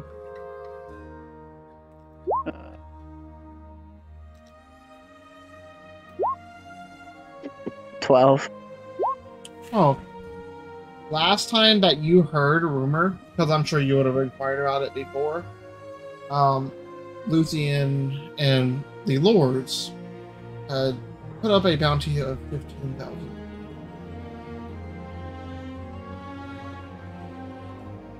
So I'm just That gonna. was about- I'm just gonna. A month ago? Okay, I'm just gonna mention to Gannett that the price on my head and how much I'm aware it was. I don't know if that price has gone up. Okay. Yeah, they're mad at you. Yeah, she's a bad girl. Luthien has no lack of funding. Well, He's also at high risk within the Elven Kingdom because Ilfrin doesn't know that he's not an elf. Yeah, if we Okay. could expose his secret, he'd be toast. and how do we do But that? so would I. Well, you're already on the super shit list, so I mean, I mean, I could tell him the truth. I'm gonna get killed for it, but so will Luthien. That at least relieves the price on the rest of you. no, I don't think that we let you get off that easy, lass. well, You're sticking around. not to mention, sure, the Luthien thing could go away, but the Aurelius thing doesn't. And the Asterius thing doesn't. I think it's also intertwined at this point that we're in this together. Yeah. But I do think, with that being true, you owe it to them to tell them. It's not my place. But I think so. My only little bit of fear is that Sebastian is obviously some kind of bounty hunter. I'm just hoping he hates the elves enough to not turn me over. I don't think it's that complicated. I don't think Sebastian's part of anything secretive or particularly crazy. You don't? I don't. I mean, I think he's the bounty hunter. He gave me a flyer for Aurelius. It seemed like it was just a mark. It wasn't like he was sent by a specific organization after him. I could be wrong. Him and Marha have both been very quiet. It's true, they have. But my gut tells me they're good. Speaking of secret organizations, you interested in maybe joining up? No. Cloak and dagger stuff's not my thing. It doesn't have to. You can always have your part. It's, as long as you're fighting for the Empire. Not everything we do is cloak and dagger. Exactly. I spent my time fighting for the Empire, but thank you. Let's just I try to get it. survive this first. All Let's see what we can scramble up for some rations, and before we break camp, I'll let everyone know what's going on. And if anyone wants to leave, that'll be the opportunity, I guess. Yeah, but I say for anybody that stays, we need a buddy system. Well, I already have my best buddy right here with Taika. I'm just saying. I kind of feel I like definitely- Marha and Sebastian will buddy up, so that leaves you and Elvin. How you feeling like that? It's a pretty good buddy. Yeah, no, that works fine for me. I just don't think even to go buy rations anybody should go solo right now. Yeah, Especially if they know exactly where we are. I don't think anybody should be alone. Not during watches, not during supply missions, not during anything at this point. Yeah, we need to be hyper vigilant. Vigilant. Taika, Yes, that is the word what's I some haven't saving had throw? my coffee yet. Do you think that rug merchant would actually have any drugs, though? I mean, Now's the time, Cyril. Taika, No. can you make me a wisdom Yeah. saving throw? yeah. Thank you. This motherfucker's gonna talk to me again. Incoming call from Right, Luthien. right. Do you wish to accept these charges? No thanks, bye. 13.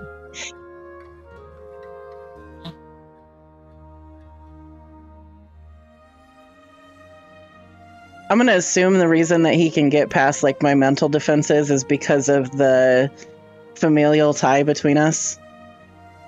Possibly. Turns out he's not messaging you in your mind, he's just whispering from directly behind you. He's like 20 feet away.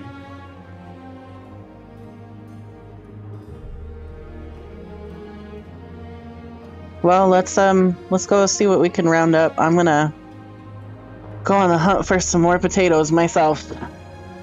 Okay, I'm going with you. Give me one moment, real quick, before you guys go too far. Dun, That's dun, not dun. Janet, go get your buddy. Quick. How bad? We're gonna take Mortimer with us to the market. So, I swear to Sebastian, God, if I get To the I market. swear to God, if Marha. I get attacked and Mortimer's not there again. Sebastian Marha, where are you guys at right now? I pulled him into the carriage with Alistair, the silence carriage, Okay, because I don't want anyone hearing me. gotcha. Good to know. Kathy, They're having a little or super secret chat. Cyril, Janet, and Taika. You are sitting here finishing up the conversation while Elbin is out at the market. You hear a weird sound that you've heard once before. Zoop sound.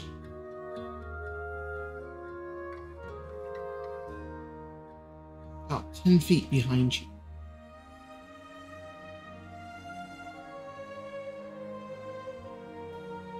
What sound was that?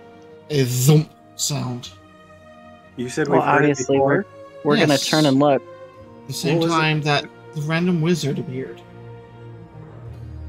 I feel like Gannett immediately spins around, bringing the new blade to bear. As you turn Wait, around. wait, wait. The Fey dude? Is that who we're talking No. about? No, I'm talking about the Remember random the wizard. random wizard that dropped through our camp and was like, "This isn't right," and then vanished. Oh, okay. As you turn around, Taika, you see about 6 individuals standing behind you. The faint lingering of magic around them as the teleportation effect ends. You see, standing in beautiful golden and brown, or burgundy, not brown, robes, with a beautiful scepter in his hand, a very familiar elven. I just You wanted see- to talk to Sebastian. You see, on either side, 4 additional individuals in what appears to be blackened clothing with a green cloak, very similar to things you've seen before. And standing beside him, you see a very familiar face, Gannett. You see the face of Aurelius Covington. Fucker. And that is where we'll end tonight's session. I didn't even get to talk to him. God damn. I mean, well, you guys will have been able to have your conversation when they were having theirs. Yeah, so just skip back over. Go ahead and have your conversation. Rewind the clock. Which you guys can either plan out to do next session, or you can do it. Go ahead and do it now. Damn it. Okay. It's up to you if you guys want to have more plan up to think what you wanted to say. Man, it's 2 weeks from now. Yeah. Fine with it. If you guys have- You're a bastard for that though, Damien. Or not show up. Dude, they've been fucking scrying on you guys for so fucking long. Yeah, that's Oh, what I figured know. those whistles. Yeah, Mhm. that's what I figured as well. But I don't know. So Yeah. No, this I is what mean, all those I'll- wisdom savings things been going on. I would guess there's probably some kind of tracker on Aurelius's fucking carriage. Probably. Well, if they're familiar with you, they can just like use their like Knowledge. scrying orb thing. Mm-hmm. It's like a little invisible orb that they can either see or hear you with. Both. Yeah, but Luthien doesn't know anything about the kingdom, whereas Aurelius does, so they're working together. Oh yeah, probably. And I bet that motherfucker's got LoJack on that carriage. And whoever, I mean, you only have to be familiar with the person to see them in the immediate area. You can then scry the potential area and teleport to it. That's true. It takes time, but it can be done. You guys just stayed here long enough and had a familiar enough location.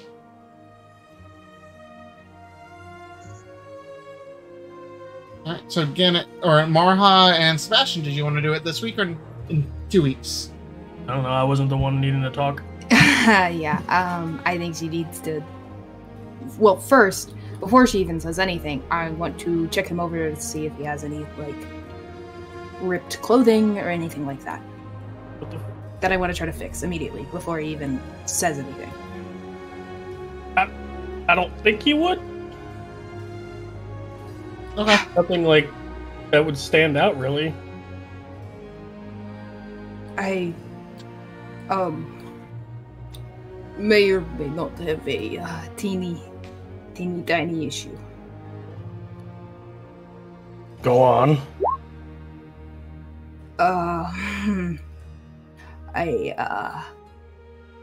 My magic is not working.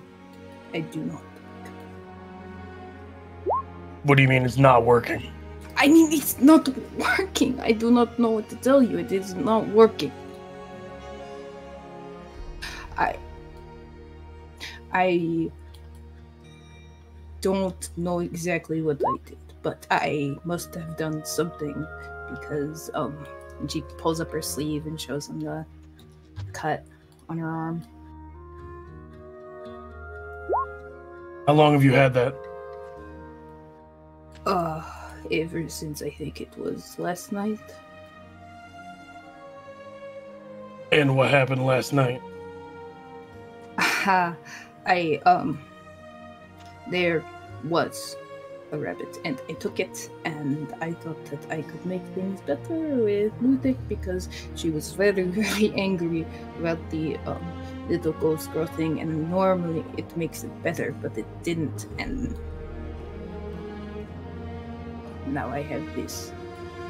Elvin, roll me a medicine check, please. I'm not there. Or not Elvin. God damn it. Sebastian. Yes.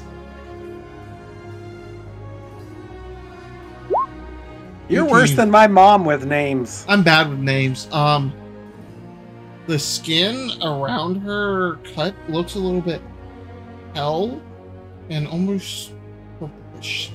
Looks infected. Shame.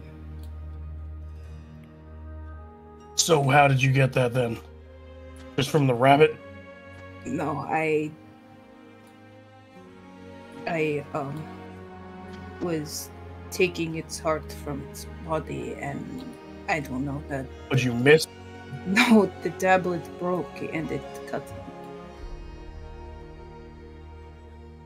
And now I think she's gonna try to do a little like put a hand on him and do like resistance. Roll me a D100. Bless you. Thank you. Welcome. 71. The spell casts.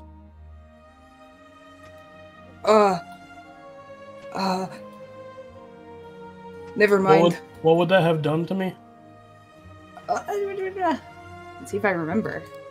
It would grant grant you you resistance to one damage type. Yeah, until the next round. Would I notice anything? Well, for a minute.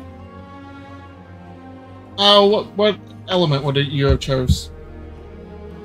Out of instinct. Out of instinct, it would have been lightning. Lightning?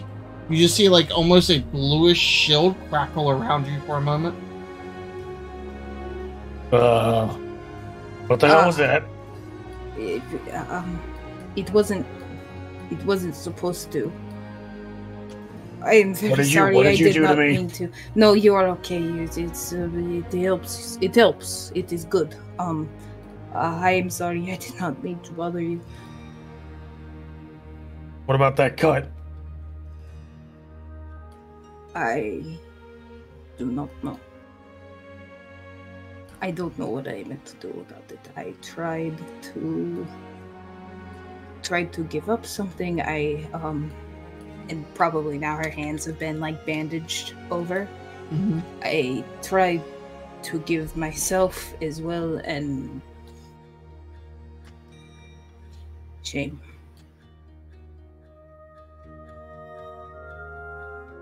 Is the cut like noticeably deep, or is it just kind of Which one? The ones on her hands or the ones on her arm? the one that I actually looked at? The one The on one her that arm? looks infected. I mean, no more than like if you scraped it against a nail or a wall or something, like a 1/10 of an inch deep, just enough to like have broken the skin and leave a mark.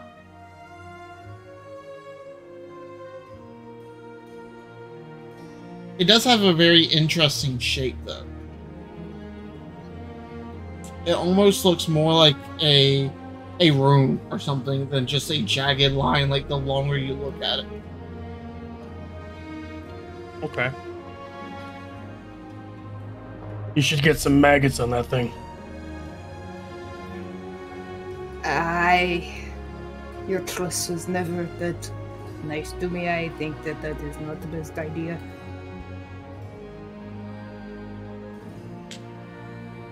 It'll get rid of that nastiness. The Maggot Lord really is not that big of a fan of me, I promise. Mhm.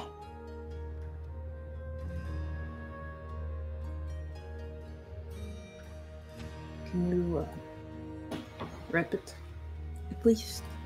Or it's kind of hard to do with one hand. Yeah, do you have bandages? Or something? I mean, I feel like she'd have, like, some sort of cloth. She's very ornamental.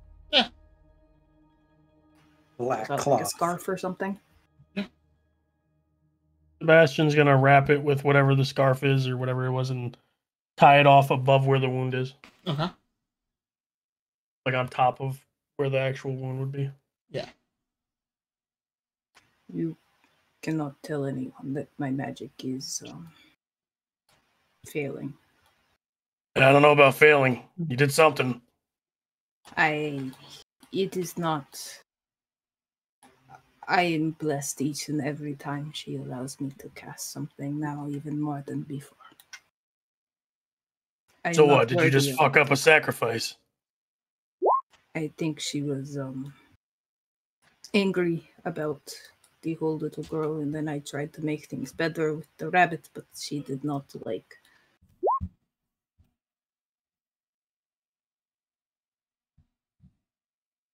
Well, too late now. I just hope that I am not a detriment. I know that I am not necessarily the best travel companion to begin with. Haven't been that bad.